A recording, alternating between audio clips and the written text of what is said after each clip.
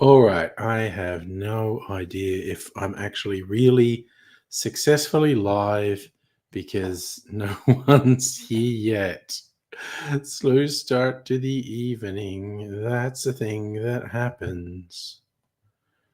So just remember, you know what? I'm going to get me some orange peel while I wait.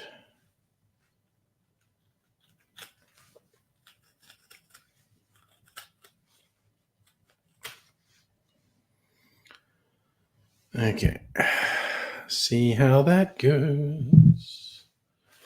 And I need to trim some pith off because there's too much pith. We have to take the pith. Stupid jokes I apparently never get tired of. That's just the way things go sometimes. Get stuck with me making stupid jokes over and over and over. Okay. Gonna do one more, I think.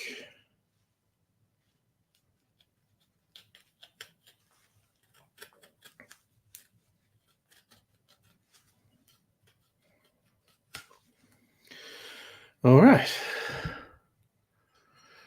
Hey, Strictly Sega, please tell me if the audio's working because I had stupid technical problems at the start of the stream and I need someone to tell me whether I have fixed the technical problems. Well, I'm just preparing some cocktail garnishes. Oh, good. Okay, yeah.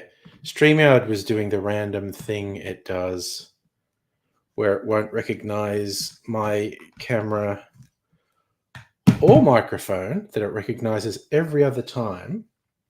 And the magic way to fix it is just to switch it off and switch it back on again, which is quite ridiculous, but it works. Anyway, now I get to trim my cocktail garnishes.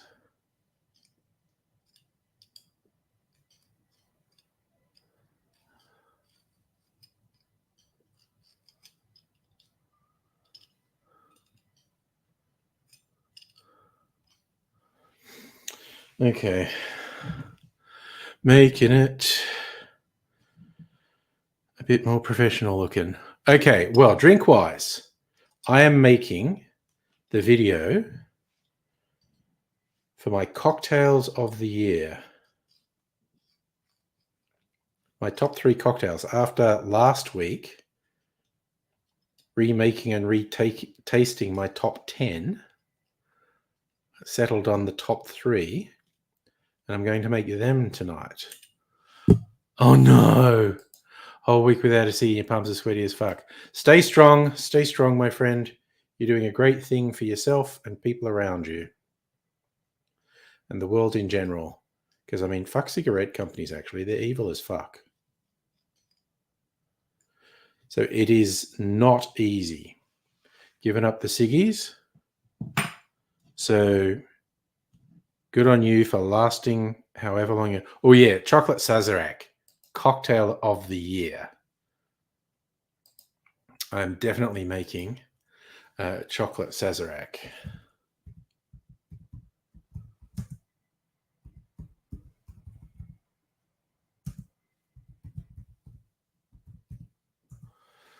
What comes up? Cocktail Contessa.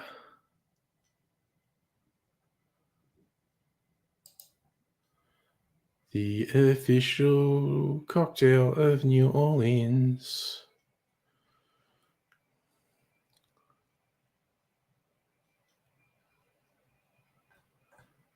Interesting things that come up. Difford's Guide has a... Wait, what the fuck? Why are you such fuckheads, Microsoft?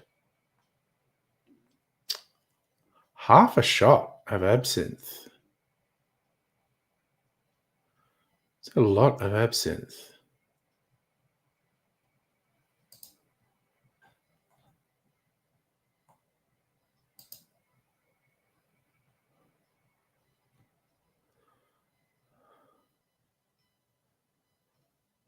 Huh.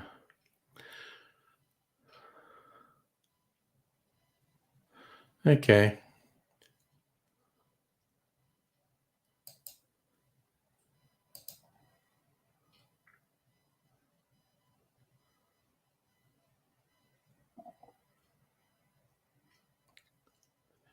Yeah, half a shot.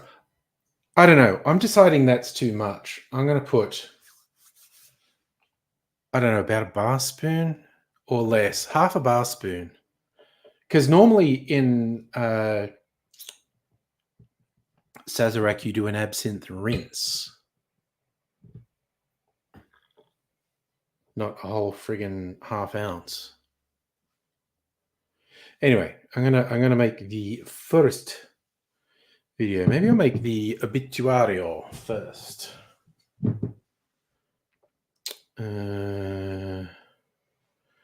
My recipes. Best cocktails of 2024. 30 mils of dry vermouth.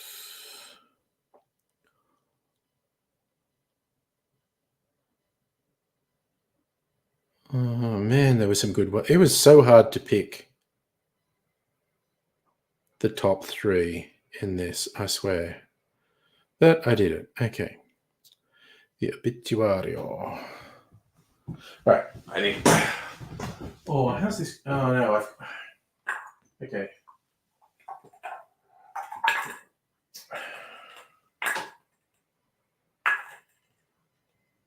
You know what?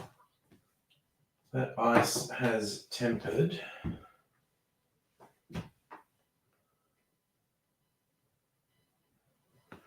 Gonna make the chocolate Sazerac first.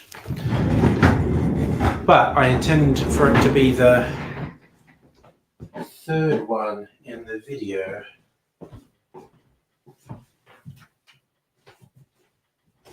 So the talking's going to be a bit weird. All right. Let's get this happening.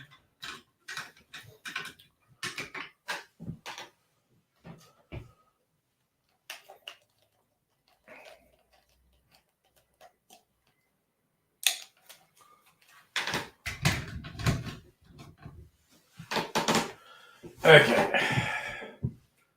Let's get this.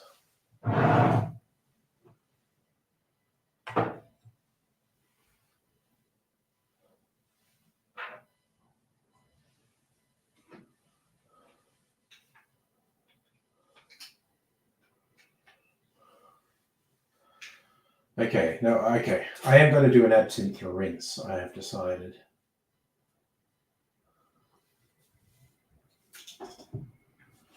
Okay. Time to get these things happening.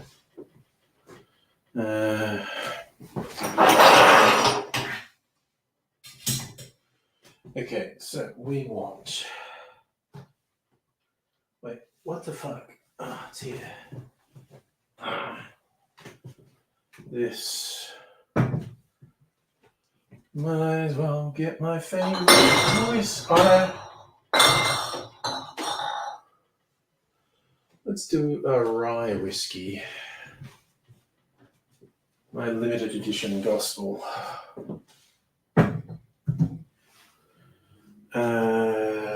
And I want white creme de cacao.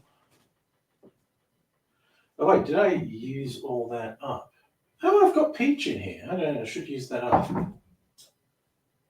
Brown creme de cacao. Canino. This is... What? creme de cacao.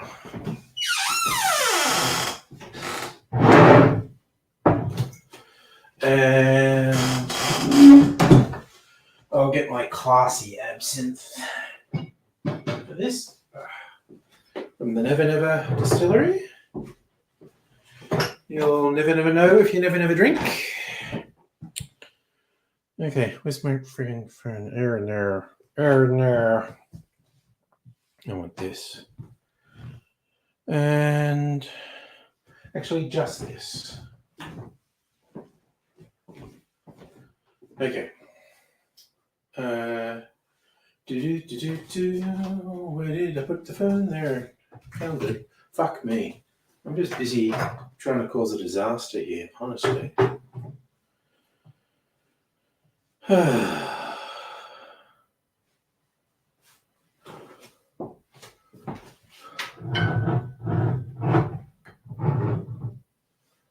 Doing it with the split. Okay.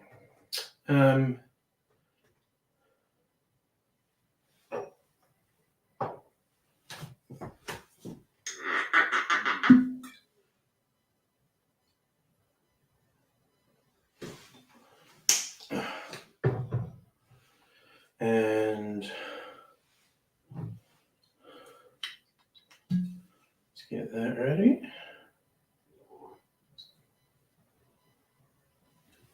Alright. Oh, and break the seal on this. I like that crack sound. It's not as satisfying as a pop.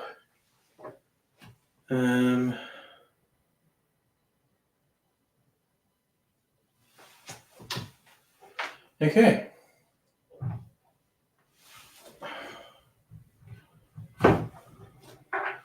Got everything ready. Okay. Time to put this over here. Get ready, cause here I go now.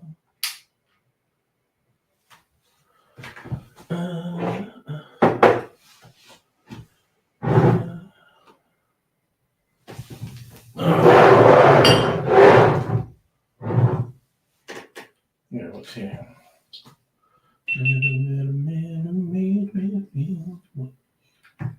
All right. Okay.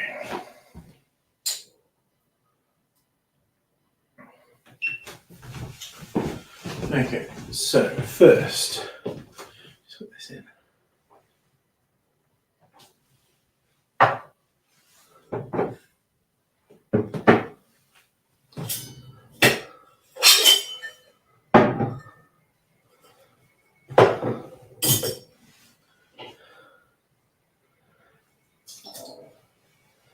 Oops, splashy splash.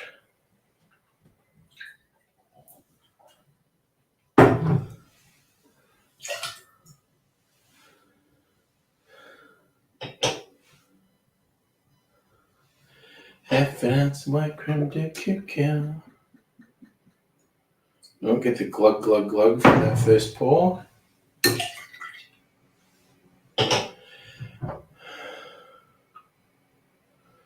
A little bit of shrimp syrup.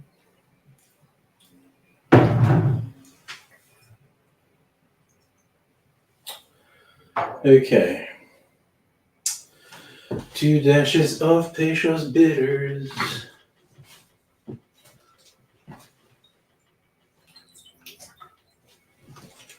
Okay. And that's that done. So, let us add some ice,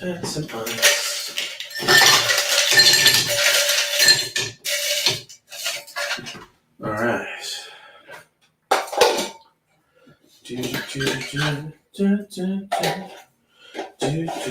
It's all right.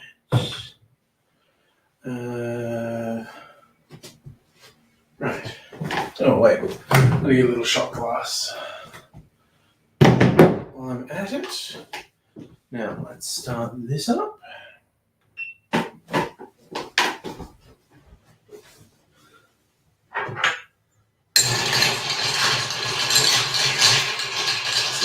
stir.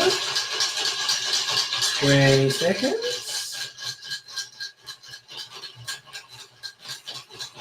Oh man, all these aromas wafting up at me.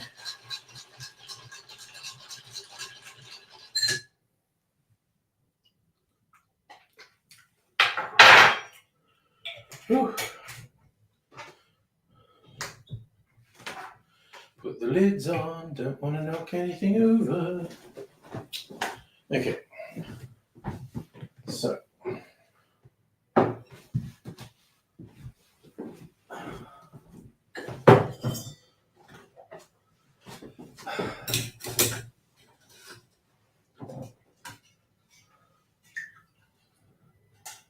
There we have our absinthe chaser.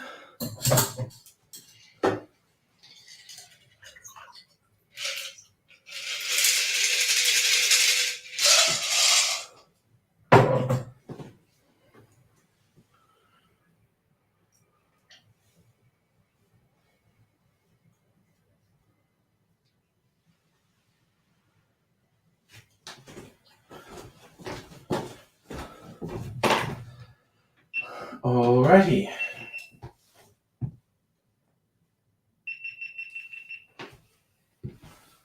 Alright, now I'm going to rearrange these so that I sure.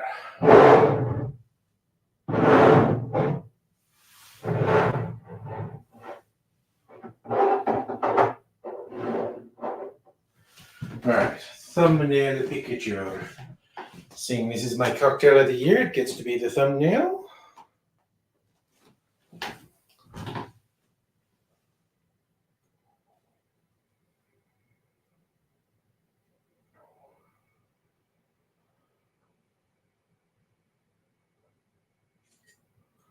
Right.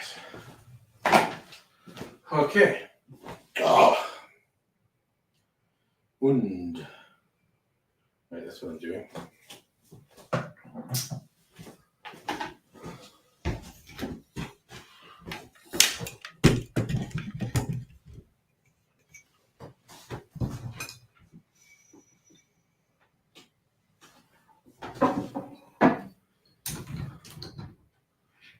All right. Time to set this shit up. Who's there, Noog? Hello, Noog and Dr. Abigail. I'm just making my first cocktail for the evening.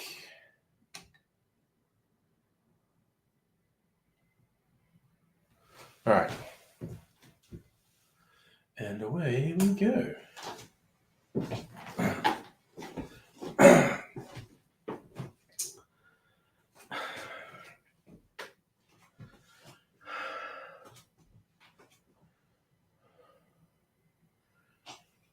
Fuck off, ice.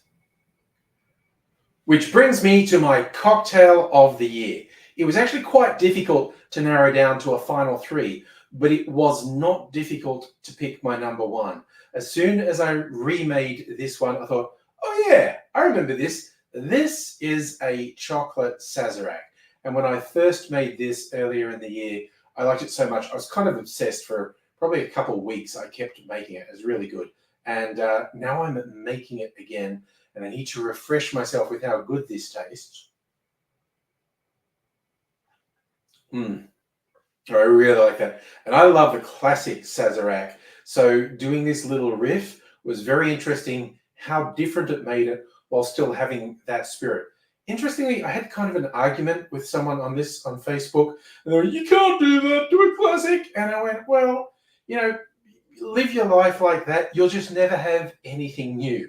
How do you think all the cocktails are built off other cocktails, particularly the modern classics are all inspired by ours? So, you know, if you don't experiment and tweak classics, you're never going to have anything new in your life, and your life will be sad. Well, not necessarily sad. If I just had traditional Sazeracs my whole life, I'd probably be pretty happy.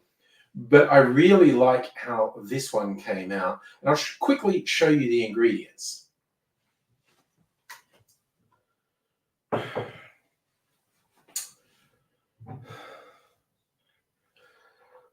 Some people make their Sazerac with whiskey. Some people make their Sazerac with whiskey, some make it with cognac or brandy. I like to do a split of both. This is apparently the most popular way to make it where I live, here in Melbourne, and some people around other parts of the world think that's a bit weird. But I like it that way, so I've gone with a local rye whiskey, a limited edition from the Gospel Distillery. This was aged in ex-vermouth casks, gives it a really nice character. And this technically not cognac from Martell, but it is their VSOP cognac, which is finished in bourbon barrels. So with the strict rules around cognac, you can't market this as cognac, but they're trusting their name. They call this Blue Swift. So it's a 50-50 split of these.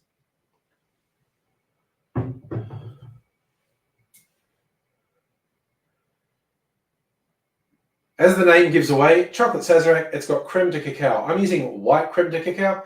You could use brown creme de cacao if you wanted to. I think the drink looks nicer when you use white creme de cacao. And I'm also going with a bit of absinthe. I have seen recipes that call for up to ½ an ounce of absinthe, which is a lot.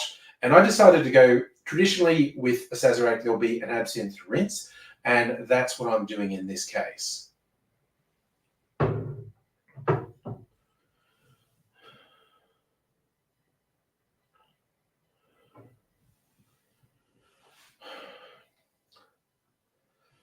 That all comes together to make the chocolate Sazerac, and I've got to taste it again.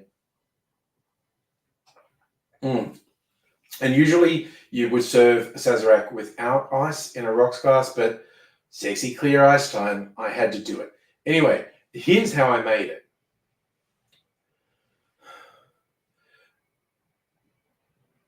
For the absinthe rinse, I poured about ½ an ounce of absinthe over the ice in the glass, and then I put that aside.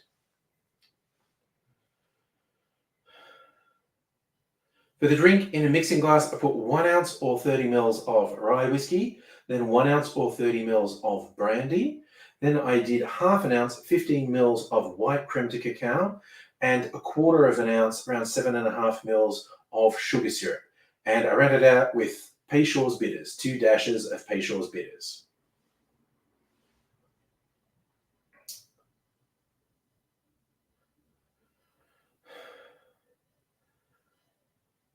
To serve the drink, first I strained the excess. To serve the drink, I first strained the excess absinthe out of the glass into a shot glass. You can have that as a chaser.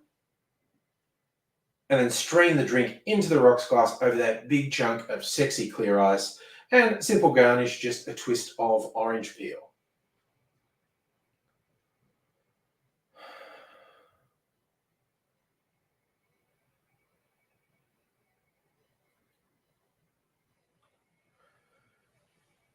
And so a fairly simple twist on a classic becomes my favorite cocktail of the year. Favorite one that was new to me this year. And as I said earlier, all the recipes for my top 10 are going to be in the description. Thoroughly recommend you try them out because I really enjoyed retrying all of them. And I'd be intrigued if you manage to work your way through it, which ones you think are the best. But whatever you're doing, I do hope you're taking care. And I do hope to see you again next year. What will be the fucking fuck balls? You can't.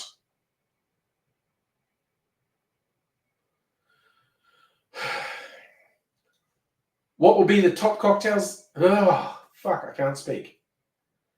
What will be the top cocktails next year? Who knows? It could be anything. It's a whole new year, a whole big, broad, empty canvas waiting ahead of us. I'm looking forward to seeing what happens next year. And I hope you're along for the ride. And I hope you're taking care over the new year and all through next year. And until I see you again, I'll say cheers. Fuck, that's going to suck with editing. Anyway. Sitting down for a while. Nurse my drink. Well, actually, I think I'm going to put that absinthe back in the obituary. Yes. Another of my favorite drinks also has absinthe in it. So, I'll save it and do it in that. Oh, right, sorry. I didn't even realize you could see creepy skeleton bottle. Well, it's Friday the 13th. I think that tequila's almost finished, so maybe you won't see it much longer. I'll be making a drink with it tonight. Suitable for Friday 13th. Oh man, that drink is so fucking good. I'm going to put a cherry in it too. Fuck it. Not a traditional garnish, but I'm not a traditional guy.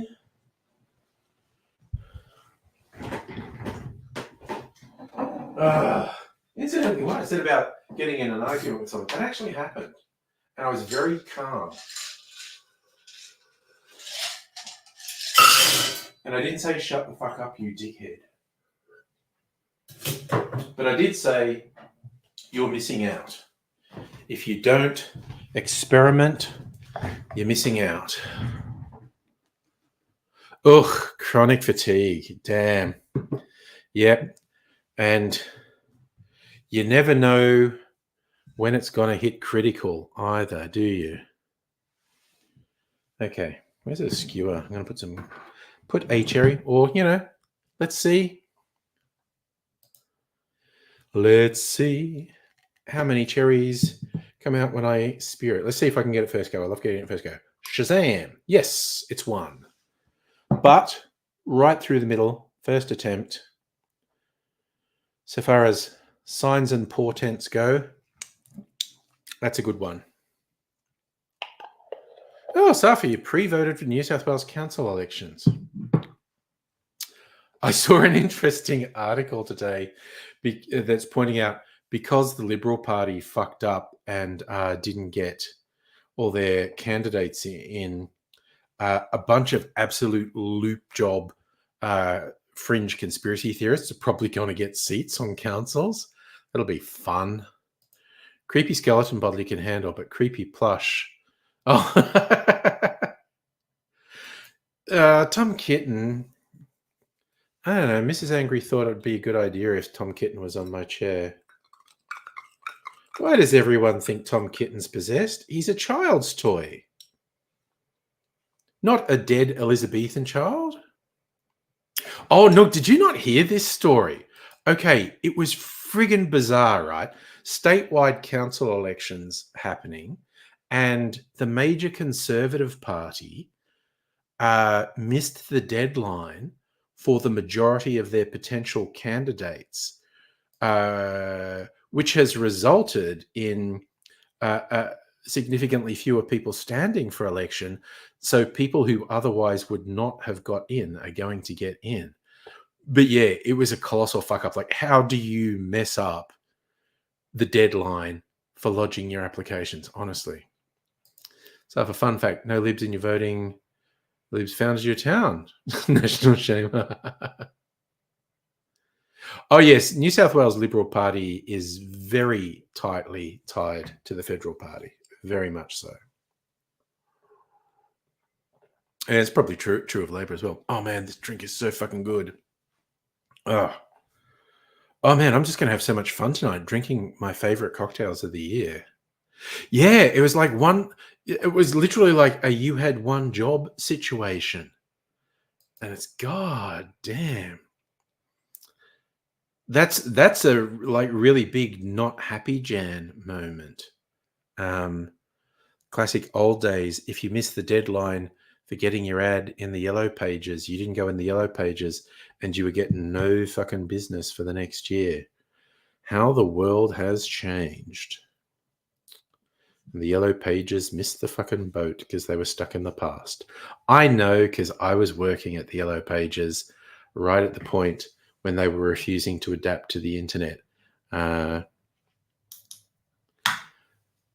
brand still had power. They could have pivoted and been a force online, but they didn't, and they aren't. Yes, the Schadenfreude laughing at the New South Wales Liberal Party is fucking hilarious. Safa, some libs emailed the boss 2 hours beforehand, are you going to do it? And he said, oh, God. But why would you wait till the last minute? It's like I had a major thing for my work. It was a regulatory compliance thing, and it had to happen by the end of, what was it, August? Yeah, it was the end of August. And I fucking started working on it in January. And I had a whole timeline, and I was basically finished by May, and then just spent months getting, because this had to be signed off at the highest level. And so I spent months jumping through the hoops of getting a succession of managers to approve it before it went to the big boss. And got it ahead of time. The idea of waiting till the last minute for your most important job is fucking ridiculous. Oh, you always got the yellow pages for free at home. No one ever paid to receive the yellow pages or the white pages. But to get listed in the yellow pages can cost quite a bit, used to cost quite a bit. And in the pre-internet days, literally, if you weren't in the yellow pages, you were just missing so much business. It was a license to print money.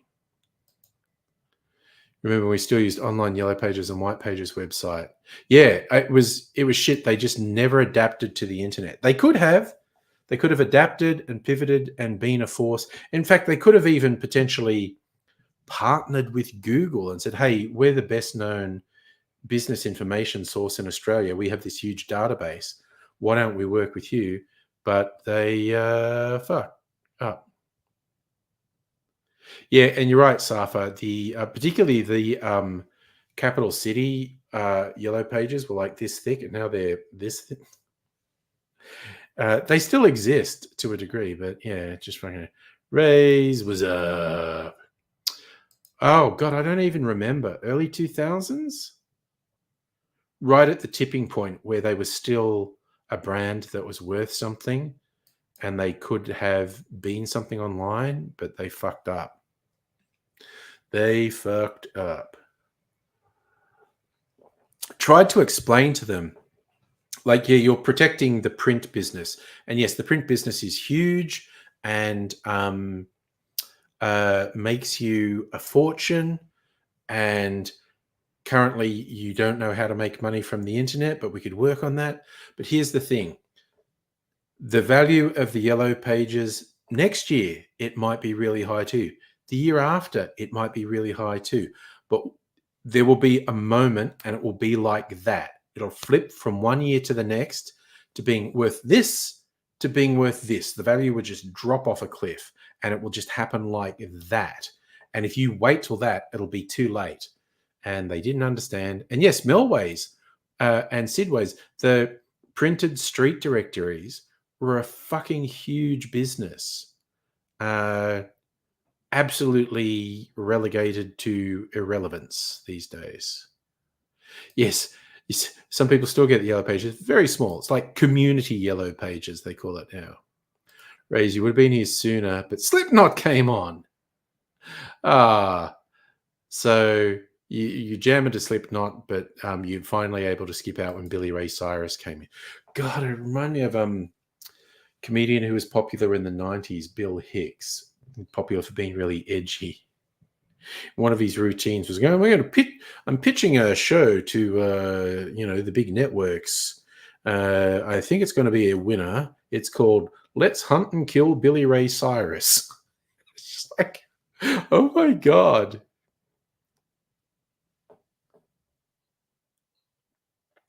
You have to turn off Slipknot to call back? Yeah, there you go. Oh, yeah, no, if someone turns off your Slipknot, you have to call Pat. I get it, definitely.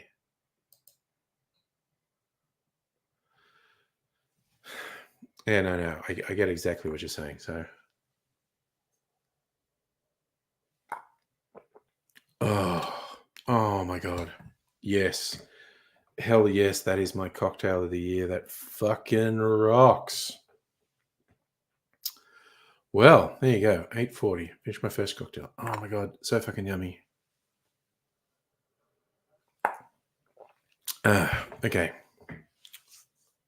Ooh, I got sticky hands from cocktail syrup. Jason, haven't seen you in ages. Perfect for you. Friday the 13th.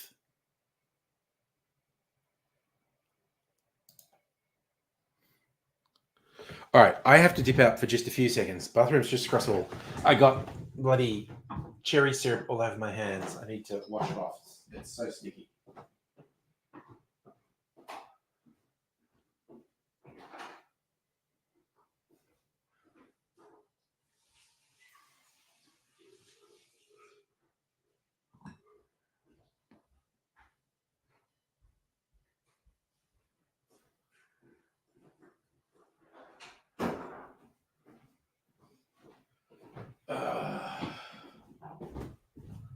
Okay, that was quick. I just reminded, like, there's signs on all the doors here because of when there's been younger folk here for parties saying this is a bathroom, this is a toilet.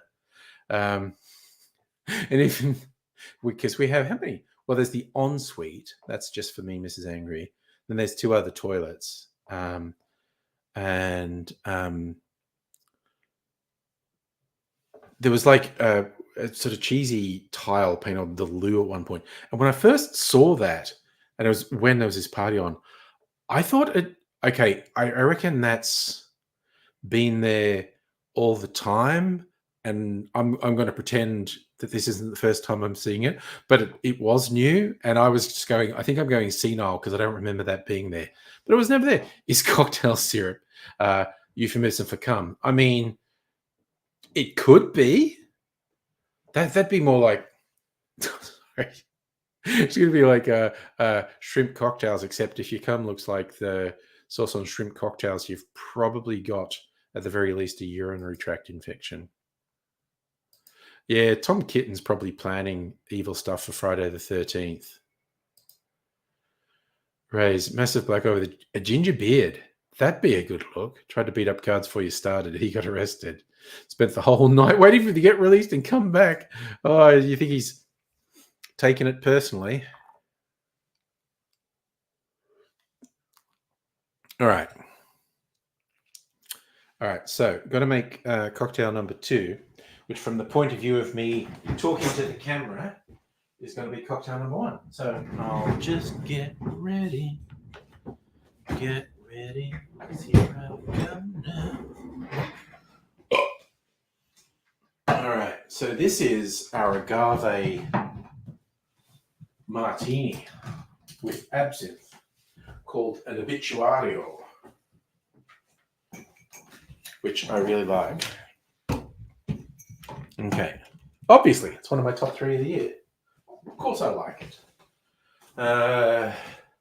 That's stating the bleeding obvious.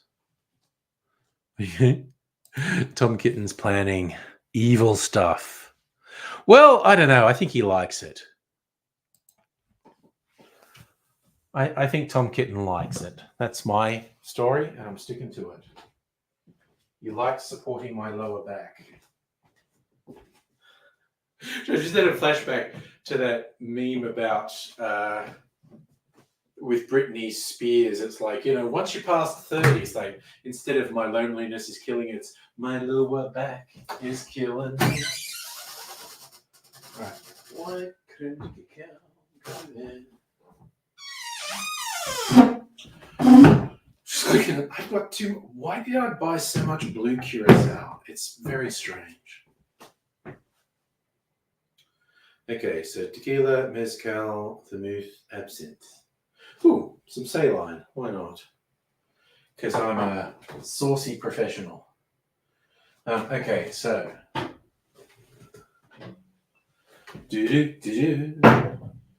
Put these things back. It's the kind of clean as you go principle.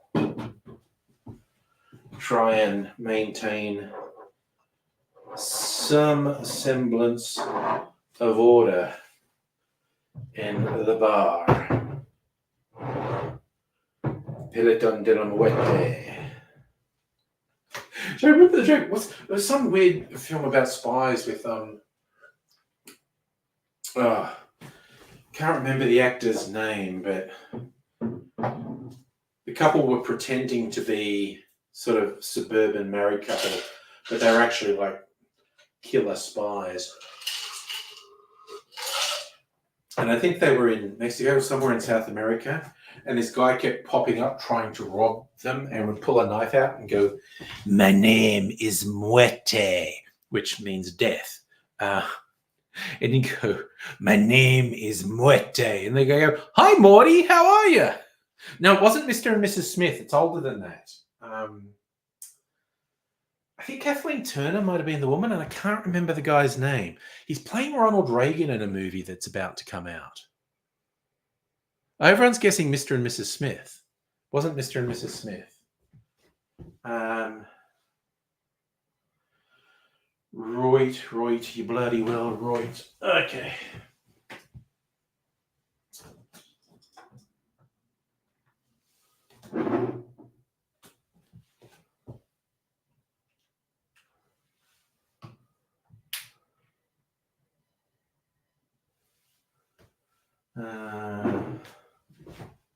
No, I did that. Okay.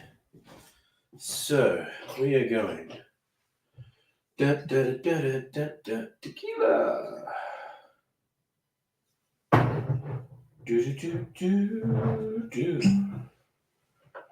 Why am I getting so much condensation in my mezcal? That's very strange. I don't know why it's happening. Absinthe and saline. Okay. This is ready. Okay. Ready to go with my obituario. Oh, shite.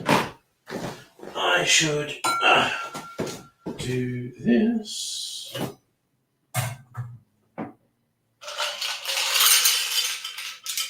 Yeah, that's working.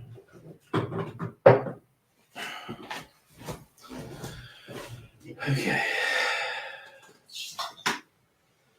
Doing 15 mils of mezcal. Do 15 mils and what do you get? Another day older and deeper in debt. St. Peter, don't you call me, 'cause I can't go. I owe my soul to the company store.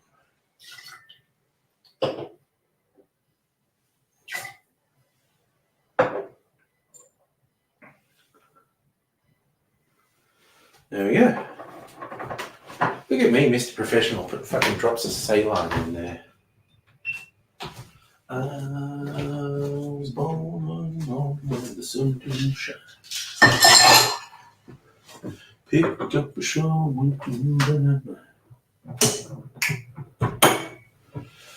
I don't remember all the words to that song. I'm going to look it up.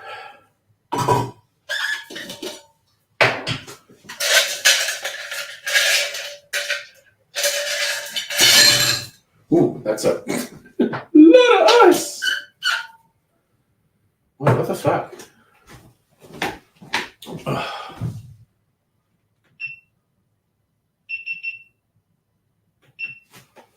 Okay.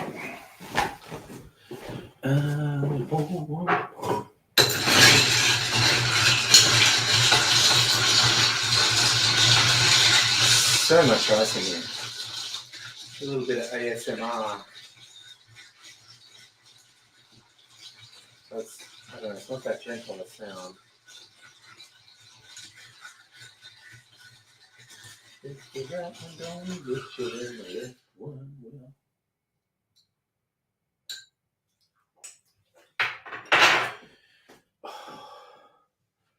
Thing I must ask for you to think on your asses is trying to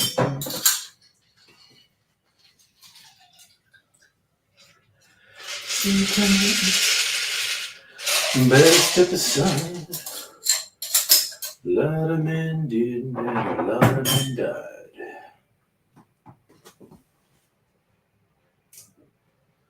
Ooh.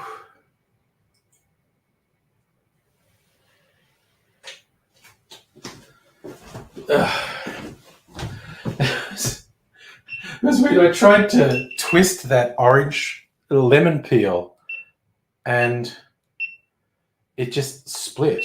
It's very weird. Okay. Now I've got to do the next bit of talking. We're talking about cocktail of the year.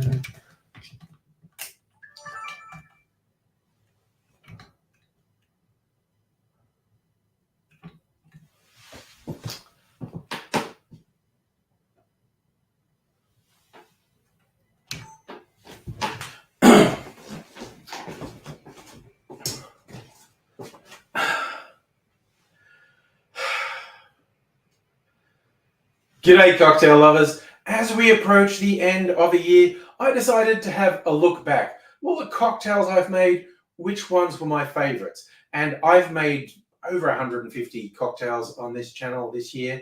I didn't count exactly how many. A lot, put it that way. And these ones that are new to me, or they're variations on cocktails that were new to me.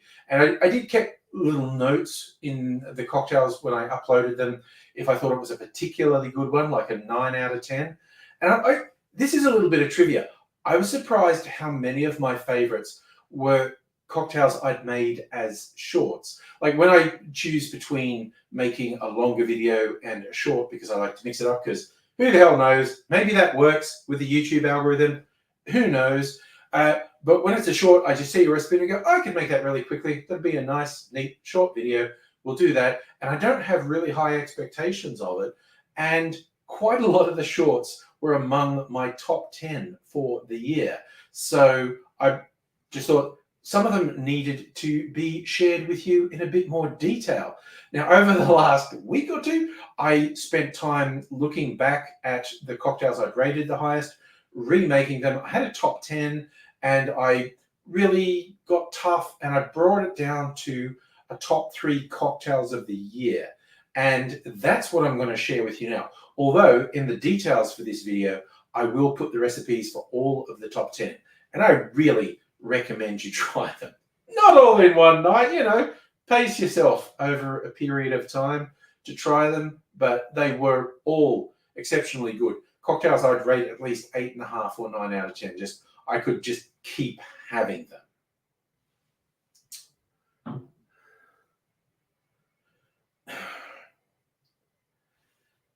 This is the first of my top 3. This is called the Obituario. This is essentially an agave martini. In fact, the Obituary is a martini with a bit of absinthe in it. Now, this is using agave spirits and also has the absinthe. So with the Spanish name, the Obituario. And honestly, I made this more or less as a novelty. I thought, well, that's kind of funny. It's like a mezcal and tequila martini. And I was surprised how much I liked it. It's just as different as the agave spirits are from gin, it still has that beautiful, clean, crisp taste that I like in a really good martini. This is a great drink. I'll show you how to make it. Car going past. In a mixing glass, put 1.5 ounces or 45 mils of Blanco tequila, then 1/2 ounce or 15 mils of mezcal. Then I'm doing 1 ounce or 30 mils of dry vermouth and putting in about a bar spoon of absinthe. And to make the flavors pop, I'm adding 2 drops of saline. Add ice to the glass, stir that for 20 to 25 seconds to chill and dilute the drink. And I'm straining that into a chilled Nickanora glass and using a twist of lemon peel as the garnish.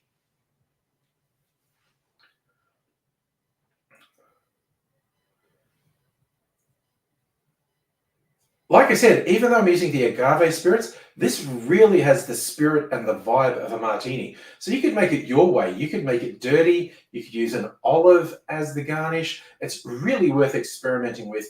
I recommend you try this one, the Obituario. All right.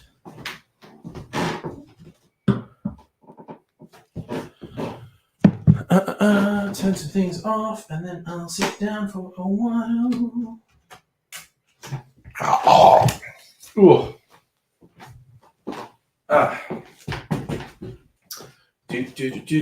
Do.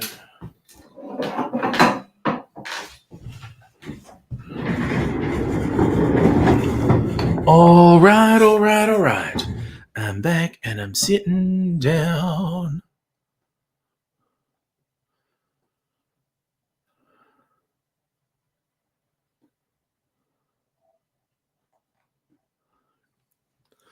We're talking about playing Aussie Rules by the looks of it there. I played it when I was in high school. It's the most fun I've had in any football code. I think it's the most fun football code to play. Oh, man, that's really good. Honestly, that's good. I'd play. I didn't like going all the way in the forward line or the back line. I preferred half forward or half back, sort of being in the connecting thing. That was my favorite. I just think you kind of got more action and you got more involved in stuff if you were half forward or half back. No, high school was the last time I was actually something approaching physically fit. Again, it was only something approaching it. So, yeah.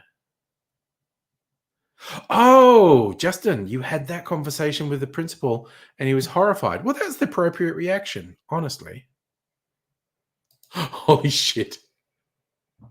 I would so love to go and watch a Country Town Aussie Rules game while sipping a martini and just going, that guy, get that guy. Again, I swear, I say this every time I have a really good martini, and I'm thoroughly aware that non-martini drinkers will think I'm insane. They'll say it tastes like petrol or something. I go, this is just so bright and crisp. It's like really good water.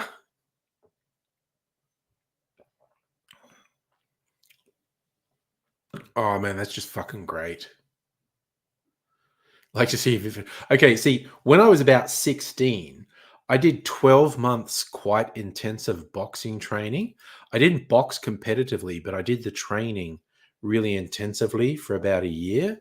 Um, that shit was hardcore. So 16 was like the last time I was physically fit.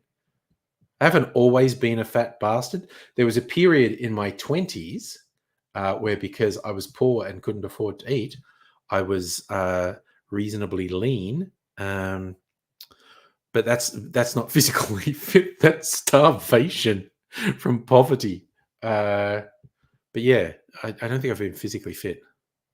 Oh no, so boxing was in my family. My dad was a boxer.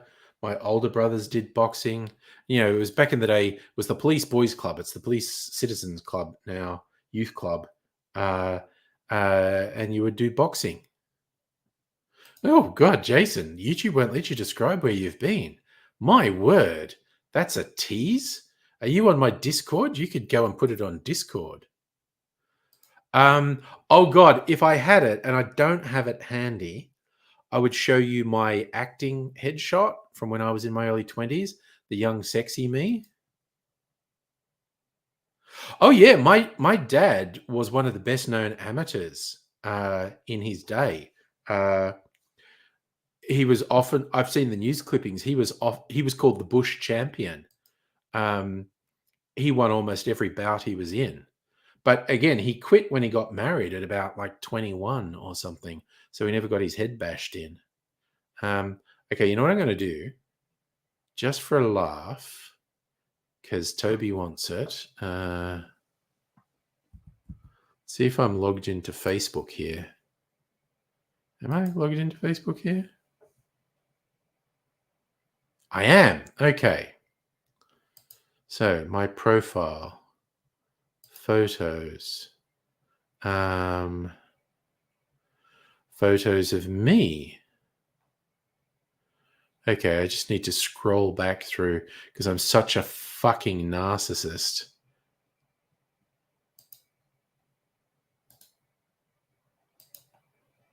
So many photos of me on here.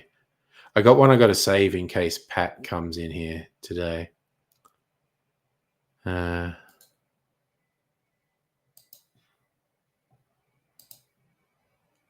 that's funny. Sorry, I am now actually opening a couple of photos. I'm going to send. go back and back and back. Because I saw on Facebook at one point, I did post this picture from my early 20s. It was my acting headshot back when I wanted to be an actor.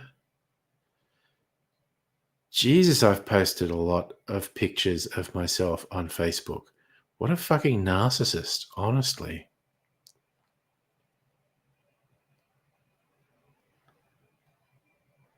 I'm still working my way through all these pictures of me. And there are so very many of them.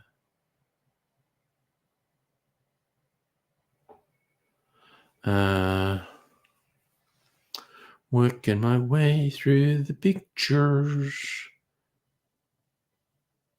I'm not jumping right to the end because I don't think it was one of the first pictures I posted. I think it was posted by request at one point.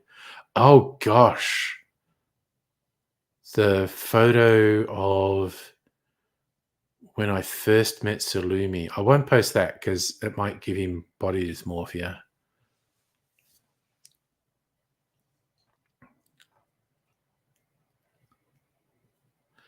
And while they look very happy in that photo, they do actually assure me they were not very happy at that point in their life. But they take a good picture. All right. Oh my God, I'm still going. Pictures at YouTube meetups. What the fuck? It's not there. Wait, videos, reels, check-ins. Wait, no. Okay. I used it as a fucking ID. Yeah, it was a profile picture at one point. That's where I'll find it.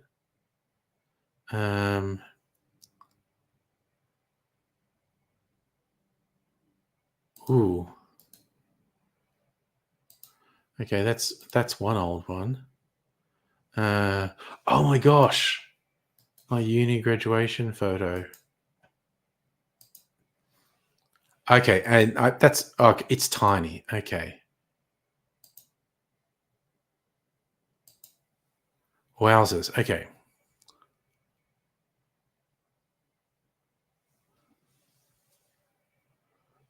Okay, so I opened a bunch of old pictures of me, and now I'm going to share them. Okay, the entire screen. Oh, why won't it do that? That's so fucking weird.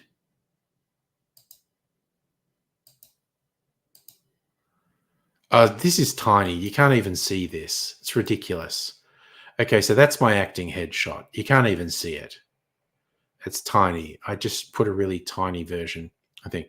But the one, okay, I just got to get rid of that. I'll work my way back. Okay, so where are we? Yeah, that's my sexy actor picture, Celtic King. Oh, what am I doing? Sharing my screen. Okay, this is from about 10 years ago. Corey, Mr. Safety. I share this one occasionally. Corey, Mr. Safety took this.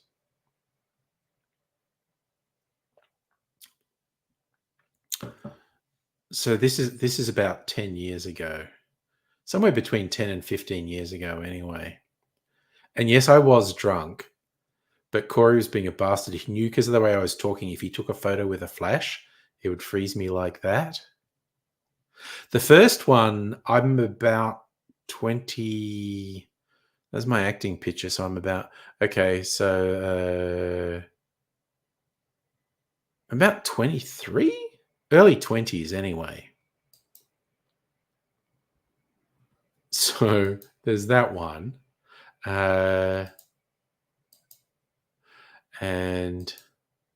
there's this one. That's my 4th birthday. I can tell because there's 4 candles on the cake. My granny made that. She would always make the cakes. And so she made me a space cake, which is fucking cool as far as I'm concerned. But that's me at 4 years old. Just by the by. So that's a very old one. Oh my God, that drink's so yummy. No wonder it's one of my favorites. And now we're going. Yeah, that's a 70s photo. Even the colors look 70s. Okay, now this one. This is a passport photo from my late 20s. I'm definitely, this is before I turned 30. Oh wow. Okay, that was weird. What was that? Share screen.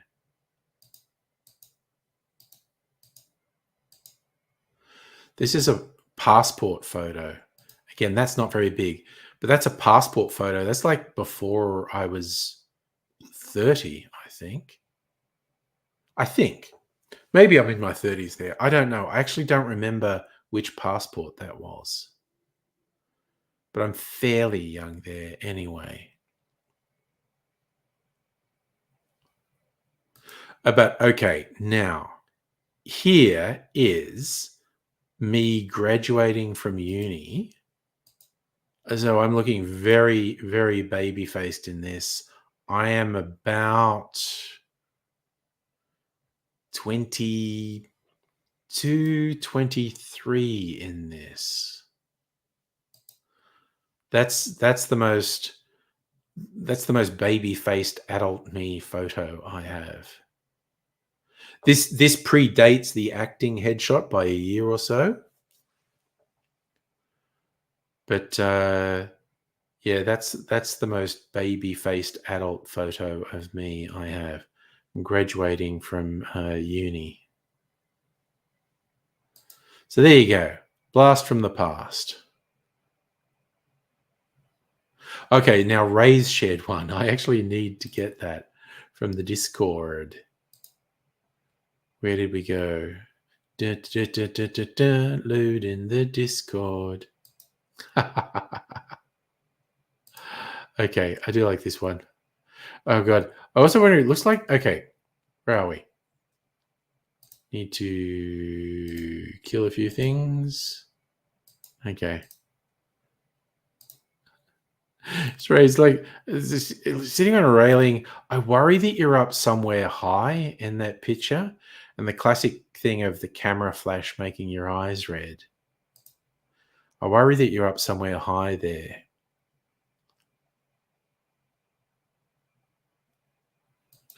Good for a laugh. Good for a laugh. I like it. Oh, okay. Finding the Discord. Okay, let me actually. I'll put the invite thing just in case you're not actually on the Discord, Jason. This is the link to join the Discord for anyone who's not on it.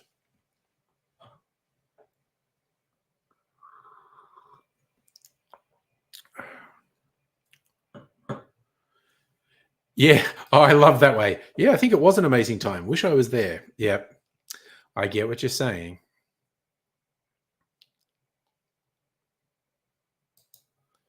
Oh, damn. Okay. So, 2 reasonably strong cocktails. I think I should make the third one. But, oh, yeah, it's only 2 cocktails in an hour. That's nothing. I think I should make the third one while I'm still reasonably coherent. And then I might have a non-alcoholic drink. Yeah. Oh, well, that's what. So, okay, Jason Omegle is someone I've actually met and hung out with in real life. And it was when he was actually doing the Jason thing on Omegle. Yeah, I think there was a lot of dodginess on Omegle, quite honestly. Ooh, cloudy apple cider. Nice. I haven't had a good cider in ages. In fact, I'm going away in trying to remember when.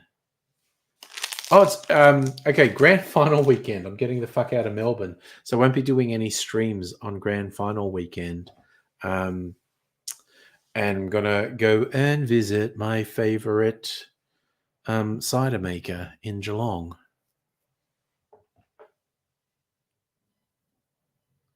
Ooh, you're slow cooking pork. Oh my god, that I friggin' love slow cooked pulled pork, dude. So, Jason, you've seen more than one peen on anime TV in 2 months. Then you have, oh, okay. So it's worse now than it used to be. Damn. Yeah, get the fuck out of Melbourne. Last week I went out the Bellarine. This last year we went to the Bellarine Peninsula. So this year we're going to the opposite peninsula, the Mornington Peninsula.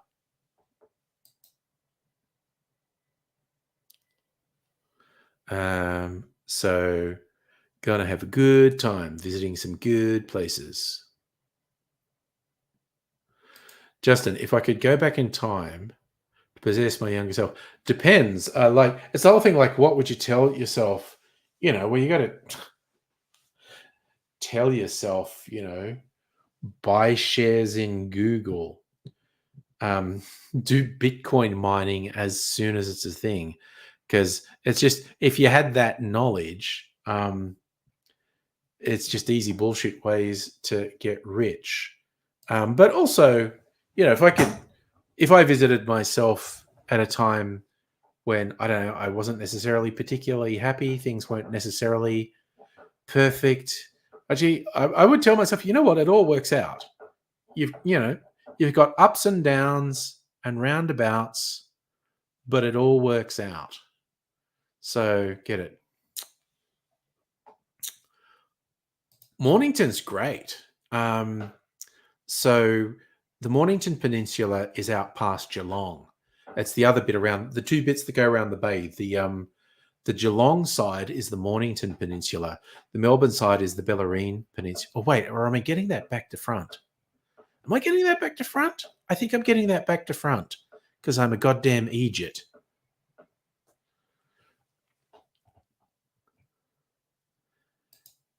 Yeah, that's the tip. Strictly saying, you want to go back in time and ask out Brooke Satchwell? I mean, why not? Oh, you posted some stuff in Discord. Let me see. Under favorite videos. Oh, okay. I'll have to watch that another time. That looks like fun.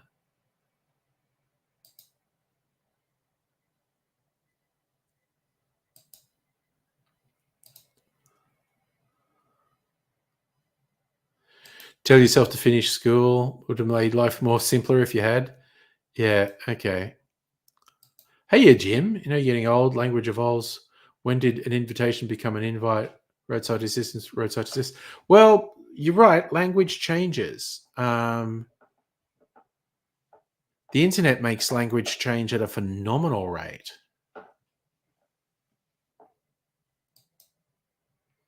Oh yeah, I wondered what that was. Feelings is just a shit town hill. You meant Geelong. Yeah, I'm not actually going to be in Geelong. Going to be on the peninsula, and now because friggin' wants me to confirm my date night booking. Yes, I'm going to confirm my booking because I am going to go there. All right. Confirm booking. All right. Now I'm just going to actually look at Google Maps because I feel like I'm getting the names of the peninsulas reversed. So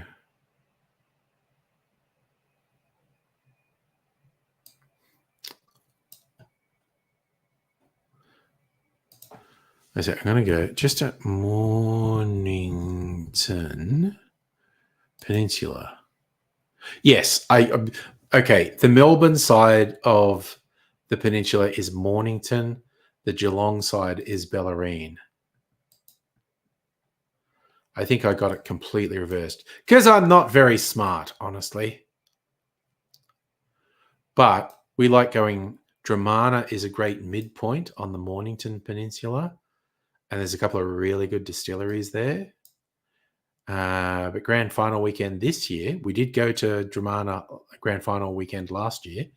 This year we're going out on Bellarine, and there's a couple of good venues there that we will be going to.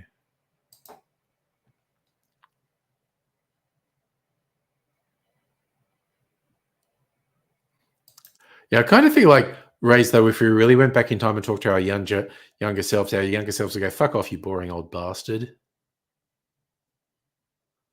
Actually, that's an interesting take, Justin. Yes. Being in your younger self and asking adult questions that a child wouldn't think to ask. Yep. Oh, dude, my knowledge of Melbourne geography is shit. Like, I know the places I regularly go, and if it's not somewhere I regularly go, I've got no fucking idea where it is. I'm useless. Your younger self would rob and bash you. Oh my god, I like that. Oh, damn. Okay, I'm going to make the last of these cocktail of the year videos. Now it's time for the sour, the Elixir Tropical. Hell yeah. Oh, mint leaves. I have to go and get some mint leaves. Okay. So my excuse for exposing you to Tom Kitten again is it's Friday the 13th. So, Jason, adding more context to your reactions to encounters where at least one person was being... So, that's pretty neat. Dr. Abigail, possess your younger self, answer all the adult questions, give the teachers an existential crisis. Yeah, I think you and Justin are of a like mind. Oh, possessing your younger self. Yeah, but if I was possessing my younger self, I would write myself a couple of notes. It'll be okay. Invest in Google. Do fucking Bitcoin mining when it's new. Yes, give yourself a sports almanac with all the results in it. Okay, I've got to go and get a few mint leaves. This will just take me a couple minutes. Okay, I could put something on. I could put a video on. Oh, I haven't done the AZ zombie video for ages. And that's really good for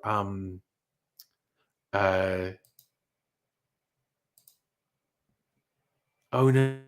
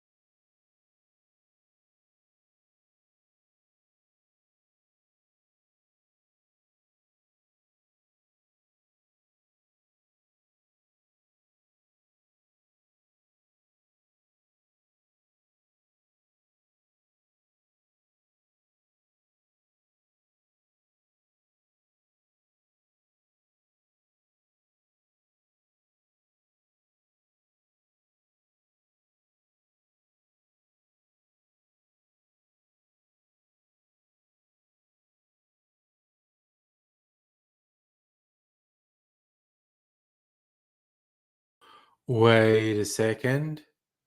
Did it just start working?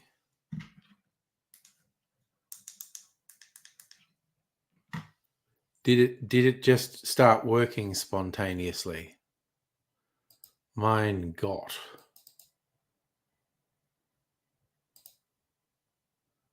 Holy shit. Okay. I just want to reflect on the saying that the definition of insanity is doing the same thing over and over and expecting a different result.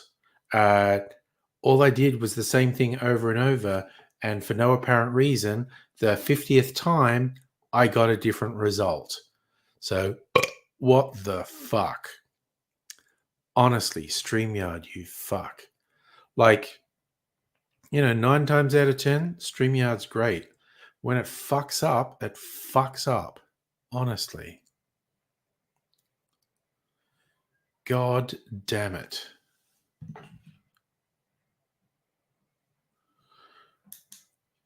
Make my forehead a bit less shiny. I don't fucking know. But I know I'm not the only one it happens to. Because on the StreamYard discussion forums, people point out it happens to them. No, I don't want my money back, Safa. StreamYard is the best value, easiest to use streaming platform. But every now and then, fuck me. All right. Now I've fucking got the fucking stream back. I'm going to make another cocktail. The third of my top 3 cocktails of the year. Oh, the Elixir Tropic. Oh my God. Okay. All that fuckery. I remember I was going out to get some mint leaves. Holy shit. Safa, I'm not sure exactly how StreamYard works, but you log into StreamYard and then it restreams to the multiple platforms. Hey, Pat, how you doing? I'm having terrible technical problems. It's frustrating. The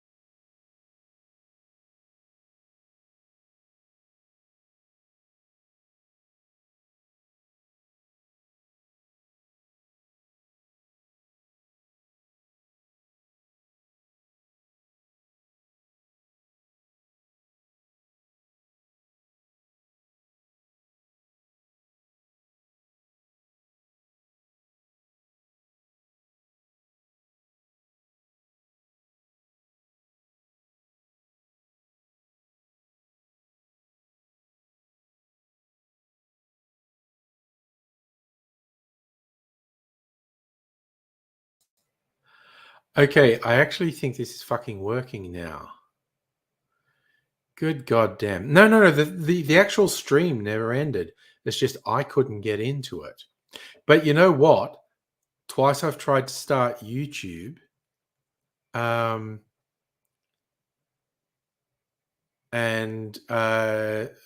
I'm not doing that again. Because I don't know if that's the problem, but it kind of seems to be. So I'm just going to leave you with Tom Kitten for a minute or so while I go and get some mint leaves. Fuck me. That was so fucking frustrating. Holy fucking shit. Oh my God, that pissed me off so much. God fucking damn it. Okay.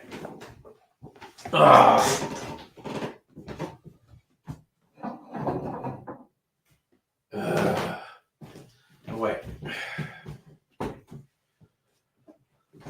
Let me get this happening. What's this? I'm just going to do this.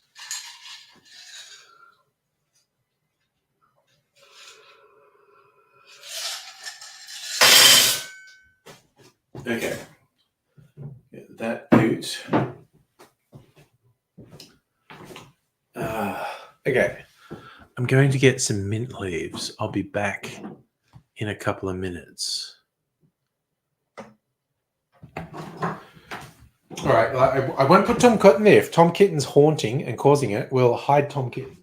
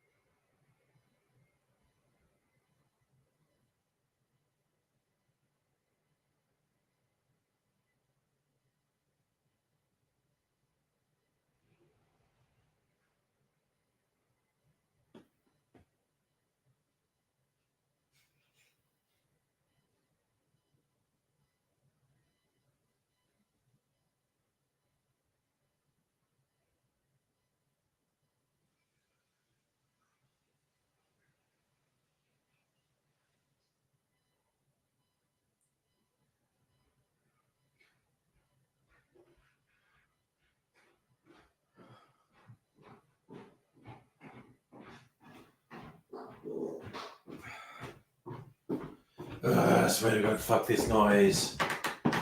Is the stream still working? Let me check. Is the stream still working? God damn it. Yes, it's still working. Okay. Fuck me. Okay. Well, it's good timing to do a cocktail with mint leaves because Mrs. Angry's mint is coming in something amazing at the moment. I think I'm going to reuse that glass for this cocktail. Okay, Tom Kitten, everyone thinks you're cursed, so I'm putting you over here. Not leaving you in there.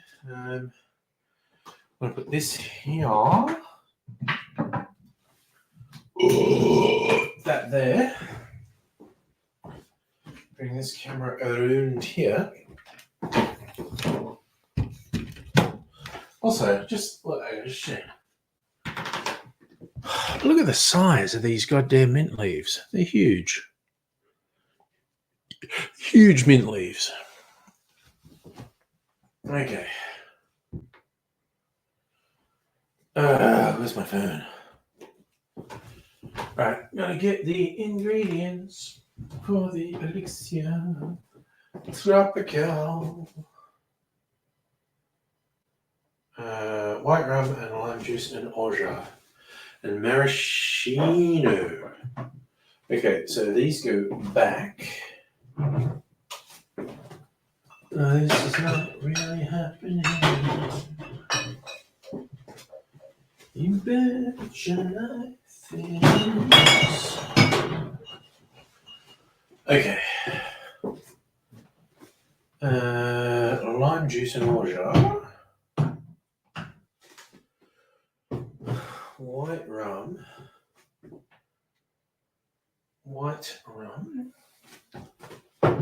And maraschino. I still got a little bit of this fucking Croatian maraschino. Use it up. Alright. Let's get everything ready.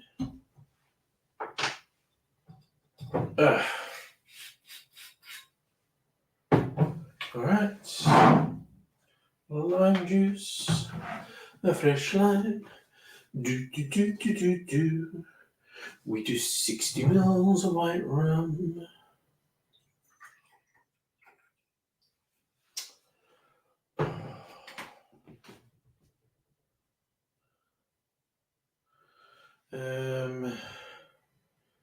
Where's my tiki bitters? There's my tiki bitters. All right. Oh man, that stuff smells so good. Let's do this. This across there, killing silver. Okay. Now we get the GoPro for these close-ups.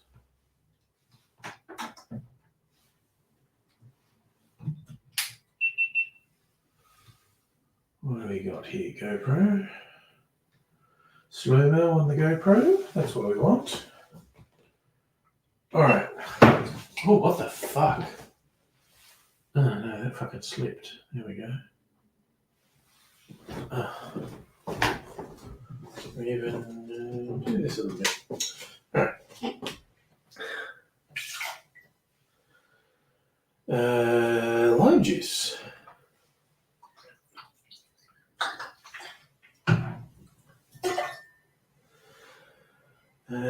Orgeat.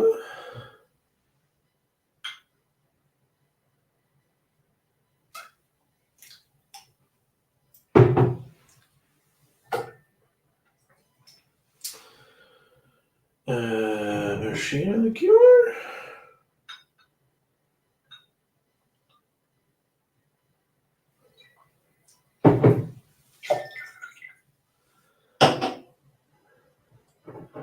Three dashes of bitters.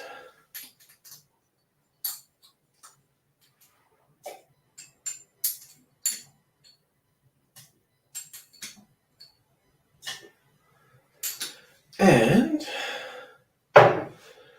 3 mint leaves. All right. Turn that off. Put this here.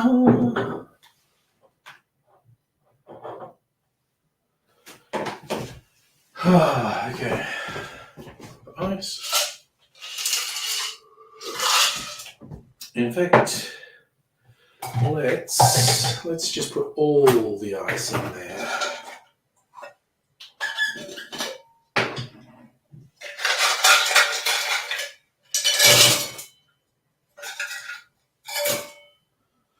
All right. That's that.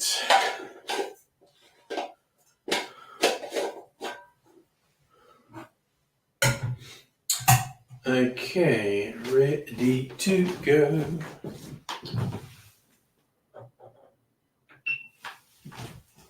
Okay.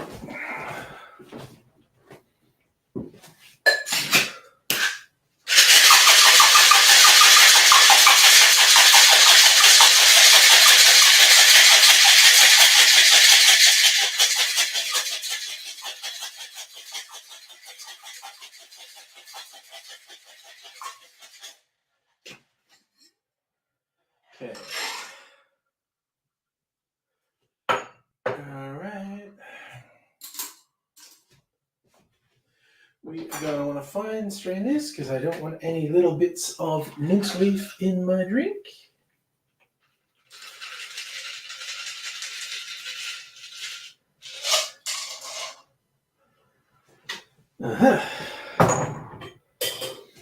Okay. Dunzo. That's the drink made.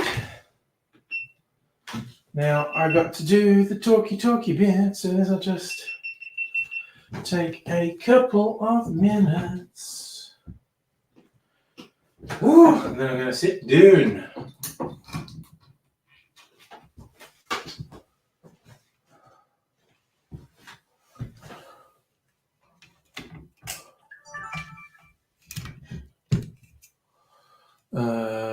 Let's see, do that. Ready to go, ready to go.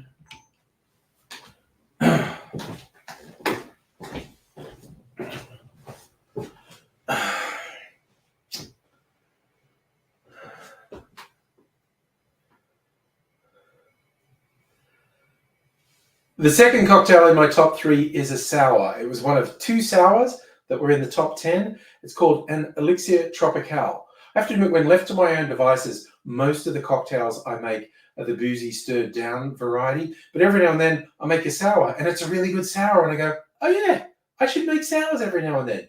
And this one, it's just... It probably helps that it's not that far removed from a daiquiri, which is an all-time classic rum sour. Oh, this is really good. I'll just quickly show you the ingredients.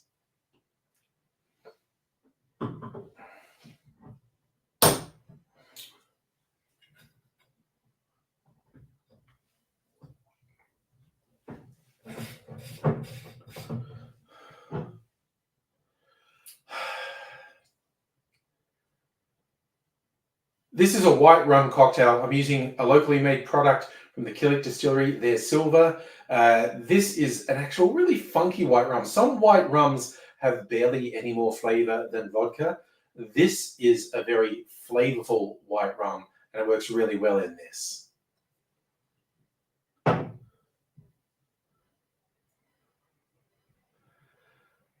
The sweetener is an orgeat. This is actually my homemade macadamia and cashew the sweetener is orgeat. This is actually a homemade... Oh, fuck me sideways. I'm not even that drunk and I can't say words. Fuck. The sweetener in this one is orgeat, and this is my homemade macadamia and cashew orgeat. I made it from a concentrate I got from a health food shop. There's lots of videos that show you how to make this. It's essentially this and water and sugar, and it's really good. The big divergence from a daiquiri is this has a little bit of maraschino liqueur in it as well, and it makes it its own thing, which is how it got into my top 3 for the year. I'll show you how to make it.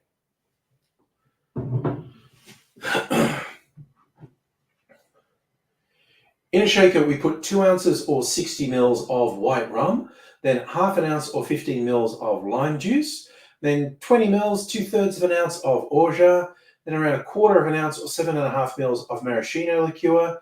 Then I'm doing 3 dashes of tiki bitters, and then I'm throwing in 3 mint leaves. Add ice to the shaker, shake that good and hard for 10 or 15 seconds to chill and dilute the drink. And then we're going to fine strain that into... a chilled Nicanora glass because we don't want any bits of the mint leaves getting in there.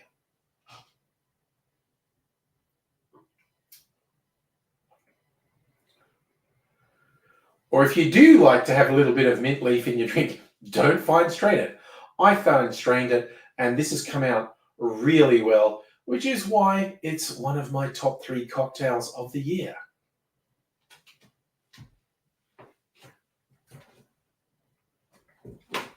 Oh, yeah, it's really fucking good, actually. All right. Fuck it. That's all the video making for tonight. I'm going to get things right out of the way so I don't trip over them. That's my theory anyway, that I won't trip over them. No fucking promises. But I think I need to have a piss break in a minute.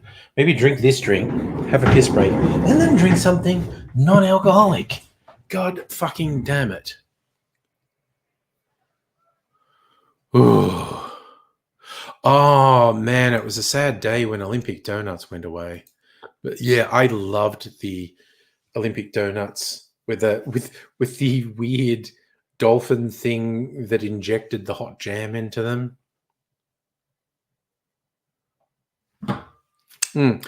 Yeah, it did go on for a while. The owner did die, and they completely redeveloped Footscray Station. But because it was such a legendary thing, they did make a space. I don't think it's there anymore.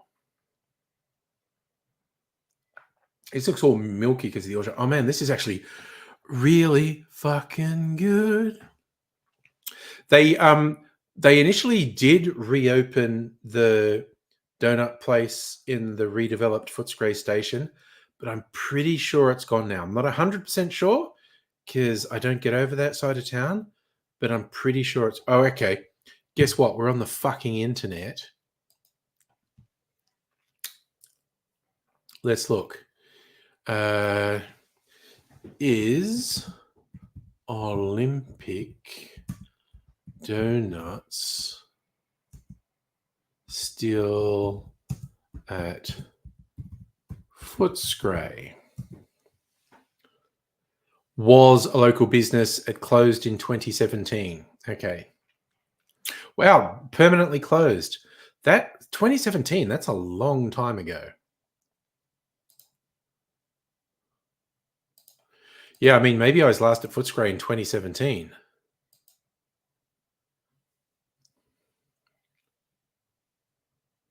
I had a hello. I mean, I'm never going to say no to a dinosaur donut from Donut King. Definitely. Yes, Rays.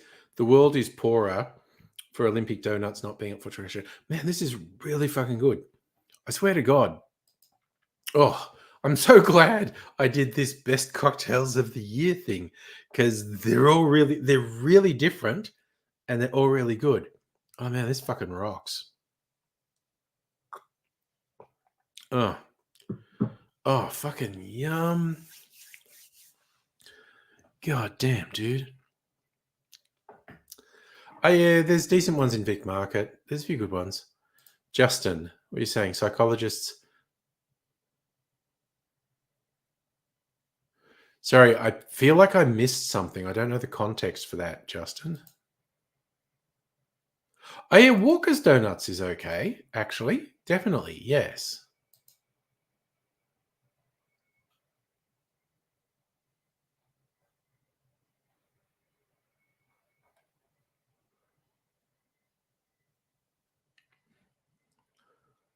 You probably had Walker's Donuts once. That's the whole thing. Um, you you get cronuts, donuts that are done croissant with croissant pastry. My favorite was this place. They were good. They weren't my favorite donuts. It was when I say my favorite, I just thought it was funny.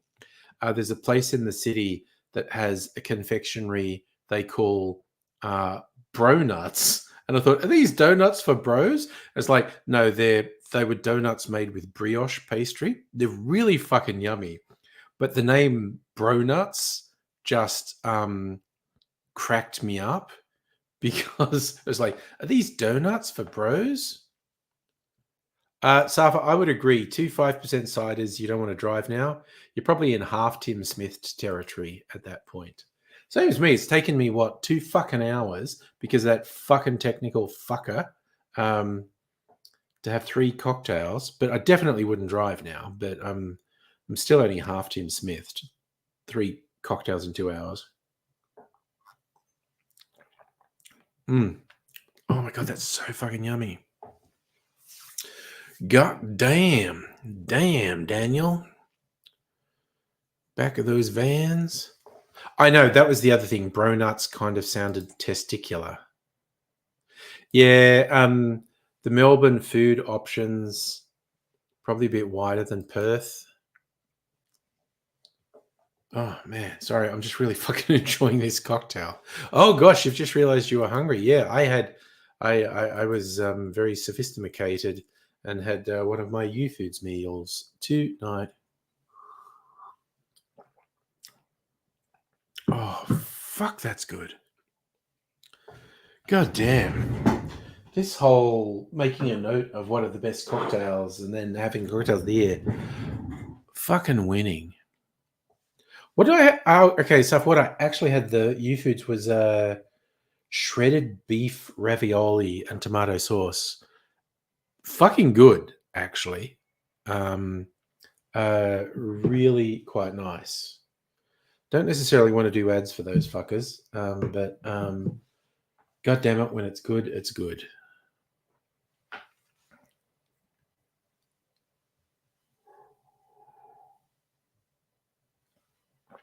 Alrighty.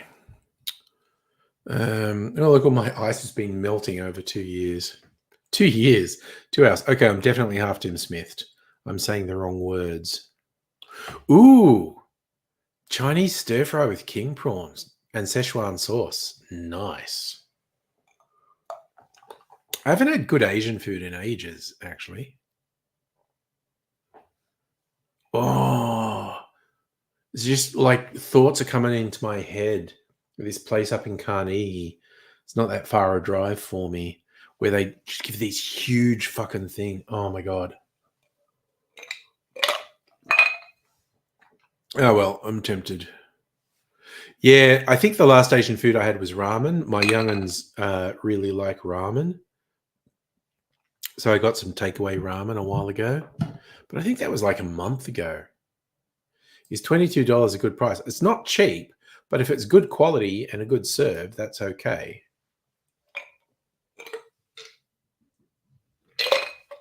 Okay, a bit of water. Yeah, I don't need to rush out and do a piss break. I'm gonna have a non-alcoholic beverage.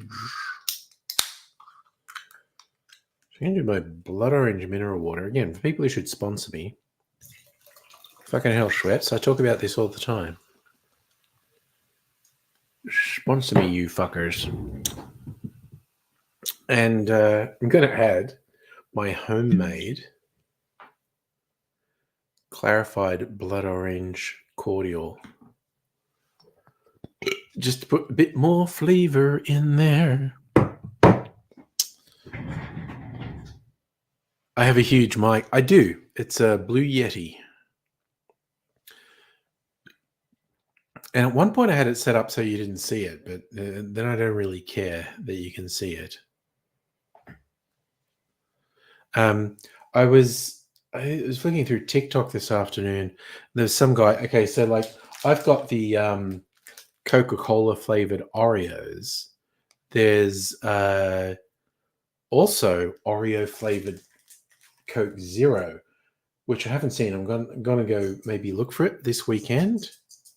But I saw this guy on TikTok. He had one of those fucking German beer things that looks like a boot and holds like 2 liters.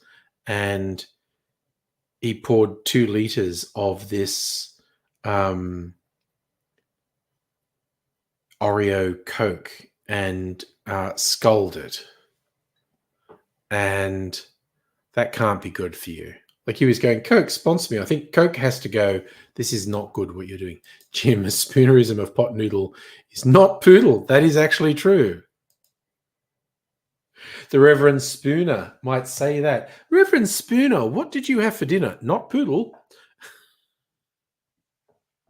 Which sounds super sus. Like, why are you going to the trouble of saying not poodle when I never suggested you eat poodle? No, not poodles, pot noodle. So yeah, it's a real fun crossover they've done, Nog. They've done Coke flavored Oreos, which I don't really think are Coke flavored. I think they taste like normal Oreos. Then they've done Oreo flavored Coke as well, which honestly, fun idea.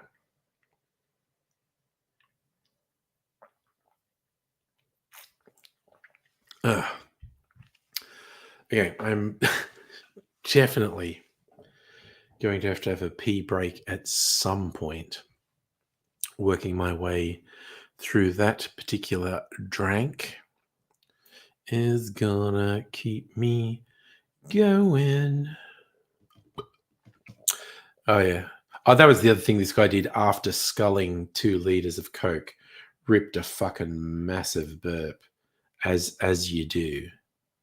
But that's definitely not healthy. Sculling 2 liters of Coke. Oh my fucking god. I say that as a very not healthy person. I know. It is a huge question, Doug. Who the fuck came up with the idea of Oreo flavored Coke and Coke flavored Oreo? Who? Whomst? Whomst have come up with this idea? What is that noise?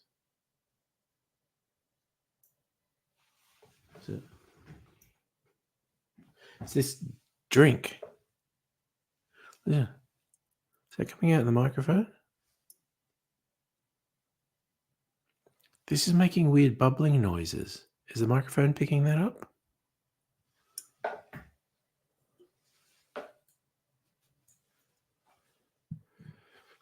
God damn. Oh yes, I never tasted that, but I do remember they had some weird thing a while ago they were calling AI flavored Coke. Yeah. And yes, Trump got beaten like a disobedient dog.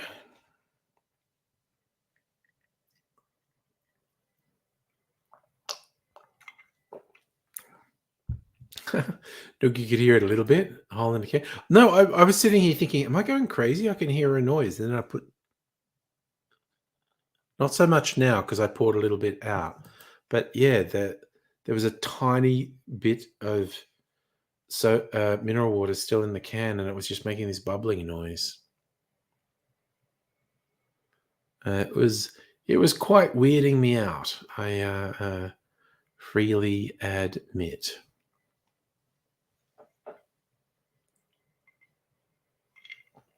And yes, well, Trump was just exposed as being a complete fucking idiot. It's just and what do we got? We got the best part of 2 months before the actual election happens, and if it's close, it could easily take a week to get a final result. But who fucking knows?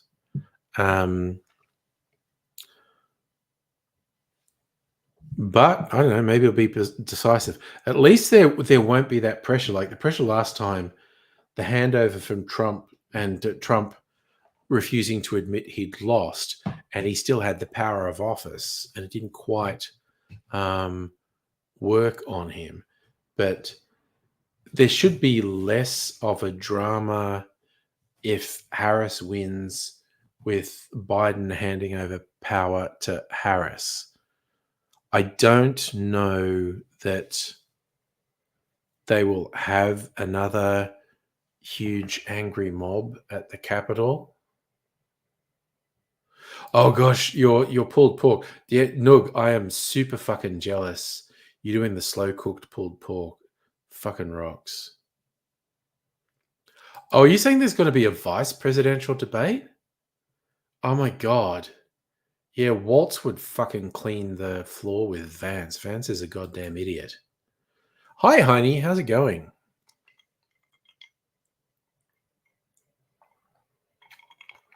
Oh. Fucking yum. Tim Waltz is a great Daggy Dad character. Cooking some chicken palmy. Nice. And there may well be a mob, but and I could easily be wrong, but I don't think it would be anything like, with Trump not wanting to hand over power.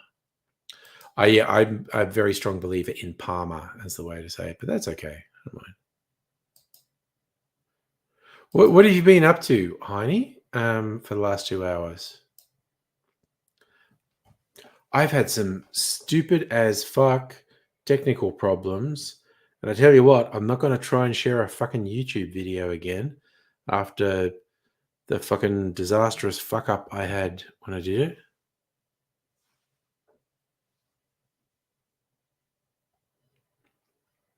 You got that backwards, Safa. The thing is, fool me once, shame on you. Fool me twice, shame on me. I saw a fun video, a comedian, and he kept going. I was like, fool me 3 times. Okay, shame on you for taking advantage of me. And he just kept going, fool me 4 times. Clearly, I've got some developmental issues. Oh my gosh. Ah, Strictly Sega. I thought you might look it up. The movie I was thinking about was Undercover Blues. Is that what's his name? Quaid in the Dennis Quaid in the lead? Have I sobered up or something that I remember that?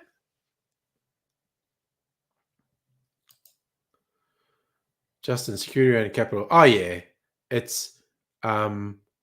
I think they won't allow that fuckery to happen again, but who knows? What's your one raise? Fool me once, shame on you. Fool me twice, shame on you. Fool me 3 times. You're really good at this. Oh yeah, no, I missed it because I was fucking Jesus Christ. The technical problems. God fucking damn it.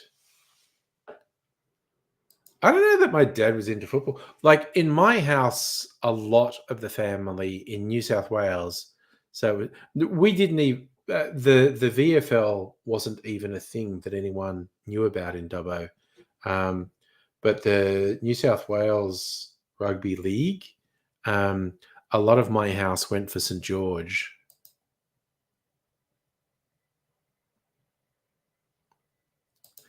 Oh, you might have been typing a lot, but Jesus Christ, I was having so many fucking problems before. I feel like I'm a little bit settled down now. But I'm glad you looked that up. Undercover Blues. I just remembered the bit with Dennis Quaid going, "Hey, Morty, how you doing?" Is it still St. George Illawarra or did they drop that? I know there was a merger like 20 fucking years ago. I haven't followed it, so I don't know if they kept it up. Oh no. I'm really glad you posted that because I had not remembered the name of the movie, Undercover Blues. But do you remember Dennis Quaid? Morty gets trapped in the alligator pit. Yeah. It was basically a pretty funny movie. But again, I probably haven't seen it for 20 years, so I only have a vague memory of it. Yeah, I'll use ADHD as an excuse as well. I need people to repeat stuff. Actually, now I'm going to look it up. How old is that movie? Let me go. Undercover Blues. Holy fucking shit. It's a 30-year-old film. Jesus Christ. Kathleen Turner and Dennis Quaid. Holy fucking shit. 30 years ago. Motherfucker. Well, 31. Came out in 1993. Holy shit, I'm old. Every now and then, I look at things and go, wow. Okay, that came out 30 years ago. And oh, what was it today? Spike Lee's first film, She's Gotta Have It, came out about 40 years ago. And it's like, God damn. So what's that, Raise? Make a cocktail, need to shake, take shots of liquor, and bounce up and down. Oh, that sounds like a really bad idea. So if you were 1 year old when that movie came out, there you go. I keep saying this thing, like I know how old I am, so it's not like it's just how old I am. But what makes me feel old is how old other things are. Like it's like actors or musicians or celebrities I grew up with. Like Keanu's 60, and I'm like, what the fuck? Brad Pitt's 60.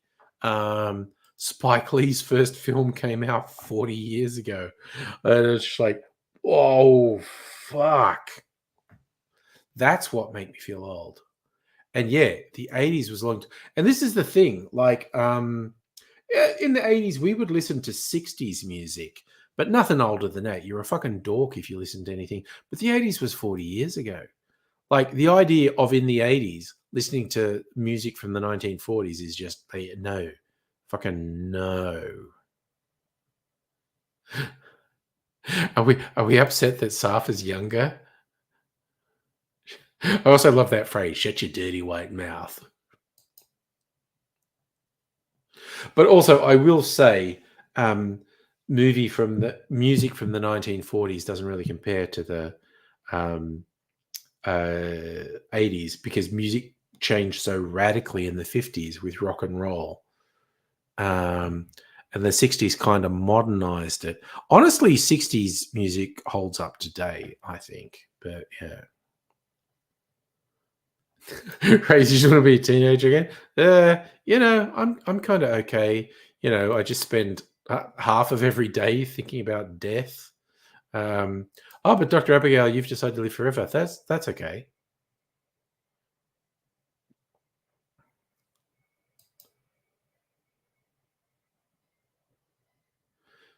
Yeah, and that's the whole thing. Like, every now and then, when I think of a movie that I think of as a sort of modern mainstream movie and find out it's 40 years old, I was thinking, oh my god, when I grew up, movies that were 40 years old were so fucking old. They were ancient.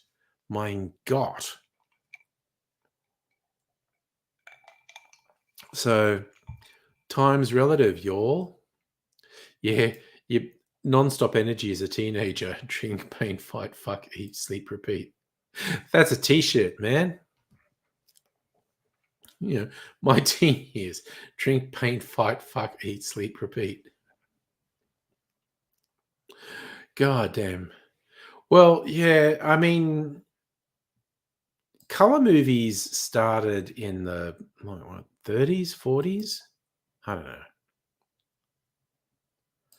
The really old movies were black and white, but and that's the thing. Also, friggin' like I said about the music, 80s music is not that far removed from modern music, but in the 80s, looking at 1940s, music from the 1940s was alien compared to the 80s. And that was because of, rock and roll in the 50s and 60s. So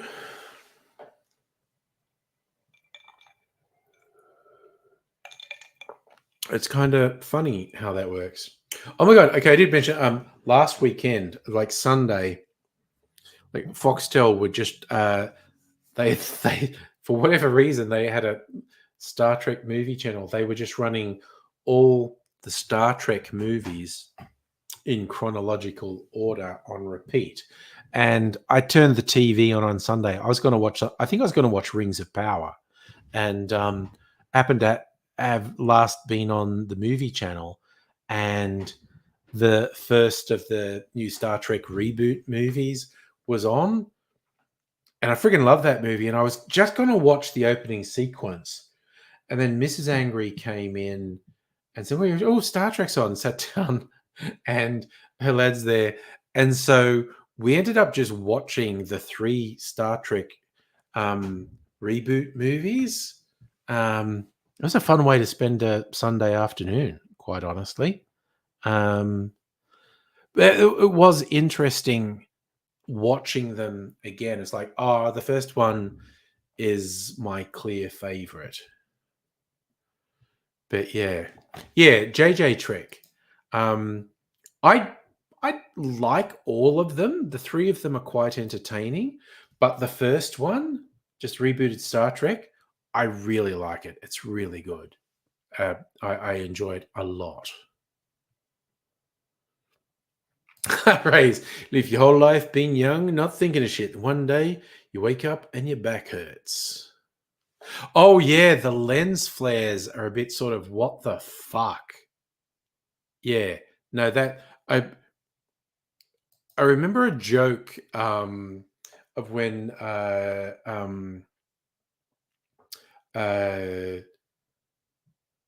they were doing a movie of Dark Shadows. Dark Shadows was a TV show from the 60s or 70s about a reluctant vampire.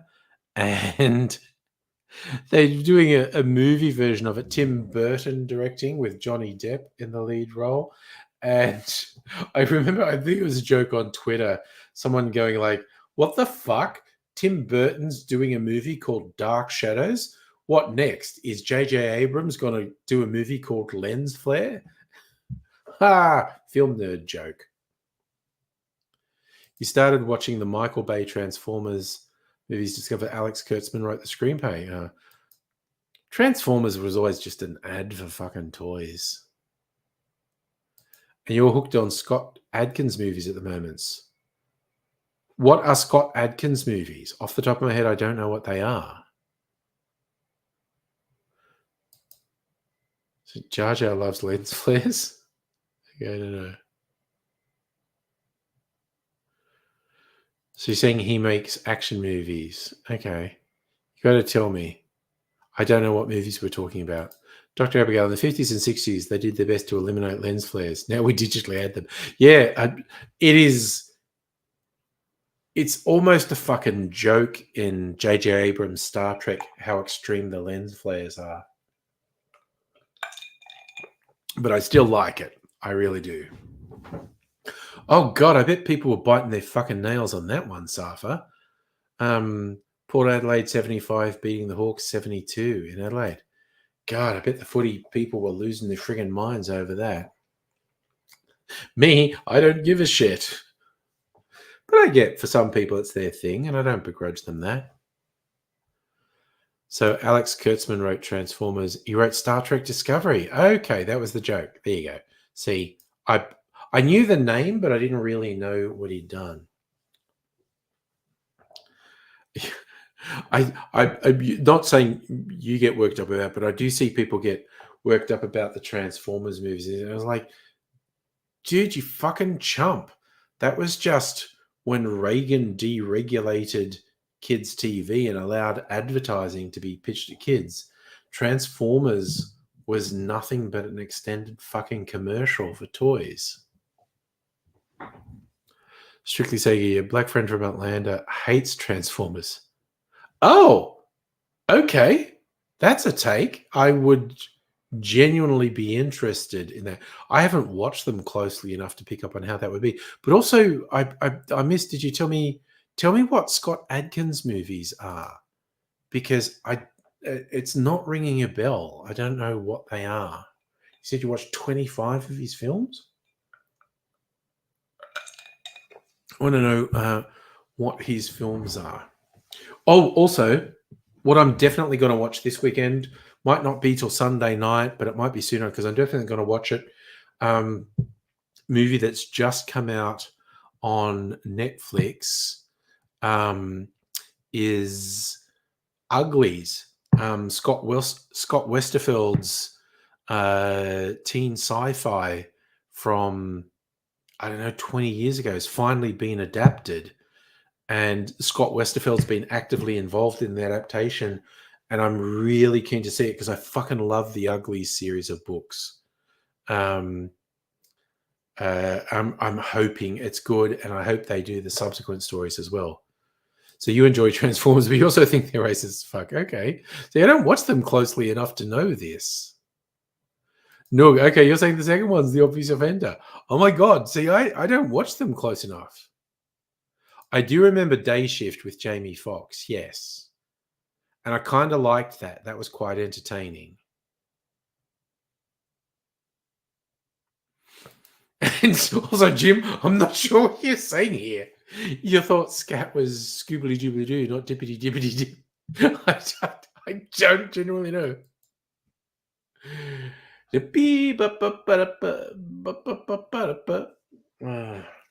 And also, whenever we talk about scat, I just think about Scatman Crothers. Fucking awesome name for an actor. And he did a lot of good movies. And he was in The Shining. That was a good one.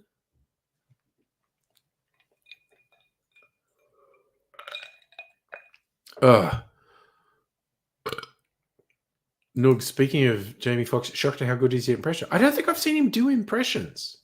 Is that like on talk shows or something? So should we say in Day Shift, brothers or Jamie's competitors kill vampires, take out a hive together. Yeah. I vaguely remember that. A couple of years since I watched it. It didn't make that big an impression on me. Okay, so Strixer, you've seen him do impressions too. Okay. I feel left out. Haven't watched Jamie Foxx do impressions. I think he's very funny and I think he's a very good actor.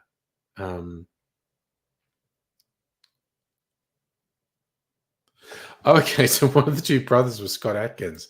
Okay, fine, but what movies does he make? The name's vaguely familiar, but I can't friggin' place any movies.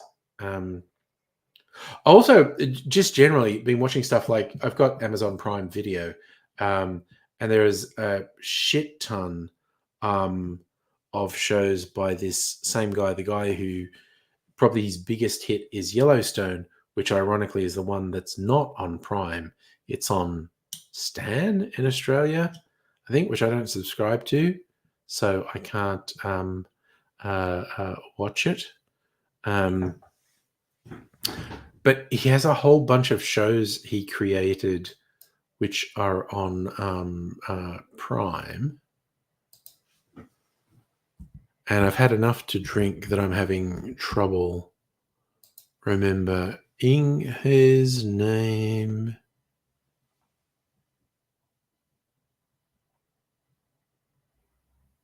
Taylor Sheridan, that's his name.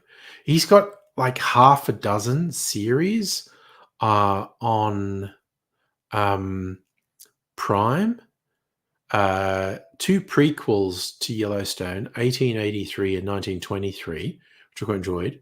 Another Western called Lawman Bass Reeves, which I liked. Wait, did he? Okay. There's one on Netflix called Godless. Is that? Oh, no, that's not his. Okay, no. I just need to look up Taylor Sheridan. What are his shows? Taylor Sheridan. Oh yeah, okay. So we watched a couple more of them this week, and they didn't really take. One was the Sylvester Stallone one called Tulsa King, we gave it a chance. We watched 2 episodes, and it just wasn't grabbing us. Also, Sylvester Stallone, not a great actor in those. And the one with Jeremy Renner, Mayor of Kingstown, wasn't terrible, but didn't really grab us. But when I was talking to Mrs. Angry about it, I looked it up, and he fucking wrote Hell or High Water and Sicario. I love those movies. I think that's Mrs. Angry going to bed, so I have to make less noise.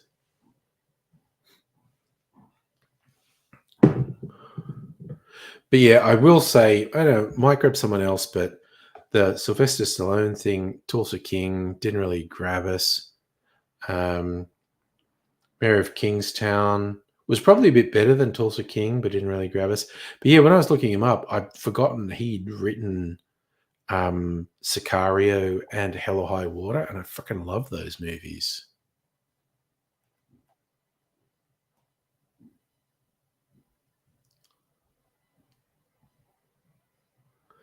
Oh, I thought you were saying Scott Adkins was a director or something. He's an actor.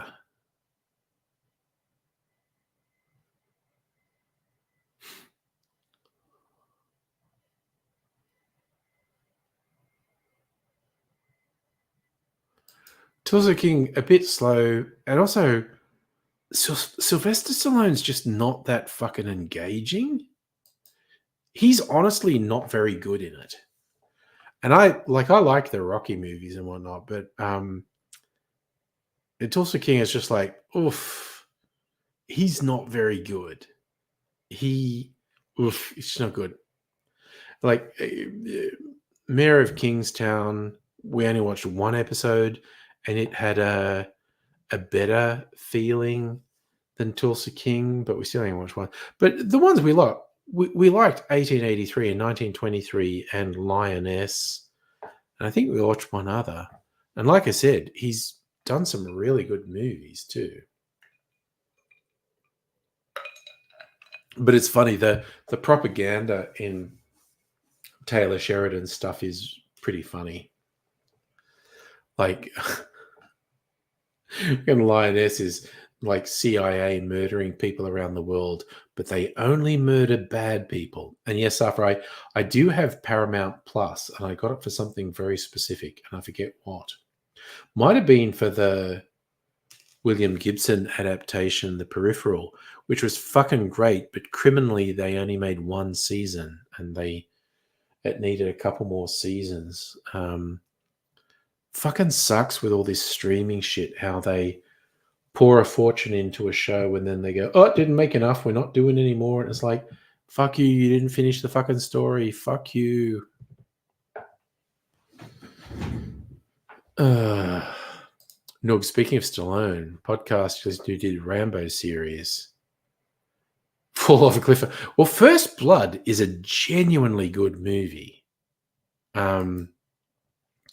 And they just get weird after First Blood. All the Rambo movies just get fucking weird and stupid.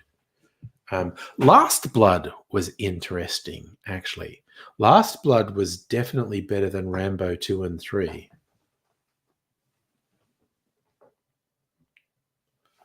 But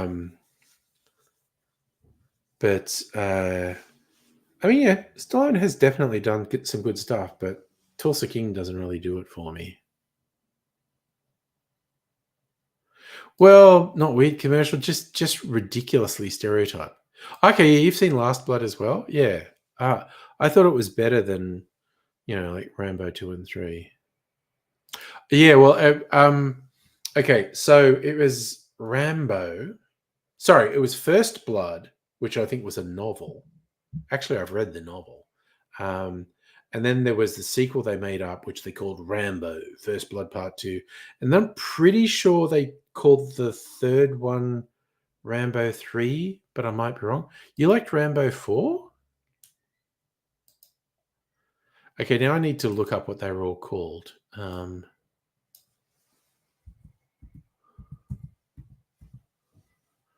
Rambo franchise. Okay. So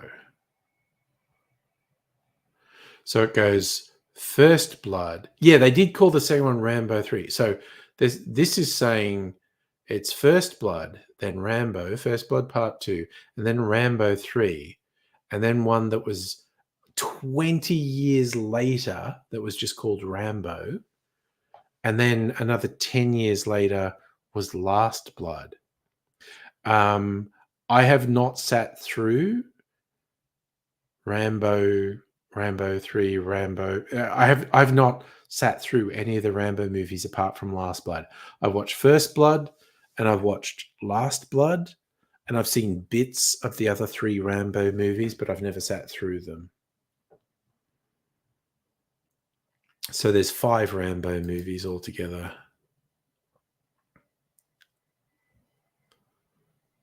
But I love the years between them. Like First Blood's 82.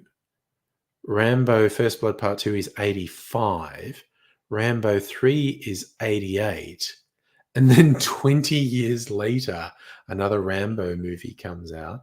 And then 10 years or 11 years after that, Rambo Last Blood comes out. So, but Stallone also leans into being an old guy. And to his credit, Schwarzenegger does too. They both lean into being old guys. What the fuck was that noise? It's a weird noise outside.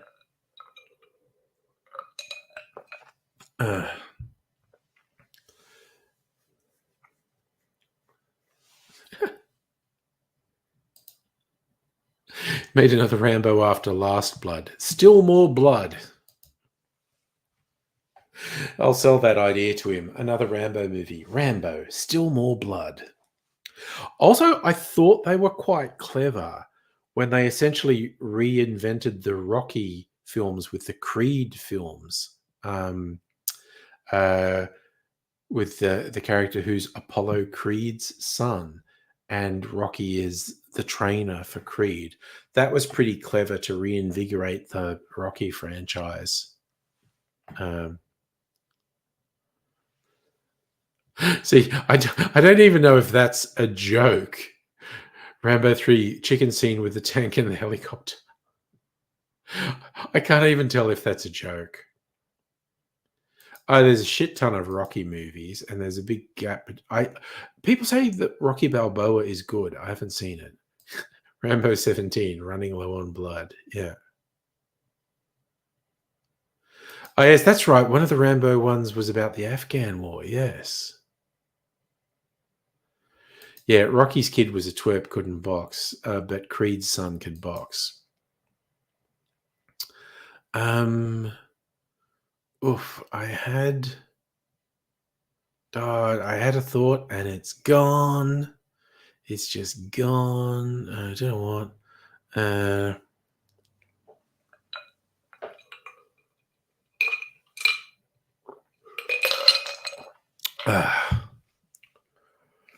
Oh, that's me behaving well and having a non-alcoholic drink. Rambo 4 was rescuing hippies? Okay, sure. Why not? Why not rescue hippies?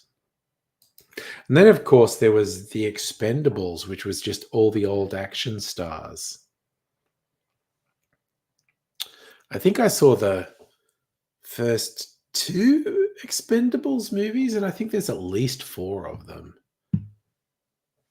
But it's I just love the idea of making a movie with the old action stars. I mean, why not? There was one,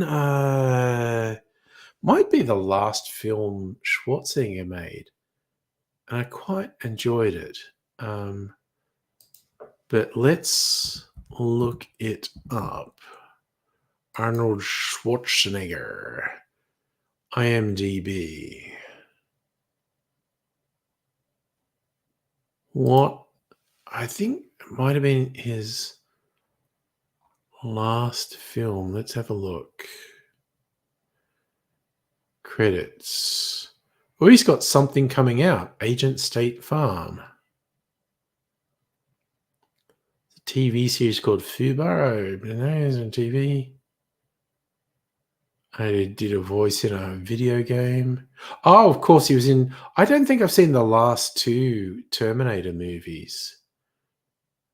I don't know if they're any good.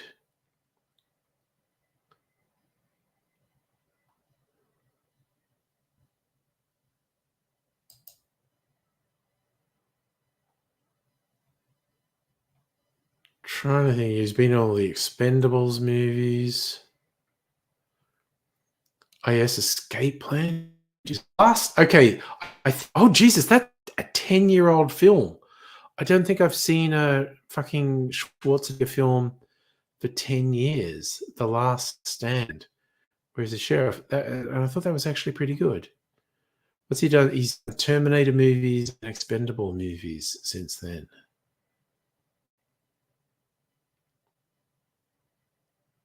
Damn.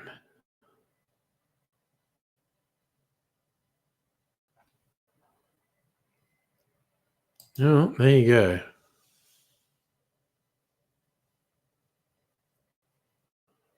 You like Terminator 6? That was Dark Fate. I still haven't watched it. Yeah, Last Stand, he was like sheriff in. I thought that one was pretty good. Johnny Knoxville, if I remember right. Johnny Knoxville from Jackass. I need to get some more ice for that. I need to do my pee break. I don't think I saw Terminator 5 or Terminator 6. I kind of feel like I need to watch them.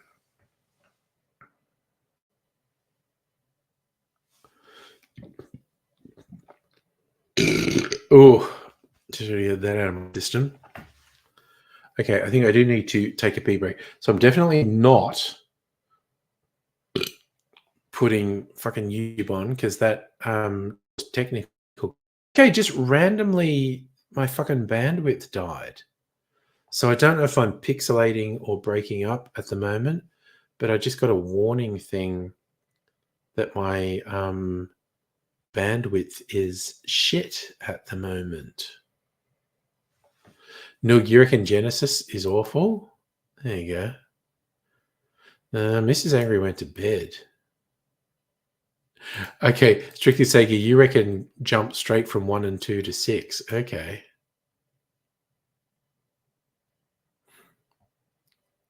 Okay, it was a tiny bit choppy. It should be better now. The warning thing's gone for me. I'll watch Dark Fate. I don't know. All right, but I definitely need to have a toilet break. Will I leave you with fucking Tom Kitten? Oh, God, it's breaking up again. What the fuck? Anyway, fuck it. I am going to go and have a toilet break. And yeah, I'm not going to put on a video. That was what cursed us. We'll just leave Tom Kitten and walk away slowly. Oh, toilet break. Oh. Okay. Oh, good God.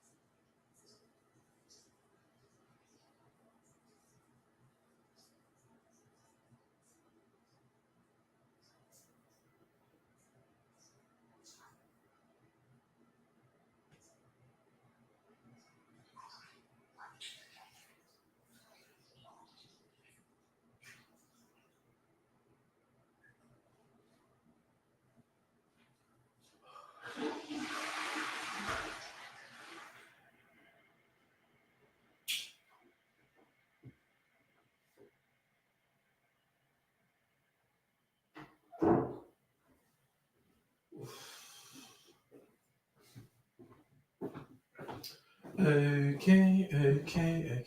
Oh, you know what? I'm gonna make myself an old-fashioned in my glass, and I just have to decide. Motherfucker! That thing bit me. All right, I just have to. Ooh, I'm gonna put some maraschino in it. There's a tiny bit of maraschino in here. All right. This weird. We're gonna bring this bottle over and show you. It's got a real 70s vibe, as far as I'm concerned.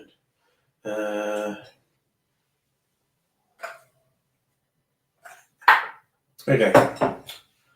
What am I going to do with an old-fashioned? Okay, what are we gonna do? Choices, I've got so many. Ooh, tea lovers, pineapple cock. Oh, okay. I know what we're gonna do. We'll do this special one, Starwood Bourbon Cask. Ooh, shit. That's okay. This is suddenly turning into a strong fucking drink. And Tiki Lovers Pineapple Rum. Just as an accent on there. A little bit of that in there. Alright.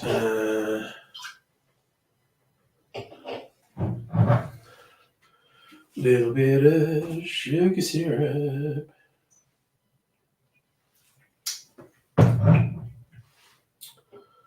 Oof. And how much? There's not much of this maraschino left. How much is there? Fuck it. It's just all going in. Yeah, it's about an ounce. Fuck it. And that's going in. Well, that's going to be a hell of a drink. I have to pace myself with this. But now I'll bring this closer to show. I don't think I'm going to keep this bottle, but it's freaking weird. I don't think this design has changed since the 70s. That weird nobbly glass, little diamonds on it. Something about this just says 70s to me. In fact, this would be like a lampshade. You put a little light in here. That'd be a 70s bedside lamp. That's what I think anyway. The light was too bright. It's making my forehead shiny. Shiny, shiny right down behind me. Shiny, shiny, sha-na-na-na. Right, gonna stir this in the glass, get it nice and cold. All right. Now, did I make a good drink? You're going to make the bottle into a lamp for me? I don't think I need a lamp. It just reminded me of 70s lamps.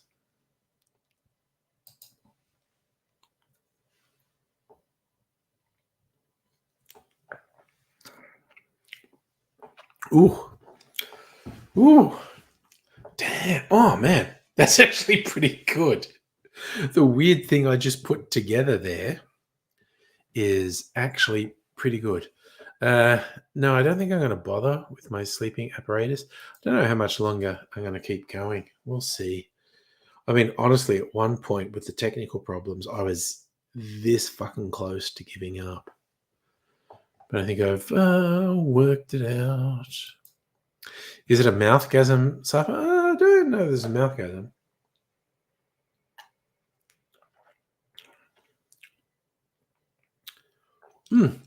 No, it's good and interesting and different. I don't think it's as good as any of my 3 that I made the video of, top 3 cocktails of the year. Oh, it's actually pretty good though. But I don't think it's as good as any of them. Sorry, I got to go longer, go harder. I mean, I give it a go. I'm just saying, I just don't know. I don't know how it's going to go. So I'll just keep going and see what happens. You know, it is what it is about as far as I will go with this tonight. We will we'll just see. I mean, you know, crash and burn's my thing. I don't want to get too wasted or too tired because I am going out tomorrow night with Mrs. Angry. It's kind of like all our date night places are good. I was going to say this place is really good, but all our regular date night places are really good. Like we got a potential new one to add to the list. Had a good time there. We'll do it again in a couple months. And it's kind of like the second time we go somewhere, we decide, is this good enough to be on the permanent rotation? Safa, alcohol often gives you the illusion of having more life. It's a funny, contradictory thing. A depressant that can make you feel exuberant.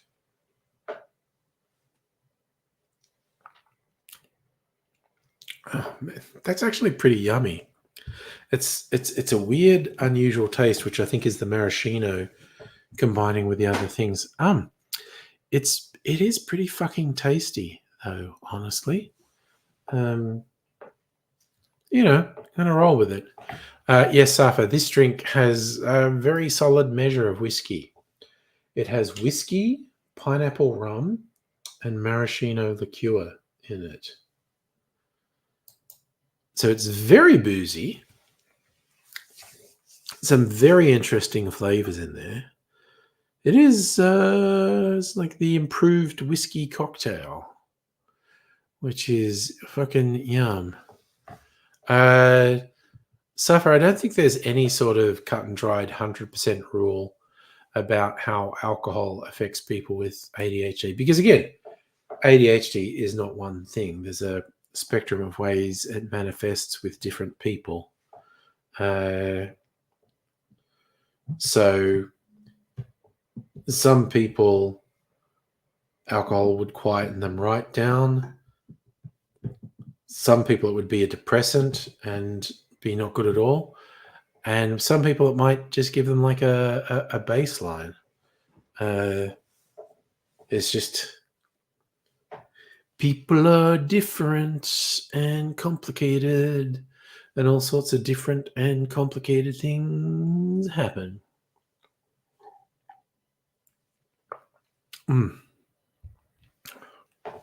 The maraschino liqueur is actually made using the seeds of the cherries rather than the cherry flesh fruit. It's actually the pits, which is interesting. So it can have a sort of nutty almondy flavor because the cherry pits and like peach pits often have a similar flavor to almond. I don't know. It says people are still watching. You're just the only talkative one. I love that I say talkative. You're the typative one at the moment, Safa, and I thank you for it. But it's telling me that folks are still here on the stream. It's just people are maybe doing stuff and just listening, and that's fine. It's fine and dandy. Yeah, Dr. Abigail still here. You were doing the infuding. Yes, you get very typey when you have the alcohol. That's okay. Being distracted is fine, Dr. Abigail. As I was saying, I suspected people may be doing other stuff while still having the stream on in the background, and that's fine.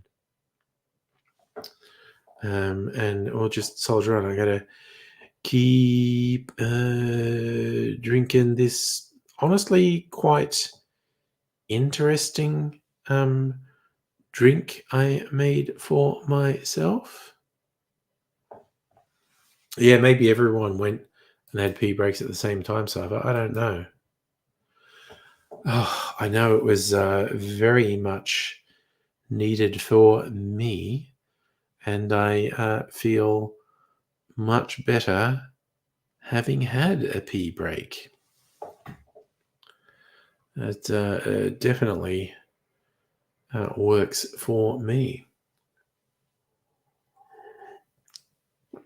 So was my dad in the army? No. It's interesting. My dad was of an age too young to be in World War II, but too old to be conscripted into Vietnam. So he just missed any war because of his age. He was born at just a time to be either too young or too old for the conflicts. Yeah. Yeah, because certainly getting conscripted into Vietnam was some fucking bullshit. And getting plunged into World War II was pretty fucked. So what's the cutoff age? I have no idea. But we are on the internet, so I could go. Just had a kid out in the street. Why is a kid out in the street at 11 o'clock on a Friday night? Fuck's sake. Conscription age, Australia, Vietnam. 20 years. In Australia, 15,300 men were conscripted into the army. Most 20-year-old men had to register. So they were, as the old I was only 19.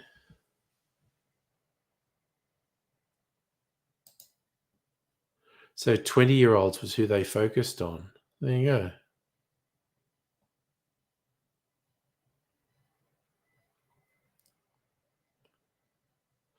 And when they were being conscripted, they weren't even able to vote because the voting age was 21.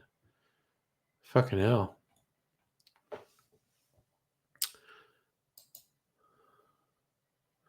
Need even more food. You skipped out on getting conscripted by Russia. I applaud you for that, Safa. I'm fucking 100% on your side. Need more food. I don't even know. I did get these chips, and I was very excited because they were smoked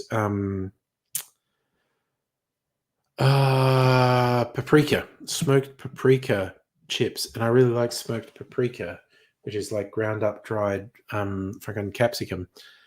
And they're not terrible, these chips, but they're not great. And I was kind of hoping they'd be great. So fucking hell.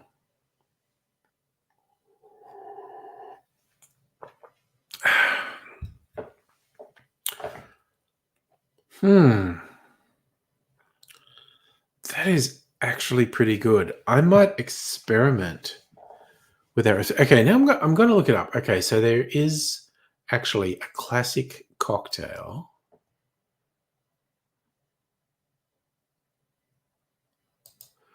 called the Improved Whiskey Cocktail.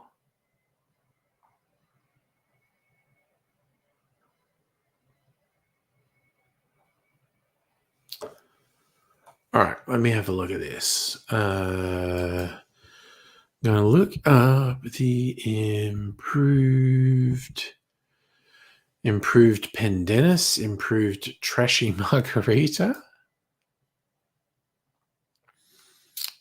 improved whiskey cocktail, improved brandy cocktail. Okay, an improved whiskey cocktail is whiskey and maraschino and a dash of absinthe. So,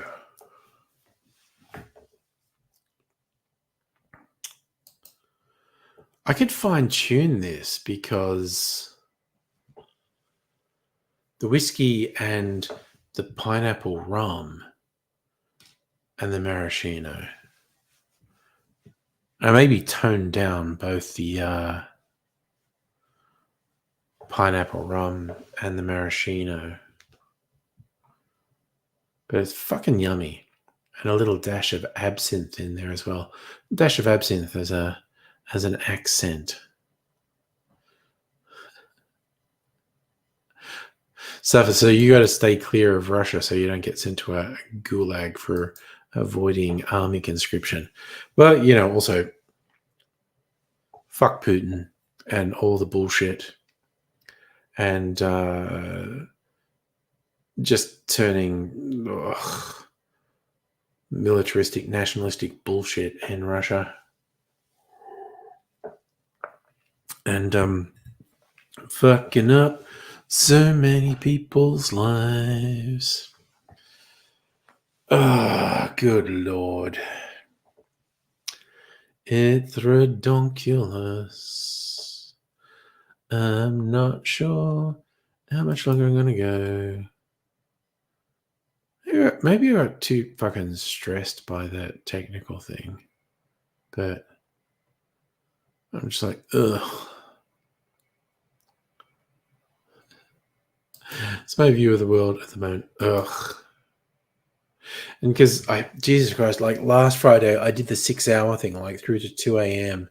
and kind of paid for it on Saturday. I didn't have a hangover, but I was just a bit oof and just like, slightly upset tummy for most of the day and just not a huge amount of energy. So I don't know if that counts as a hangover because I didn't have the headache and I wasn't like, oh, I'm going to die. It was just a little bit off. Like I wasn't 100%. I don't really want to do that this Saturday, and because going out with Mrs. Angry. Oh, dude, fucking! I got a sourdough baguette today specifically to make a bacon sandwich tomorrow morning. Honey, finish your stuff, ready to do work tomorrow. Now you can talk, dude. Fucking on you for getting shit done. Applause to you for your accomplishment.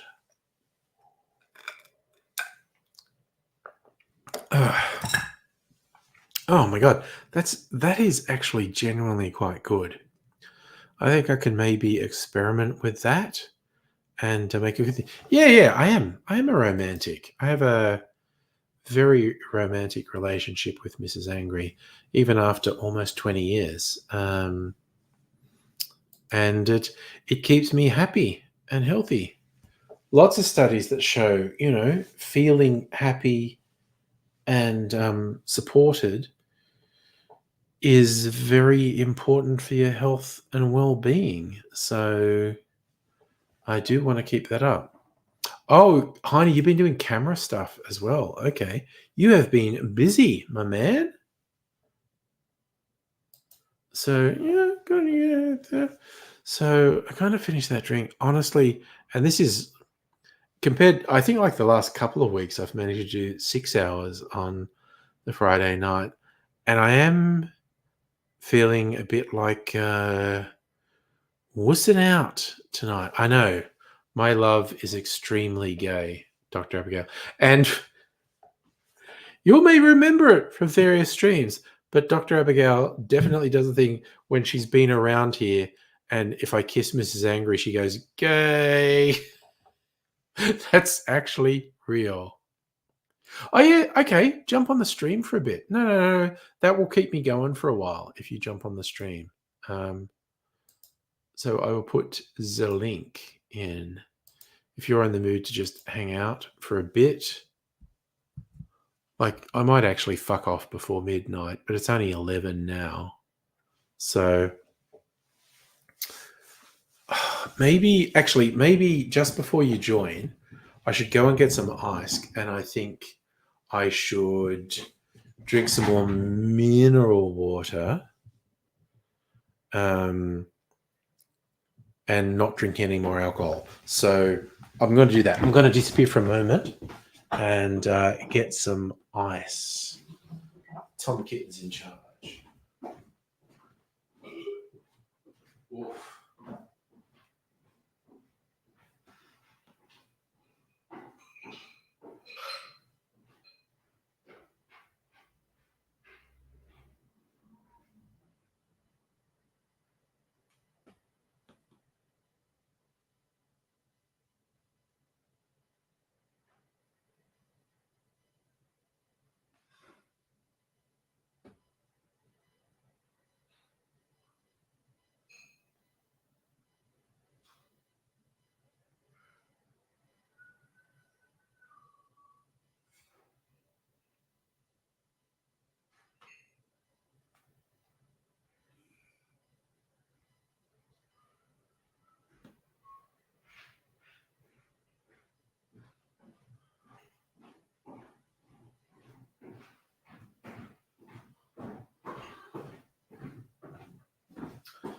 Alrighty. Alright.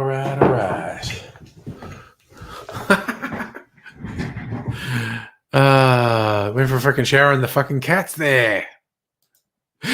He died 9056. Hello. Sorry, I don't know where you were. There's like a significant delay between when people type stuff and when I see it because I use a service called StreamYard to restream to multiple platforms. So there's like a 20-second gap between when people type stuff and when I see it. If you still want to get you're going to go off to work. Nice. And there's Dr. Abigail. Hello. Oh, your mic's not working. Speaking of a night riven with technical problems, I'm gonna try and be responsible. Oh, what? No, that's the wrong Now, is that working? Yep, no, that's working. That's good. Okay. So, have you been abreast of the Shannon/Grasshopper situation? She said breast. Sorry. No,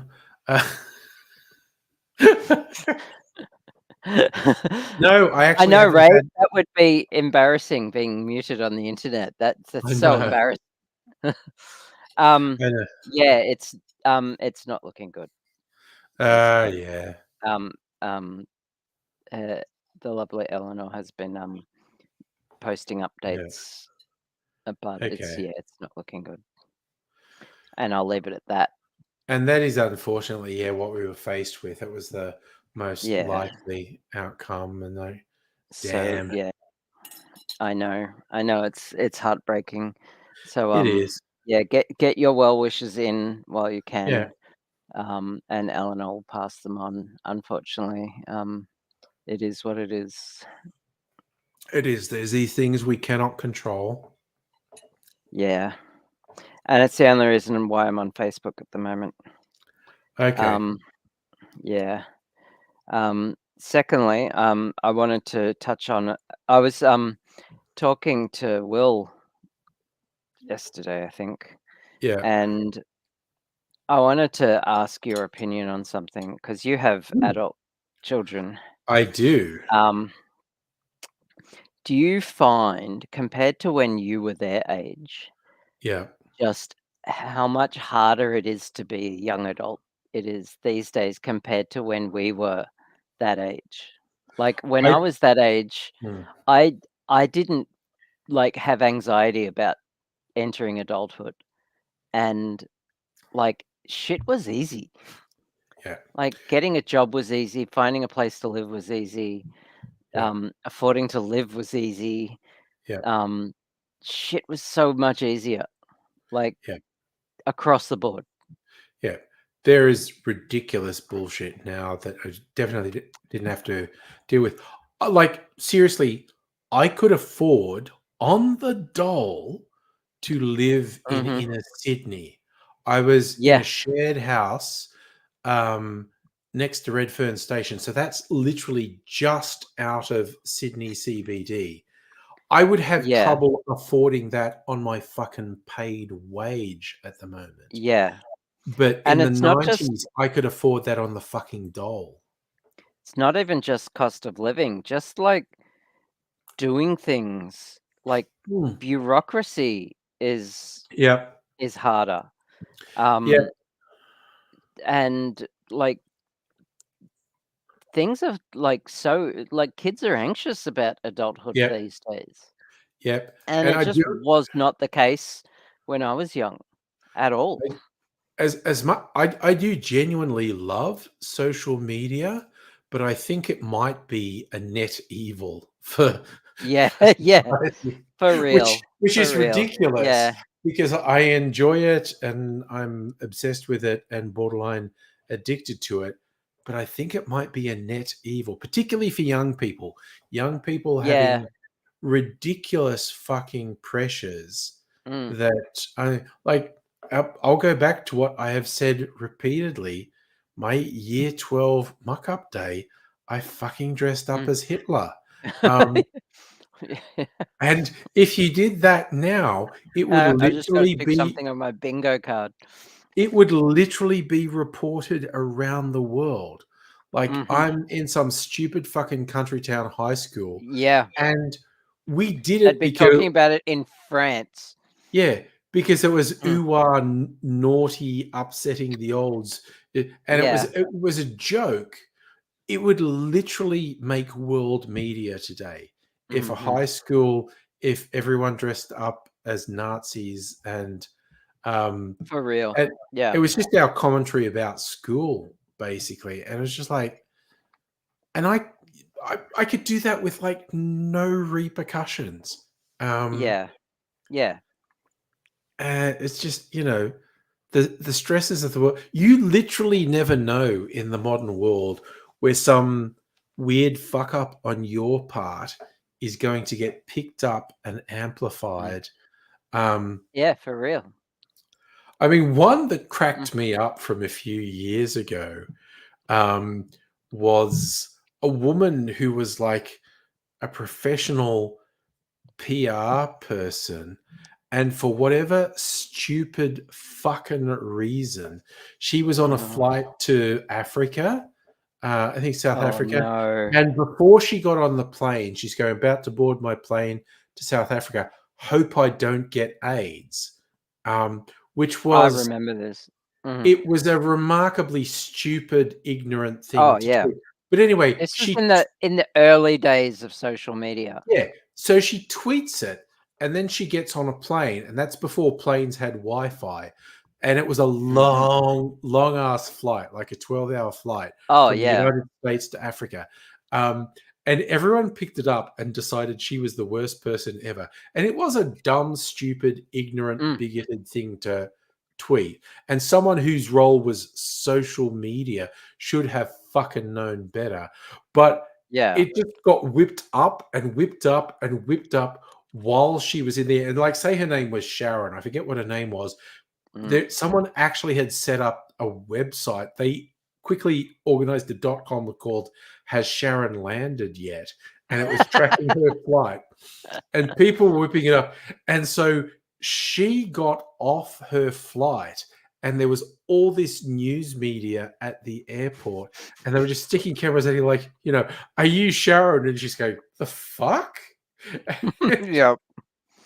And it Yep. became this big thing because she made a flippant, stupid as fuck, ignorant as fuck, bigoted as fuck, and obnoxious as fuck. But it was just a person saying something fucking stupid that, Yep. their close friends should have just said, "You're a fucking idiot. Don't say things like that." But Yeah. the entire fucking world decided to Mhm. say, "You're a fucking idiot. Don't say things like that." It was just holy shit. Mhm. And the fact Yeah, that for it real. fermented for like the 12 hours she was in the air, and she had no idea this had been snowballing the whole time she was in the And air. the shit show that she And landed just into. just fucked. Mm. And I even Yeah. remember, like, some lesser known ones. I remember, this thing, there's a couple of, I think they were like teenagers, these two girls. They used to, besties would go in places and they would do wacky photos, like doing the opposite of what signs said.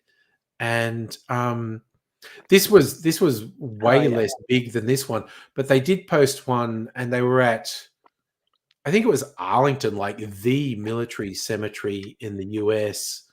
And there's a sign, Mm. something about It's being sacred ground to vets. being quiet and whatnot. And it wasn't Mhm. even a video, it was a picture they posted that they faked they were screaming under this sign that said, "Be quiet and respectful." And Mhm. that they were teenagers and they were just like, ah. And Mhm. right-wing psychos went mental fucking attacking them. Um, Yeah. Well, it's yeah. just, and they didn't actually do anything. Like, it's just like there's a sign telling me to be quiet. It wasn't even a video. They weren't actually screaming. They took a photo with their mouths open. So it's like, joke is we're actually screaming under this sign telling us to be quiet. But because it was at Arlington Cemetery, all these right-wing freakos psychotically attacked them and threatened to kill them and whatnot. And it was just like, Yeah, okay. what the fuck? Wow. Calm down. Like, I know, yeah. It's just yeah, okay. people will, like, 1,000 terrible things will go unnoticed and unpunished, and then just something random will attract people's attention. Yeah. And Yeah, for real. Like, I bet none of those psychos were, like, protesting wars or no, or no, anything. they're not Or actually protesting things that get soldiers killed. Um, mm, mm. but yeah, I it's like I like how Safa is trying to guess what I'm eating. oh, are you eating Indian food? Naan bread? Chinese food? What is it? Wrong Also, on Safa, all if your counts. best friend dressed up as Hitler's 14 years ago, I condemn them, and uh, no excuses. 'Cause that was 2010. You Yeah, should know that's better. that's not good. Mm. Um, And what do I think about the protesters? You've actually said protest or yeah, protesters. Protesters. the people Which against the ones? arms convention, because I am 1,000,000% behind the people Mm, protesting yeah, the arms and convention is fucking offensive. yeah, and fuck the police who've been Yes, Like, fuck the police. they've been, like, just over the top abusing their power. And they always Um, are. They're fucking psycho oh, shitheads. but they've been this time they've been given an actual license to do it, which is abhorrent, like, by the parliament. They've been given special powers Yeah, yeah, to but it deploy also this happened shit. last time because this arms convention has happened before, and exactly the same thing happened last time, and the cops Mm, just went to town, and they were doing this ridiculous thing saying they'd been attacked with acid, and I mm, think like it's someone threw bullshit. sour milk on them or something, Mm, and their justification was like, I don't know, like they did a swab, and the stuff that was on them was acidic, and it's like, yes, oh my sour god. milk is acidic, and they've graduated that to they were attacked with acid, and all the media outlets, including the ABC, just parroted Mm, it like, yes, acid attack, and it's yeah, like, get absolutely fucked. yeah, that's Um, fucked. fuck the police, honestly, Jesus Christ. And strictly Sega, I did not see that. I haven't been paying a lot of attention. My short answer is pay no attention whatsoever to anything reported in the media about this. It may or may not be true. My default position was it's not true unless I can get unequivocal evidence that it was true. Um, Mm. Or because video evidence. the media are Mm, shamelessly lying and mm, shamelessly towing the militaristic police line. It's just mm. fucked. It's absolutely fucked. Um, but yeah, I haven't been paying super close attention to it, but I just know that it this is not the first time this arms convention has been in Melbourne, and exactly the same thing happened the last time it Mm. was. Yeah, And the cops who it's so volunteer for this messed up. duty are fucking psychos. Like it's This just is a real exactly what they signed up for, yeah, to be a able to really beat protesters. simple bit of video I saw a couple times.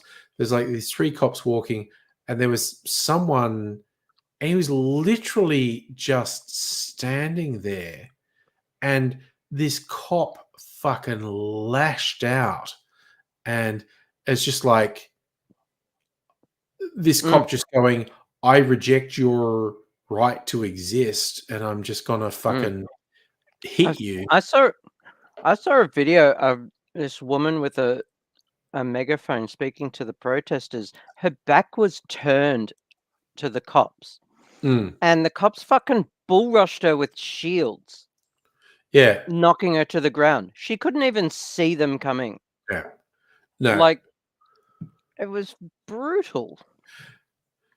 yeah. Cops who volunteer for crowd control are fucking fascist. It's a cliche to call them fascists, but they fucking are. They get off on the abuse of Yeah, power. It's yeah. that straightforward. They are literal jackbooted thugs. Yeah, and this even goes back when I was in Bathurst with the racetrack there. When the bike races were on, cops from around the state would volunteer to go to Bathurst because they thought they'd get to have some biff with the bikies, and it's just like, Mm, yeah, you know what? I never really had any problem with the bikies who were in town. I had way bigger mm, problems with the hoons who were in for the car races, who never had the mhm, same police presence.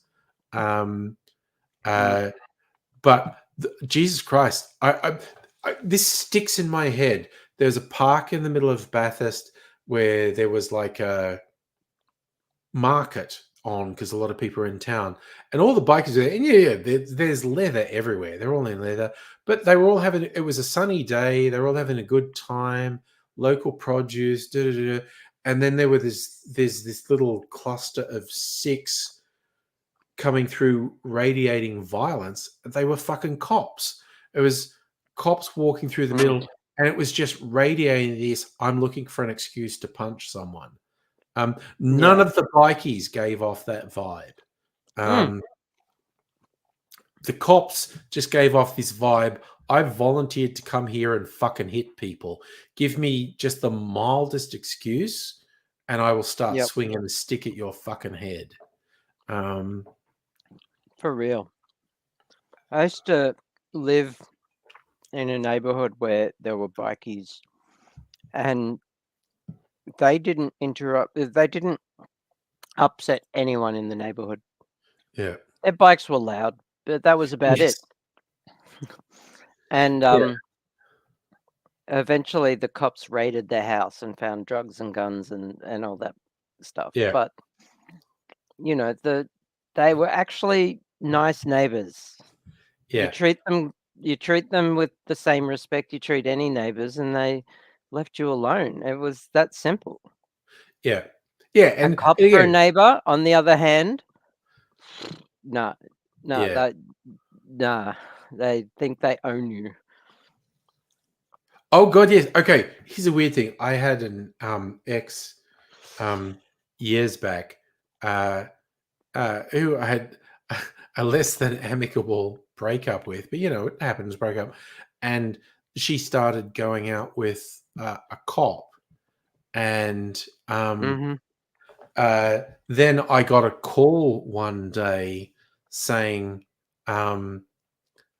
my car had been stolen and they'd found it in whatever suburb. And I just went out and go, my car's in my driveway. And so I responded to the message and said, no, my car's in my driveway. And they went, oh, okay. And then a week later, I got a really fucking freaky letter from this ex. So what had happened is she told her cop boyfriend my name, and he looked up my license and car registration. And this is, again, this is a criminal offense that he could be prosecuted for. And then just to confirm it was me, because they had my phone number as well because of those records, they contacted me saying my car had been sold. And when I called them and said no, it hasn't, he just went back to her and said, yeah, this is him and this is his address. Oh, jeez. And so I was then in a position, I knew exactly what had happened and that this Yeah, cop had okay. actually committed a quite serious crime. And I was like, I've got two choices. I ignore this or I make a complaint, and this guy is super guilty, but I am now just going to be followed by cops wherever I go who are going to try and find the tiniest thing to fucking bust me for. And it's like, I had to let it Okay. go because I know that's what happens. If you lodge a complaint against the cops, they will just fucking follow you. And if you change lanes without indicating, they'll fucking pull you over and fuck you up. And it's like, so this cop had done a serious crime, a gross invasion of my privacy. But I just think, no, just fucking let it go. And I did only get the one Damn. letter, and it's very, and what was fun is because, I read the letter and went, ugh. And Mrs. Angry is like, can I read it? Because she's a psychologist who deals with troubled and dangerous people. She's literally going, I want to look at it and ascertain, is this person dangerous? And she read it and goes, no, I don't think she's dangerous. I just think she's kind of pissed off at you and whatnot. And I went, yeah, that's fair. An ex Wow. being pissed off is fair. But How does one get that from a letter? That's well, freaky. it was okay. It was definitely weird and obsessive. And the letter was just like, you know what? We didn't break up because of me. We broke up because of you. Because I'm with this guy now, and it's all good. And so it's definitely you who's at fault. And it's like not understanding that you are absolutely crazy writing this letter. And so she's going like, oh Yep. no, she's crazy, but I don't think she's dangerous crazy. Yep. There aren't threats in this letter. It was just like she was kind of obsessed with saying, I wasn't at fault, you're at fault. And Yeah, okay. that's just common or garden variety. The breakup wasn't my fault, it was your fault. And Yeah, wow, okay. which again, crazy, but not dangerous crazy. But it's like, Fair enough. but Hey, yes. I finally got my professional studio grade earplugs. Oh, nice. Ooh, fancy, fancy. I know they're Minuendo brand. I fucking love the box too. I love stuff that comes in Oh, great look, boxes. they're just like they're extra because they came with Yeah, like these are all the different earplug yeah, yeah. like fittings. There's like silicon ones. There's Oh, for different foam shaped ones. ear holes. Mm-hmm. Oh, awesome, And awesome. and then instructions, and then the action, and then a little carry box, and the actual earbuds themselves are just amazing. They're just so cool, and they come with this little cord, Oh, that's great. and they're like magnetic. They stick to each other Oh, as wow. magnets. And yeah, they're like there's no electronics. They're passive, which is why I got them, Yeah, and they yeah. are adjustable, so I can adjust Oof. the the the decibel Yeah. lowering bit Ooh, um nice. from 17 decibels all the way down to like 20 something, which is substantial because decibels are it's a logarithmic scale. Yes, yes. So I can take the cord off if I want to, but Yeah. I might lose one of my Towards the 200 odd convenience dollar, thing. yeah, 200 odd dollar um earplugs. Which is Um why I've never got earbuds because it's like I am mm, going to lose them I'm in gonna the look. first week. Yeah, I would lose one before even buying one. Yeah. That's how easy they Yeah, look I to. that's me. I'd come home from the shop and go, "Wait, there's only one in the There's box. What happened?" yeah, exactly. I hadn't even unsealed it yet. Um, I am that bad. I would actually lose it by the yeah. yeah, no, no, yeah, yeah. Oh yes, strictly Sega. Yes. Um, yeah, good ones cost a Noise cancelling. fortune because Yeah, so the reason these ones especially I got these ones is because the attenuation over different frequencies yeah. is flat. Okay. So regular regular just putting wax in your ears or putting Yeah, earbuds in your ears. And this yeah, is the reason why if you say you're wearing noise cancelling headphones, and there's another yeah, reason why I don't rely on these. yeah, There's a reason why if you're in a loud bar, for example, it yeah. filters out all the background noise, but you can still hear your friends.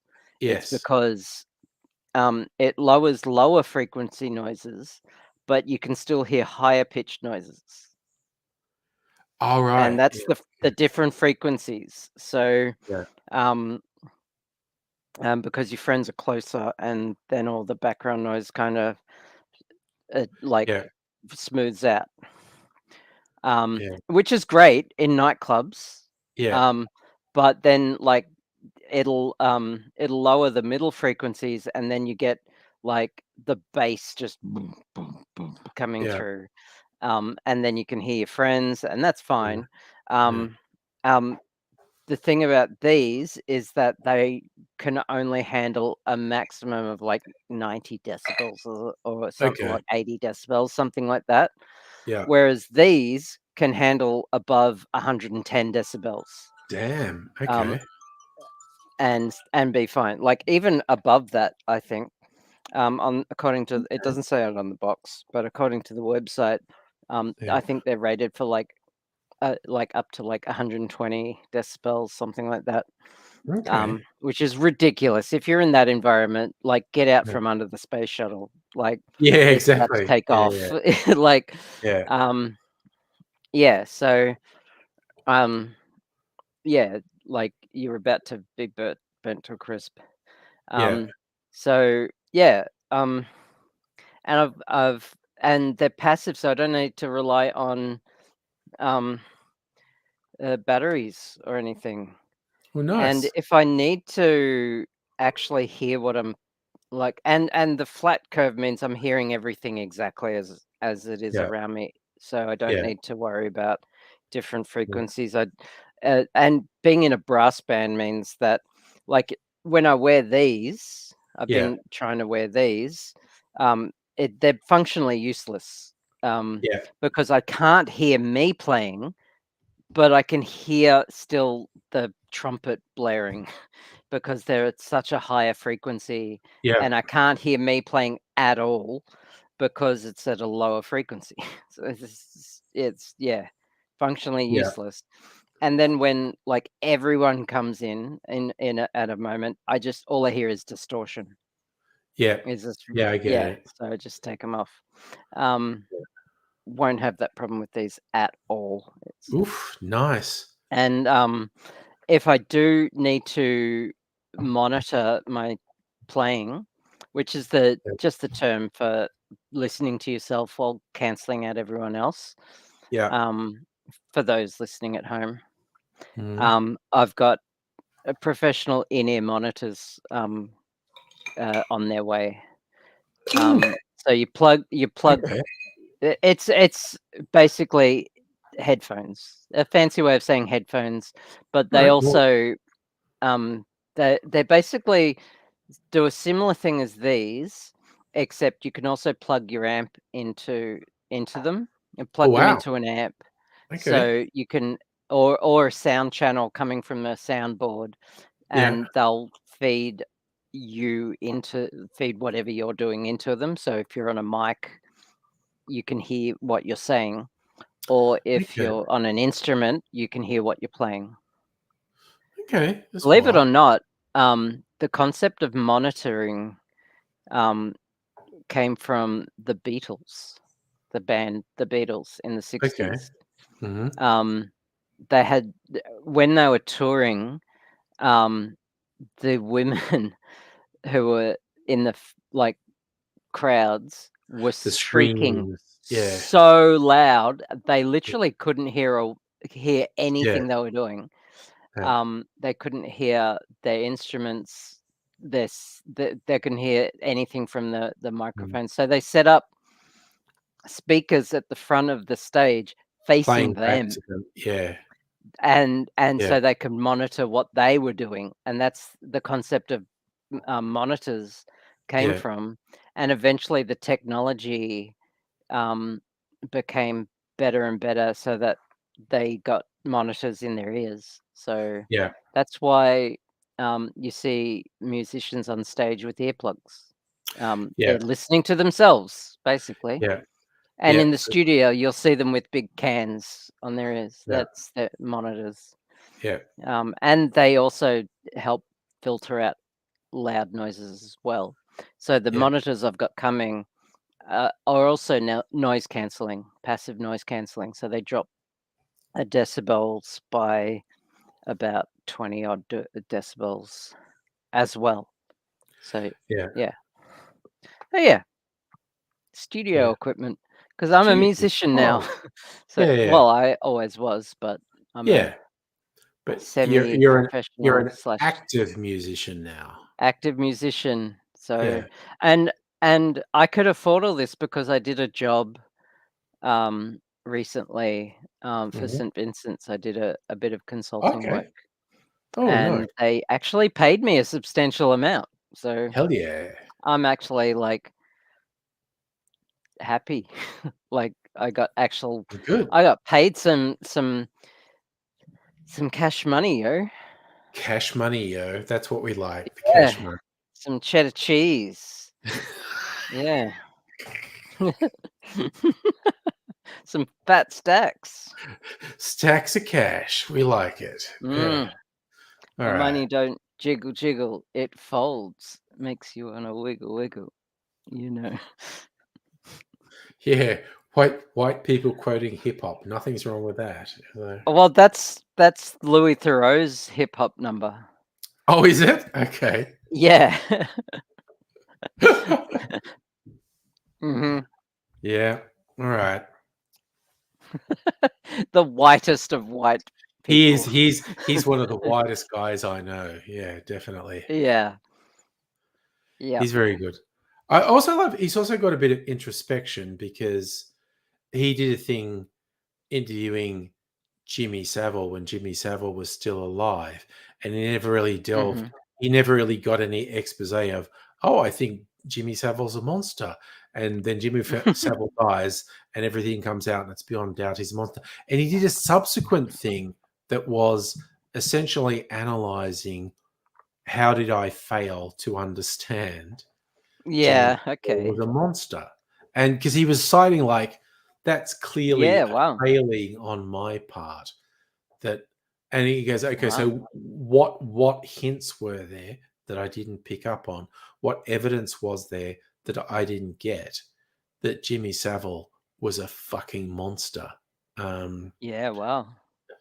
And so that was a very interesting bit of introspection and saying, what did I do wrong? Yeah, okay.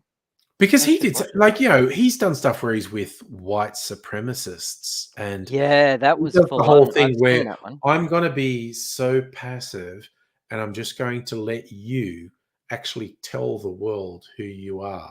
I'm not Yeah. going and because I've seen some shitty documentaries where people go, I'm going to tell you who these people are. But then I've seen good ones where Yeah. it's like, okay, Yeah. it's gonna be I'm gonna let these people feel comfortable enough to just put out. There was one. This wasn't a Louis Theroux one, but there's one about white supremacists in America called "Blood in the Face," because there's a thing of you get this weird thing with white supremacists in the US saying black people are inherently evil because there's some line in the Bible about if you can't see someone blush, then Yeah, they're okay. somehow diabolical and devilish, and that's what Yeah, it meant by that's blood in the evidence. face. Yeah, if you can't see people blush, you can't trust them. They're evil and whatnot. Um, but yeah, this was an That's American hilarious. documentarian, and rather than putting stuff up and goes, oh, and then commenting, these people are clearly evil and fucked, he just lets them say their stuff because it's like if you are an at all decent person, you are going to hear these people say this thing and go, "What the fuck?" Mhm. Um, and in fact, like the last line of the doco was this scary fruitcake neo-Nazi saying to him like, "Oh, we've put all this in front of you. Oh, I think it's had an effect. How are you feeling?" And he leaves it open, like he doesn't respond because that line is almost to the audience, like we've Yeah. said all this stuff and it's laid out in front of you. What do you think? Wow. And Yeah, and okay. I read reviews of that with these people who were really upset, like, why didn't he condemn the neo Nazis? And I was going, he gave the neo Nazis enough rope and they hanged themselves. Yeah. Yep. And yeah, That's actually brilliant. he never did commentary that said, wow, these people are fucked because he just let them say super fuck Yeah. shit. And I thought it was a really good end note that these guys were because they were convinced because he never said, shut the fuck up, you crazy redneck motherfuckers. They were Yep. convinced he was on their side and he was not. and, Mhm. but the last Yeah, line was okay. like, well, we've said all this stuff to you. We think it's got through. What do you think? And it was obviously aligned to the audience of, I just presented these Yeah. people to you and they said their shit. What do you fucking What do you think? think? Yeah. Yeah.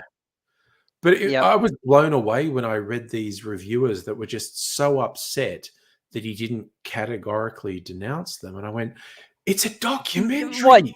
You can make up your own mind. He was That's what it's literally for. he was literally telling people, here they go. I convinced these Mm. people to say shit they don't normally say openly, but Yeah. because I wasn't judgy, they felt Yep. comfortable just saying this Wow. Nazi shit. Yep. And they don't Jesus. normally behave this openly, but I got them to behave Yep. this openly, just so you know, this is how. What do you reckon? And oh my god, when the reviewers were just, oh, he didn't condemn, I'm like, oh my god, you missed the point so Does he fucking have to? badly. Can't you do that? Yeah, Too? you Like, can't you see it and go, yeah, oh my god, these guys are fucked. yep, yep. Wow, way to miss the point. Yeah, no, and that's what I thought. They just missed the point so badly. Mm-hmm. Oh, okay. That was we're still talking about Louis Theroux in the chat, the most hated family in America. That was the I've seen that one. The that was the neo-Nazis. God hates Oh, was fags. that? Oh, the Westboro Baptist Yeah, Church. that was the Westboro Baptist Church. I tell you what I've one of the more interesting things, and I don't know if these people were right, but some people's take on the Westboro Baptist Church was because there were so many lawyers in there that what they were doing was trying to get people to breach their First Amendment rights so they could then sue people and make a lot of money, and said, Oh, you weren't okay. allowed to shut us down because our protest was our First Amendment rights. And so we just went deliberately with the most offensive things we could think of to get people to shut us down. And then we're going to sue them for breaching our First Amendment rights and make money out of them. Yeah. And I don't know if the person who came up with that hypothesis Okay. was right, but because okay, there's the one thing to attack the gays and everything, but they would picket The damn military. gays.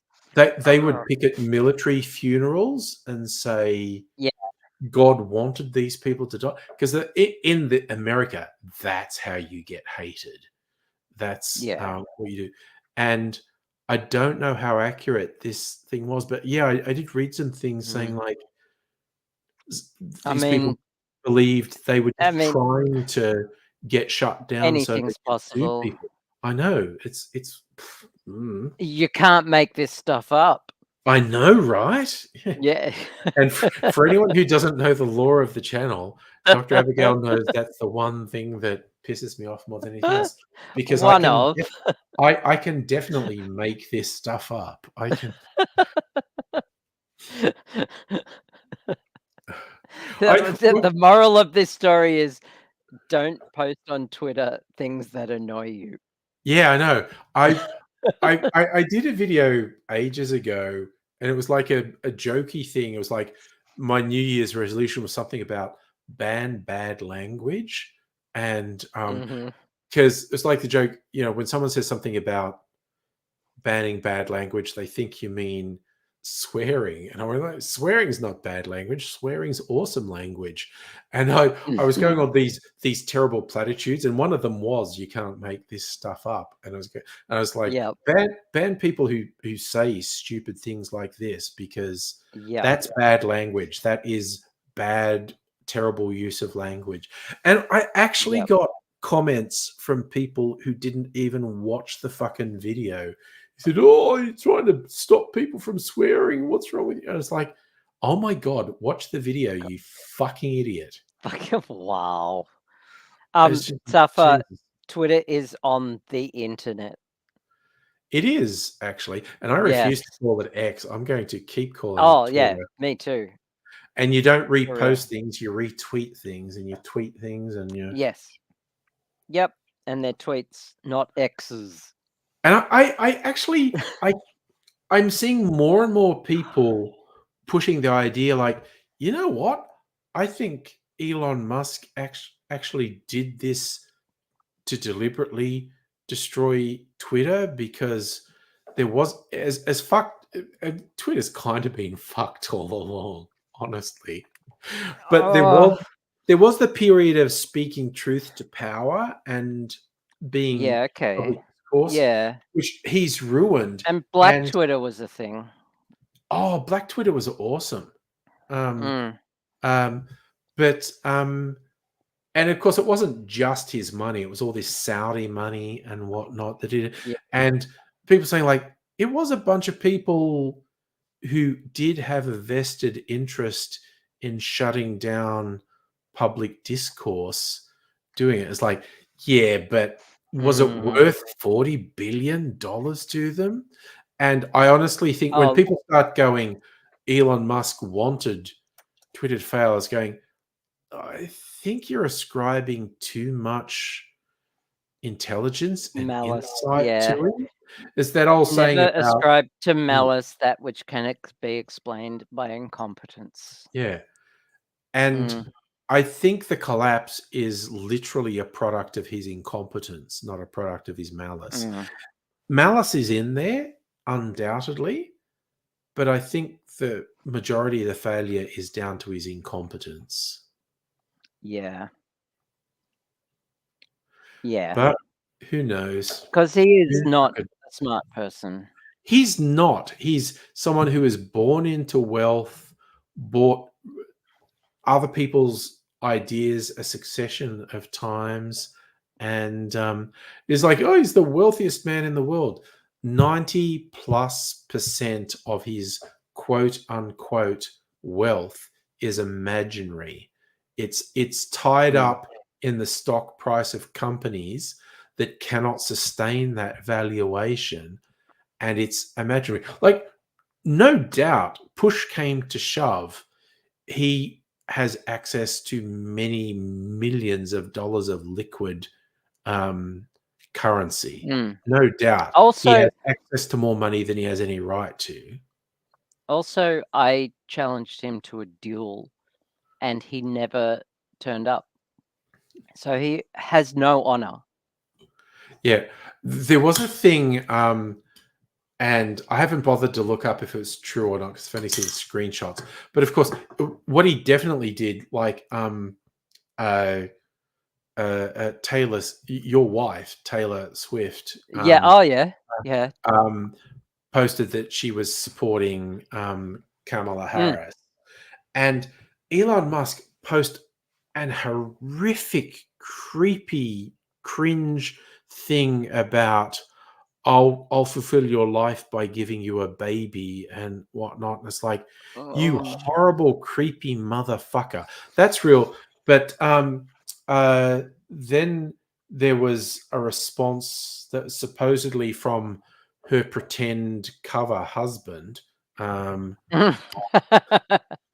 Yeah. What's his name? the, the footballer Kelsey, whatever the fuck. And he's just Kelsey. kind of like Yeah. saying, like, in case you've forgotten, I'm 6'5", play football, and could twist you into a pretzel. Uh,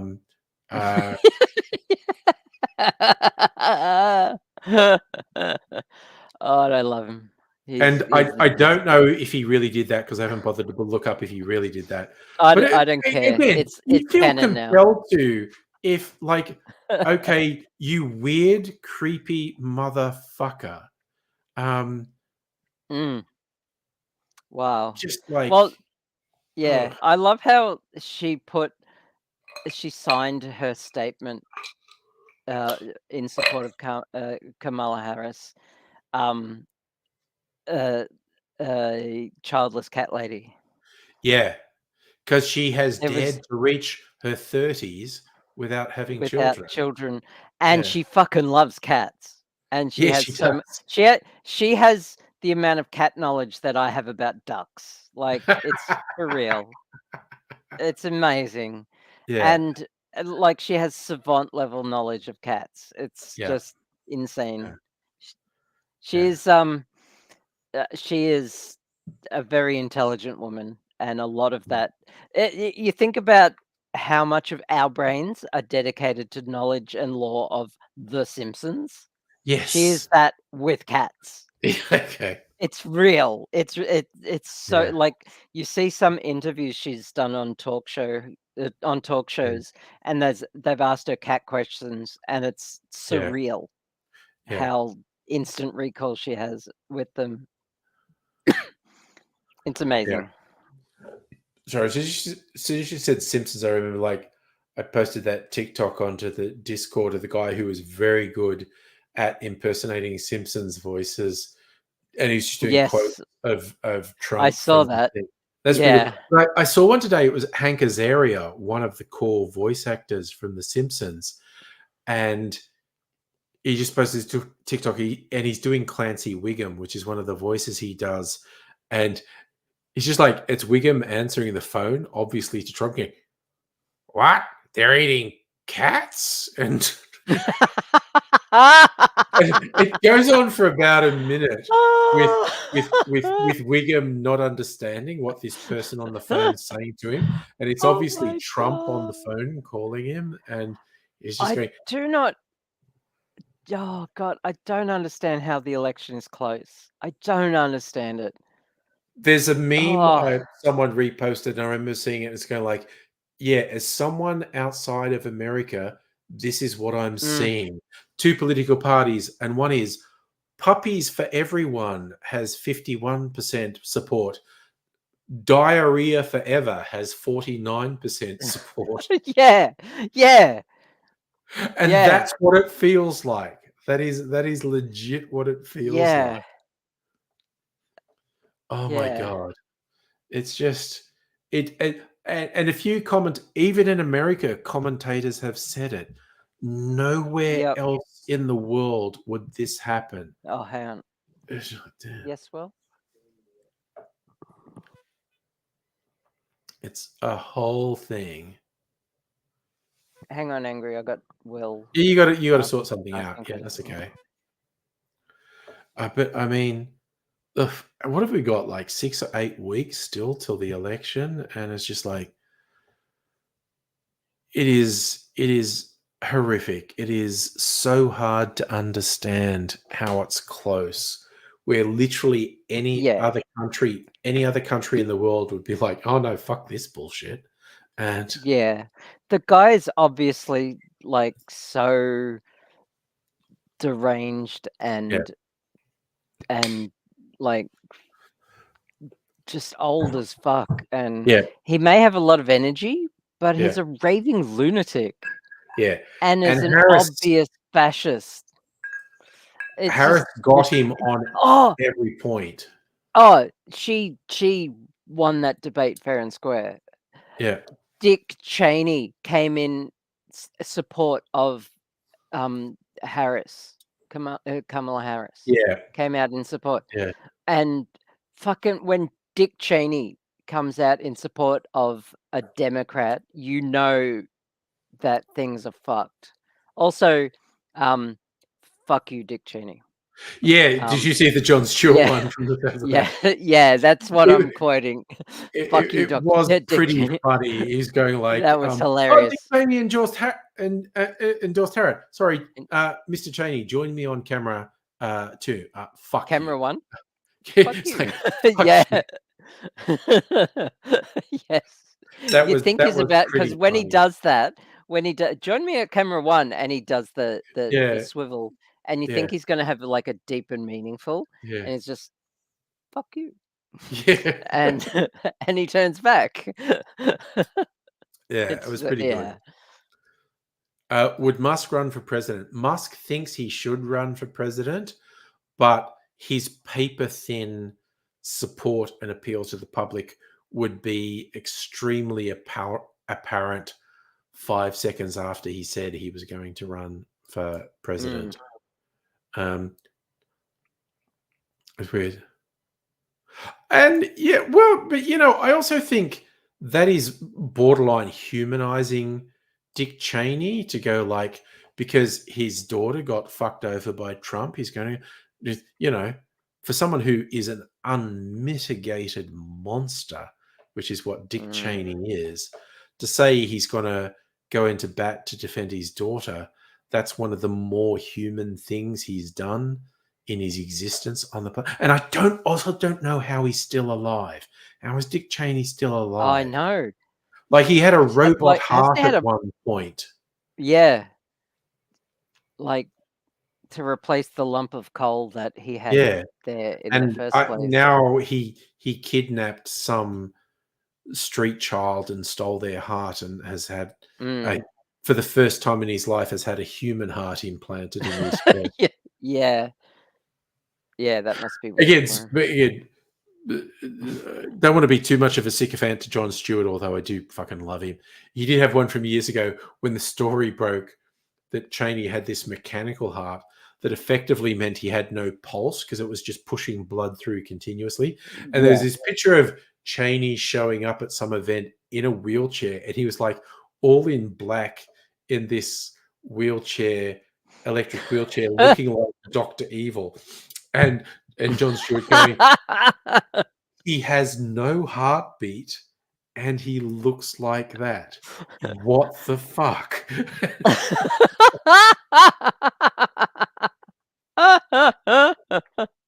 Oh my god. Yeah, Oh, it was just and that was God, that was 10 years ago. How is Cheney still yeah. alive? I don't understand how he's still alive.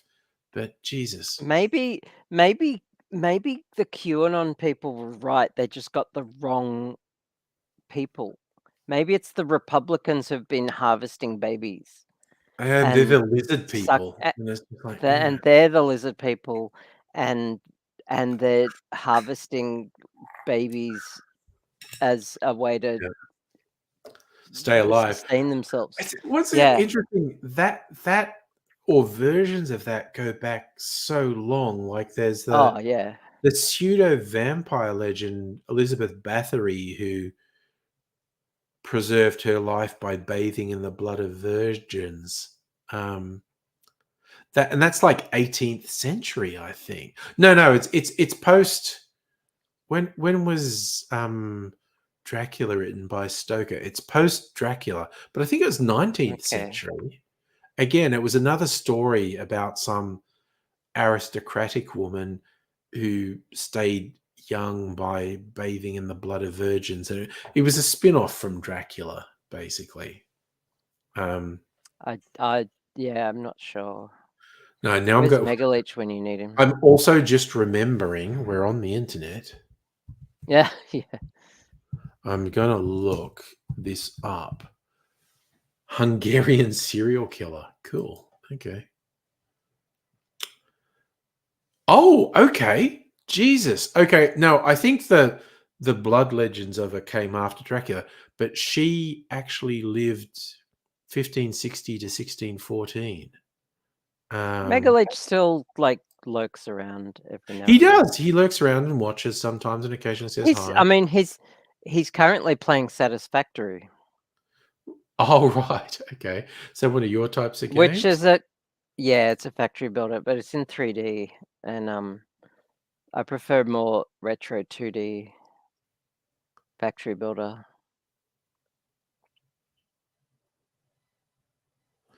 So the accusations against Elizabeth Bathory,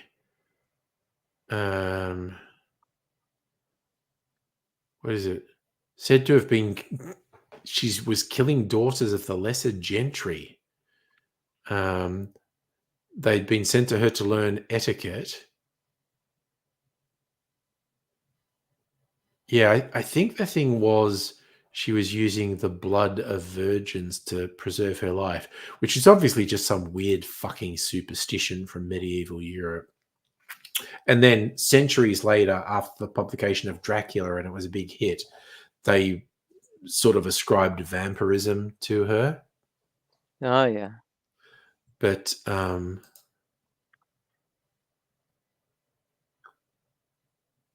yes, folklore and popular culture inspired numerous stories in the 18th and 19th centuries.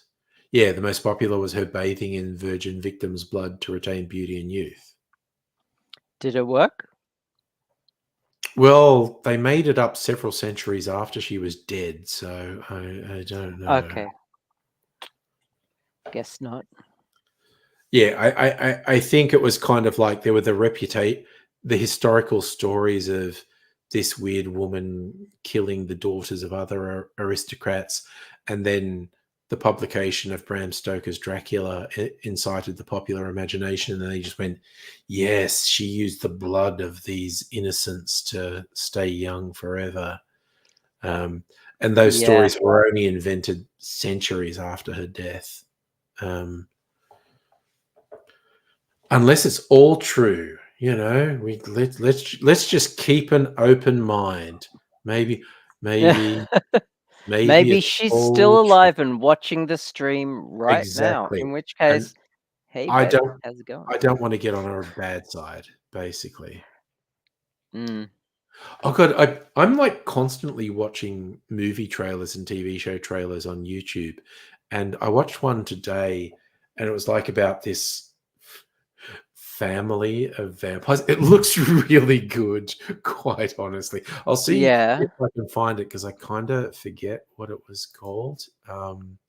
But it's just I watched the trailer because I recognized um, the actor. Okay, what account am I logged into? Yeah, okay, that's the right one. If I look up trailers on here, I'll see if I can find it. The Wolf Man. Smart. I got the Minecraft movie. That was weird. Oh wow, there's a new. There's a There's a, Minecraft movie? yeah, it looks like they're just trying to be like The Rock is in it. Yeah, okay. There's a movie called Night Bitch. Yeah, I What? was thinking of that strictly Sega, What We Do in the Shadows. Um, Oh god, and there's a new version of Salem's Lot. or the one with Johnny Depp. Um, Oh, what's it called? okay. The movie is called The Radleys, Okay. and the actor is like this redhead actor who, what's his name? Damian Lewis? Is that him? Um, it's like his name's not that famous, but I think most people, when you see him, you'll go, "Oh yeah, I've seen him in heaps of stuff." Like I remember him in. What is it, that guy? He's that guy. Okay, look, I'll put up What's it images called? of him. It's called The Radleys, Radleys. But look, I'll put this up. I'll just share the pictures of him. He's absolutely that guy because I didn't know his name, but I've seen him in heaps of stuff. So this is Damian Lewis, this redhead. Oh, yeah, he's that guy. He's Yeah, that for guy, sure. right? Yeah, he And was he's in The great. Mentalist. He's really, and he was in Band of Mm, Brothers. He's been in so many. He's great. yep. Um, so yeah, his name's Damian Lewis. But the movie The Radleys is I don't know, they're like a family of vampires and the teenage children, their vampirism is just awakening. And Damian Lewis actually plays two roles in it. He plays brothers in it. Okay. And honestly, it looks kind of good. It's kind of like creepy and fucked up and Is it a comedy as well? Oh, it's it comedy kind of horror. looks Yep. like it might be a light drama, horror, action thing. Um, Okay, I'm gonna watch the trailer after and Strictly stream. Sega is saying, yeah, Jack Black is in the Minecraft. I mean, honestly, how could Oh they god, possibly make a good movie out of Minecraft? It looks like it's going to be shit, but who knows? fucking video game movies. I know. Okay, but also how this is the thing I find particularly funny. The number of movies that came, big budget movies that came out this year that were just slammed like this is the worst fucking thing ever made. I can think of three. There was Madam Web, uh, uh, Borderlands, and the Crow Mm. remake. It was just like people are just going, "This is a crime against humanity." This movie. This is just this is unwatchable. This is the worst fucking thing. Mm. And to have three big budget movies in 1 year that they're not just bombs. Like people are saying, this is unwatchable. This is a fucking crime. What the fuck is this? Yeah, It's oof. yeah, okay. So Oh, Minecraft's Jason not coming out Momoa's soon. in Minecraft. Yes, Jason Momoa is in Minecraft. Yes. Jack Um, Black, Jennifer Coolidge, Je yeah. Jermaine Clements in it? Yeah. I Kate mean, McKinnon? you never Oh, know. it's stacked. Something might be camp enough to actually be good. Yeah, It's okay. impossible. And like, I saw people complaining about how they did 3D renders of the weird blocky animals you get in Minecraft. Yeah. But again, maybe they lean into that, and that becomes the whole joke. Or maybe it's Yeah. terrible. Who knows? Mm. We're not going to know. It's not coming out till next year. So, So, what movies are you looking forward to then? God, I don't know if there's a couple that have been out that I haven't seen that I want to see, and probably top of that list is Deadpool and Wolverine. But Well, that's almost going to end its run in the cinemas. So I know sometime in the next I've couple been of I months I'll be able to watch it on streaming. Yeah, I wanna see it very yeah. soon. I do kind of want to I'm watch that. I'm looking forward to seeing Wicked because I missed it in theaters Okay, because I'm poor. yeah. So I've seen bootleg copies of the theater show. Um, and I mean, I do like it because it is like full of lesbian subtext, like just chock full of it. Oh my god, have you seen that Just lesbian wrestler 100%. movie yet? Um, I've got a copy of it. I haven't watched it yet. yeah, I haven't watched it either, but there was a vibe that was actually pretty good. Yeah, so I've heard. I might Um, even watch it this I weekend. I don't know. I'm looking forward to the second Joker movie with um Lady Gaga I will definitely as watch that because the first Joker movie surprised me with how good it was. yeah. So I'm looking forward to that. Yeah. What else am I looking forward I don't know, to? from the trailers, they're kinda like they're messing with your head. It's like, how much of this is fantasy of the characters Mm, and how I much of it know. happens? Yeah. Um, and that's honestly a good place to be in. Honestly, one of the reasons I was surprised at how good the Joker movie was because the director was saying dumb as shit stuff in interviews. Yeah. Like, he was coming across as a total fucking tool, and he was saying stuff about, "Oh, political correctness and what," I'm like, "Shut the fuck up, dude." Yeah. Then watch the movie, and it's actually good, and I swear to God, I know. the whole movie, I'm on board with, just because of the bit where he's on the talk show, like Robert De Niro playing Jay Leno or whatever. And I forget the Yep. exact line, but Joker says to him, "What do you get when you cross a mentally ill This is loner with a this has got to society be on the who's bingo. given up on him.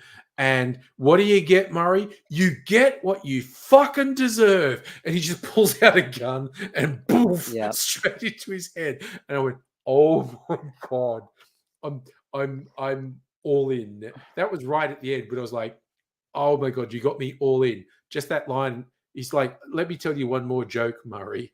And it was like, "Yeah, what do you get when you cross a mentally ill loner with a society who's abandoned him? You get what you fucking deserve." It's like, Jesus. I put that on the the angry bingo Yeah, list it is. It is. It should be on. because yeah, I it's friggin' yeah. love that. It's really good. And again, it's just because I definitely had such low expectations for that movie. Oh, for real. And Yeah. and again, just great Yeah. lines like when he admits to killing the finance bros, and he's laughing about it, and the chat show host goes, "Do you think it's funny?" He goes, "Yes, it's funny, and I'm tired of pretending it's not." Mm. And that is a Yeah, like meme. Whenever you're fucking laughing at something, you go, "Yes, it's yeah. funny, and I'm tired of pretending it's not." The thing is, like, that the build up to the movie was full of, like, concerns that it would, like, rile up the dude bros and the And right wingers and yeah, the conspiracy nuts, and yeah, it was such a, um, a take on that. Like, it yeah, could have been that, but it yeah, was such like, not that. yeah, It yeah. yeah. And like I said, and it was not helped by the ridiculous shit the director was saying in interviews. Um, but even the thing where he completely fabricated relationship with the woman in his apartment building in his head, Yeah. and they just laid that Yeah. out like, no, he actually imagined all of that. Yeah. And Yeah. it's like, oh, that's But very real. That's very real. yeah, so strictly Sega, idiots are always gonna not get the irony. There are still people Yes. who think that Starship Troopers wasn't satire. You know, Yes. there's always gonna be like you think about it, the average IQ is 100 and half the population is dumber than that. Yeah. So Yeah. and which makes you want to leave the planet, Yeah. to Yeah. be honest.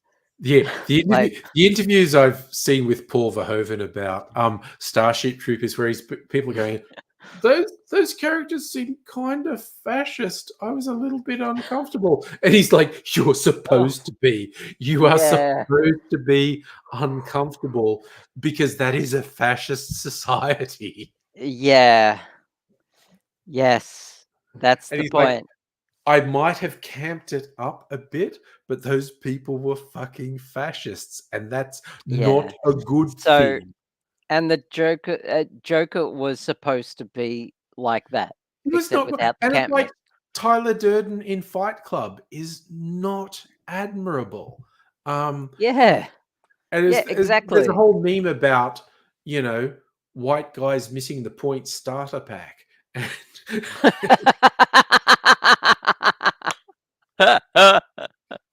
And it's like Ah, idolizing people where you look at it and go, no, you are not meant to idolize them.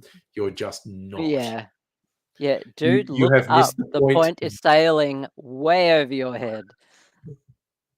And it's kind of like the Ugh. jokes of the right wing bros getting upset at the most recent season of The Boys. And it's just like, oh my God, Mm. it took you 4 seasons to work out that they were making fun of you all along. And Yes. they're just going like, oh no, it's not as good, it's different. It's like, no, you just finally It, worked out what had been yep. happening all along. Like Mhm. stylistically and thematically, Mm. season is the same as all the previous seasons. Yep. It took you this long to work out what was happening. Um, Yep. and it's very funny when they sort of flailing about in their fucking stupidity. Um, For real. Yeah. it's a whole thing. And they don't it's kind okay. And this is priceless. Like, okay, I haven't shit on Elon Musk enough tonight. I've shit on him a bit. But there's a thing he posted recently that someone, and this is the original meme was like a left wing person, like, you know, in Star Wars, you sided with the rebellion. And this is like, it's basically all this pop culture stuff where you were against the authoritarians and like, why don't you get it in the world today? And Elon Musk posted it like he was the rebellion and whatnot. And What? people are just going, this is fucking freaky. The lack of self-awareness there Wow. is just like, dude, you are not the rebellion. You are the empire. It's just like, what Yeah. the and again, that guy is so disconnected Mm. from reality. It's just like, For real. Yeah. holy shit. Apparently, yeah, apparently, I was today years old when I found out they're making a movie about young Donald Trump. Yeah, that's coming out before the election. The Really? Apprentice. I Yeah. watched, and Sebastian. It's kind of flattering that they've got Sebastian Sebastian Stan to Stan. play. I know, right? Like, Um, mm. I did watch the trailer for that today, and I was like, oh, he is not gonna like this.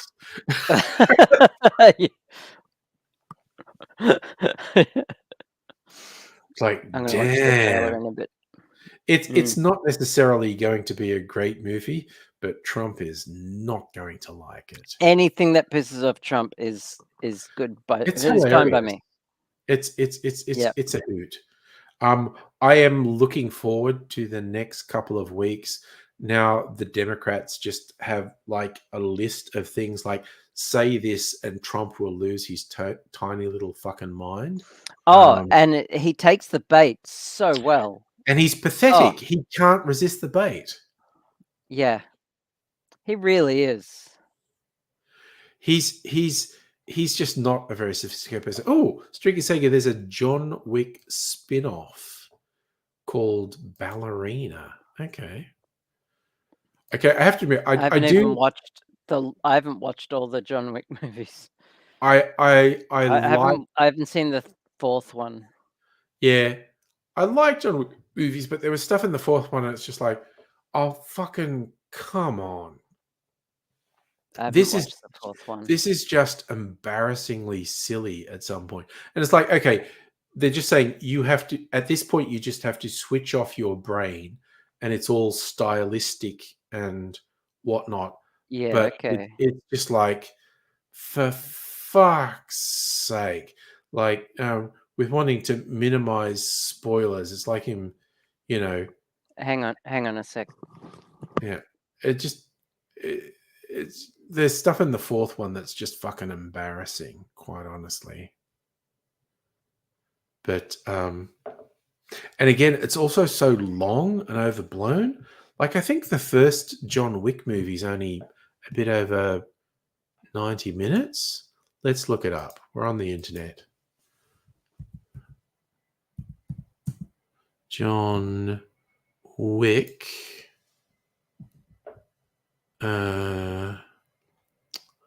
God, people also ask, is John Wick based on a true story? For fuck's sake.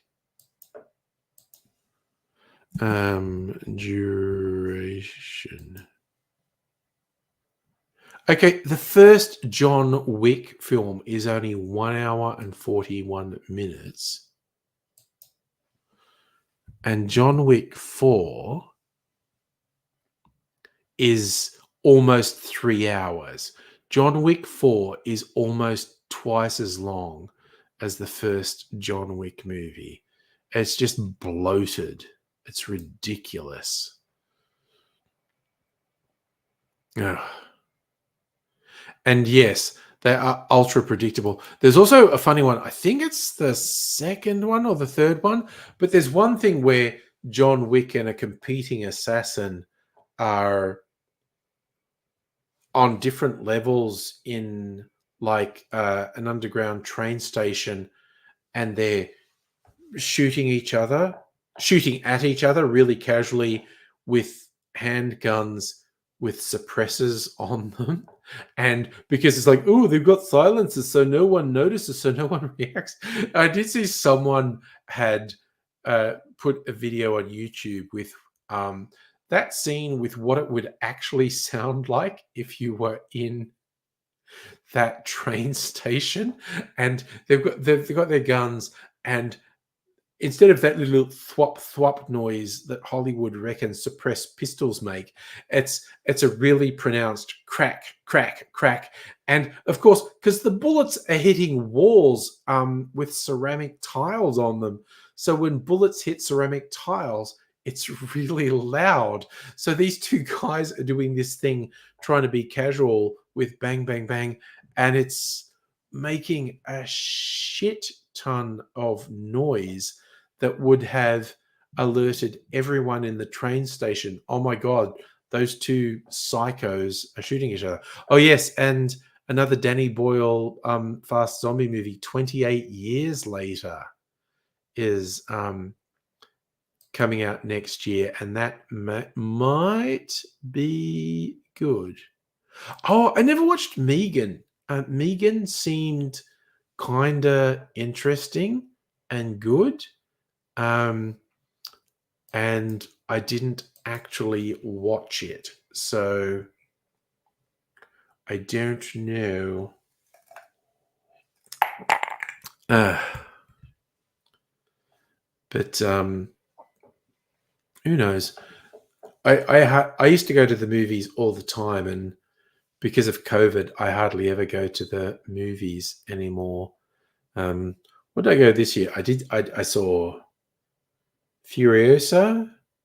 I saw June Part 2. I saw Barb in the last, I don't know, 2 I have years. returned. So, sorry. I was just going through what movies I've actually seen in the cinema in the last 2 years because COVID really put me off going to movies Yes. in closed spaces with recirculated air. But I think in the Yep. last 2 No, that's fair. years, there's 3 I've gone to see with Mrs. Angria's, like Furiosa, June Part 2, Mhm. and Barbie. And I Yep. saw Civil War in IMAX by myself. Oh, yeah. Um, I've I wanna seen, Oppenheimer. Oh god, I saw Um, Oppenheimer as well. Sorry, I saw that with Mrs. Angry, yep. so that's another one. Yes. Oppenheimer, I saw I saw Furiosa. I saw, Dune Part 2 Yeah. and Part 1. Yeah. I saw But part 1 in the cinema, but that was, early that in. was more than 2. Yeah. Yeah, that was a few years ago. I've seen more than that. Inside Out 2, I saw that Yeah. recently. I wanna see Um, Inside Out too, yeah. it's pretty good. I enjoyed it. Everyone says it's good. Yeah. I think Yeah. it's like one of the highest grossing Pixar movies. It's, yeah, it's a fun movie. Yeah. No, It's got some most like people say like it's fun. like all Pixar movies, it's, fun for adults and kids. Yeah. It's got a lot of adult, Yeah. um, humor for adults and Yeah. kids. Yeah. So, yeah. So I just Um, randomly remember because what I else have I got so many Pixar DVDs with the extra features. I love the extra features on Pixar DVDs. Um, Way back in Toy Story, one of my favorite things was all the people who made it and they're experimenting. And it was kind of like there's a bit where the crazy kid next door, Sid, is torturing toys and putting things together and burns Woody's forehead. Like one of them had a doll and burned it with a magnifying glass to see what the burn would actually look like so they could recreate it.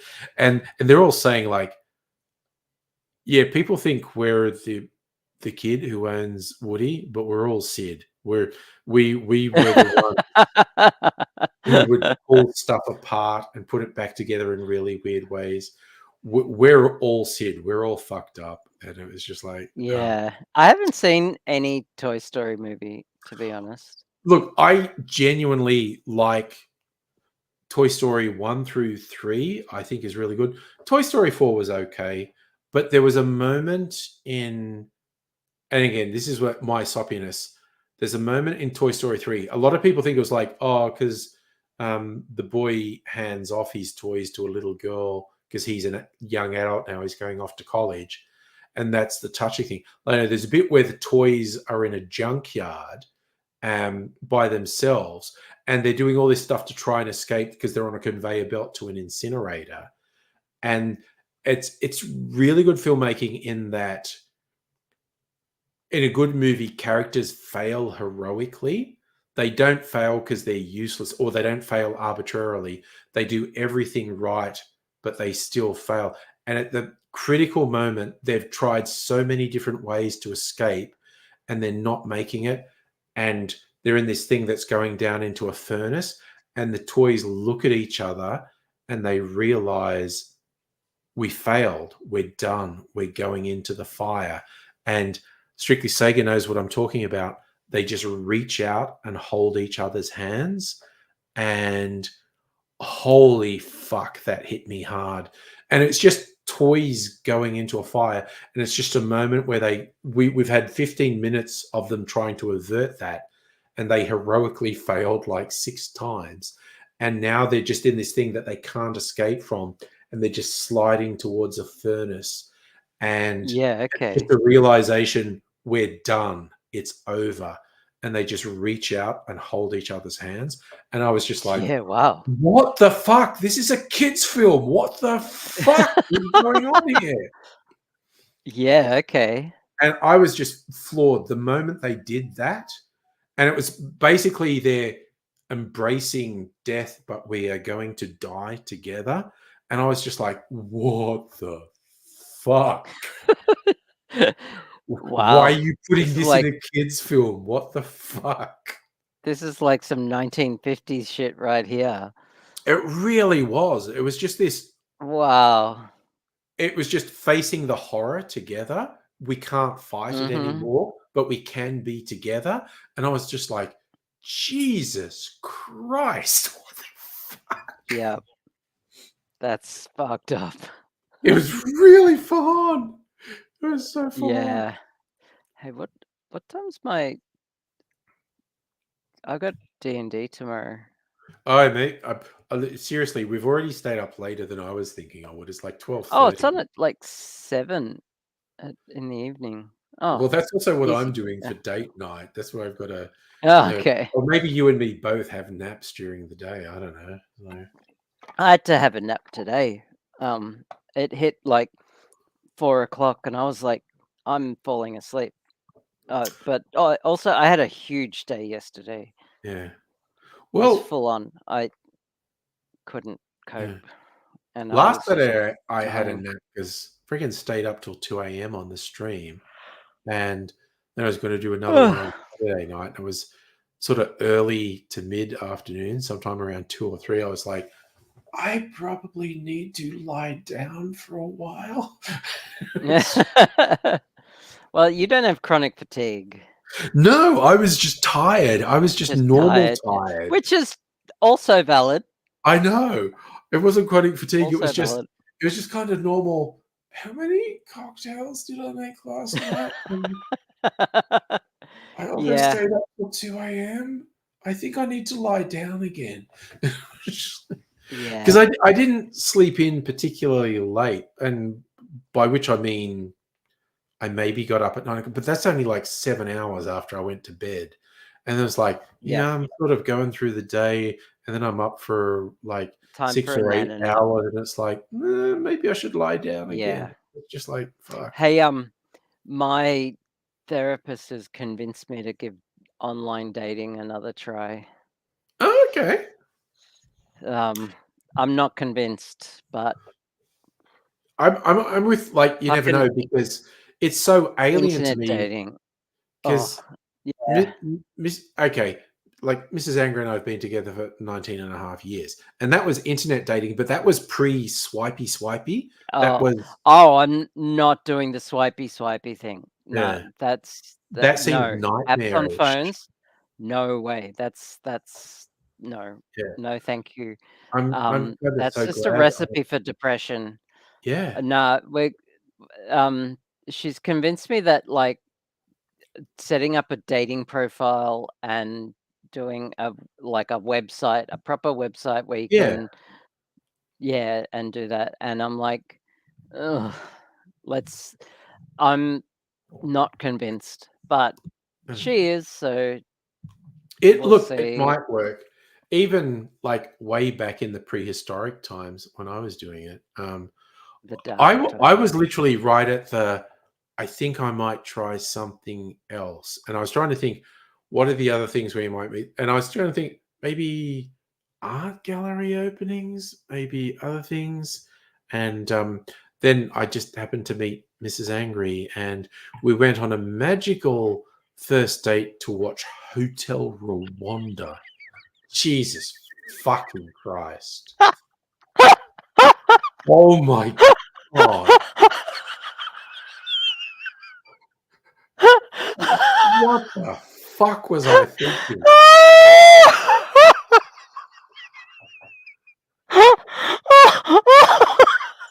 Because I know this story, you and know it the makes me story. laugh Yeah. every time. It's ridiculous. Like I had tickets to see Hotel Rwanda, and I thought it sounded like a good Yeah. idea. And she's like, "Yeah, go watch it." And I'm sitting here in the dark, sitting next to her, What? and as worse and worse things happen on screen, I'm sinking into my chair, going, "Fuck! What the fuck was I thinking?" This is a Oh movie my about god. genocide. I've gone on a date to a movie about genocide. What Mhm. the fuck? You And I mean, somehow I recovered. if you were dating in the 90s, it would have been like going to see Schindler's List. Oh my god, exactly Mm, that. I was just like, I mm, swear to God, though, I was just sinking into my chair in the cinema going, "What the mm. fuck was I thinking? Like, What literally, there the was fuck?" an episode of Seinfeld It was, where yes. he takes a first date to Schindler's Just List, like and you fucking lived that. yeah, I You really did. I fucking really hell. did. And it was just like Unironically. what the fuck, honestly. Jesus. Oh my god. It was just like and yeah, Mrs. Angry says, "I don't feel so bad. I kind of thought like, you had some integrity about, quality cinema." And I was going, "Yeah, but I took you on a date to a genocide movie." And I was just like, Jesus. Not And it was a running Oh, joke. yeah, thanks, yeah. Sorry, Strictly uh, Sega's updating us about that episode. Oh yeah, no, but not like Seinfeld got in trouble for making out during Schindler's List. Yes, yeah, it was making out. It was making out, yeah, it was making out. Um, but yeah, it actually became a bit of a running joke, certainly like for like the first 10 years of our relationship. When we choose a movie night, I would always be choosing just not date movies. And Mrs. Angry's choices would always be much more appropriate date movies. And it's just like, Mhm. maybe I should just stop fucking picking movies for dates, because I do not have a good track record. And it's just like, gee. Yeah. And Mrs. Angry has always been much better at picking date movies than me. But Wow. the low where it was hilarious that the low point was the first one. It never got worse than going to see Hotel Rwanda. Well, at least you were given the opportunity to go on more dates. Yeah, yeah. For whatever reason, I was given a break, and it worked out. But and again, not to say Hotel Rwanda is a very good film. It's full of really good performances, and it's really compelling. Mm. But it's about fucking genocide, for fuck's sake. Yeah. Yeah. God damn it. Yeah. God damn it. Yeah. It was just On like that note, I think, shall we yeah, call it a we'll night? we'll sign off on a genocide note. Why not? Yeah. Jesus. Also thinking, when I was talking about the movies I've gone to see and the date ones, the one that wasn't a date one that I just went to see on my own was Civil War, because I just went, I'm Mm. kind of keen to see this, and Mr. Ingrid is going, knock yourself out. I'm not going. And it's just like, yep, it's not a date movie. Yeah, Definitely not a date movie. fair enough. Good But call. that's still not free on streaming. I'm looking. I do actually I've want to got a copy rewatch of it. it. If you I want, sign up to Plex and you can just watch watch your movies on my movies. Plex. Yeah, Yeah, yeah. I'm also very lazy, so it must be free on streaming soon. But just I you can I have a streaming service. Strictly yeah, Sega has a streaming service. It's I know called you both do. Plex. Yeah, okay. I'll sign up to You really Plex. should I sign know. up to Yeah, Plex. yeah, Like for yeah. real. Yeah. But also, I'm just going to throw in what I like about that is the movie never tells you what the political persuasion of the sitting president is and what the Yes. political persuasion of the rebels And you is. can't even guess. And it like either Except side. the president is pretty Oh, Trumpy. He's pretty Trumpy. he's kind of spineless. Nick Offerman Um, is so good as the president. He mm, Nick Offerman is definitely channeling Trump. But again, like the spineless list, he literally could be either a Republican or a Democrat. He actually could be. yeah. But he's just a Anyway, spineless populist dick. I want to go. Yeah, yeah. But I like when the director said, people say, "Oh, what did you see?" He goes, it just would have been divisive. The arguments would have all been on, oh, my side wouldn't do That's that. not Or what the my side. movie's about. No. And it bugs the So shit out of me that reviewers who think smart are saying, oh, you never did. And the director tells them, no, if I'd have said he was a Democrat or a Republican, there just would have been arguments about my side wouldn't do that and my side wouldn't do that. When I don't yeah. declare what side's what, it's just about the people and the conflict. It's Yep. hardly flawless, but I like it. Anywho, Correct. we're going to go, and maybe I'll sign up for Plex, and you can both tell me your Plex thingies. Yes. So, fine and And funky then people, you can just watch stuff non-stop. on Like our own bespoke streaming services. 3.5. And I have like a bunch of TV shows as well. Like so Yeah. does Sega. So But I'm kind and of I've like probably musicals and shit. I have paralyzed. music and musicals and To be like paralyzed we by both have choice. different shit. Yeah. Yeah, I know, but you know, Anyway, if you want to request stuff that will never be on a streaming service, you know, if Strictly Sega doesn't have stuff, I might have stuff, and you know, like yeah. really obscure movie or TV show Yeah. we can host. It's all a good thing. Anyway, well, that's all good. For And I real. think we're going to retire. So it is date night, so I'm not streaming tomorrow. So I don't know. In all probability, maybe back on Tuesday. I get to actually be in a Pathfinder game where Oh, I'm neat. not running the game. Oh, you're not running it. You're I'm one not of the the DM. players. I know. It's Oh, so wow. exciting. Nice. Finally, my time has come. Nice. Yes. Nice, nice, I nice. mean, I love DMing. Don't get me wrong, I but know you do. chance Yeah. to, the chance to actually play in a game as a character Oh, is yeah. is so rare. So Yeah. I'm excited. That's what I've been distracted with all night. Fair Run enough. Yeah. Are you preparing? writing up Nice. my character, preparing Nice. my character. So Oh, yeah. and also, I don't know if you've been keeping up with that streamer that I got you to watch, Little Lula, who was doing a lot of Red Dead Redemption. I haven't, No, unfortunately. she also did a few streams where she was doing tabletop RPG with some friends. Yes, an Alien RPG. Alien I saw the RPG. first one of those, and it was Yeah, fucking amazing. yeah, it was really good. I've missed the others, but Yeah, the first one was so good. So yeah, I wanna go back and watch the rest of those yeah. No, some fun stuff in there. because yeah, Anyway, it was amazing.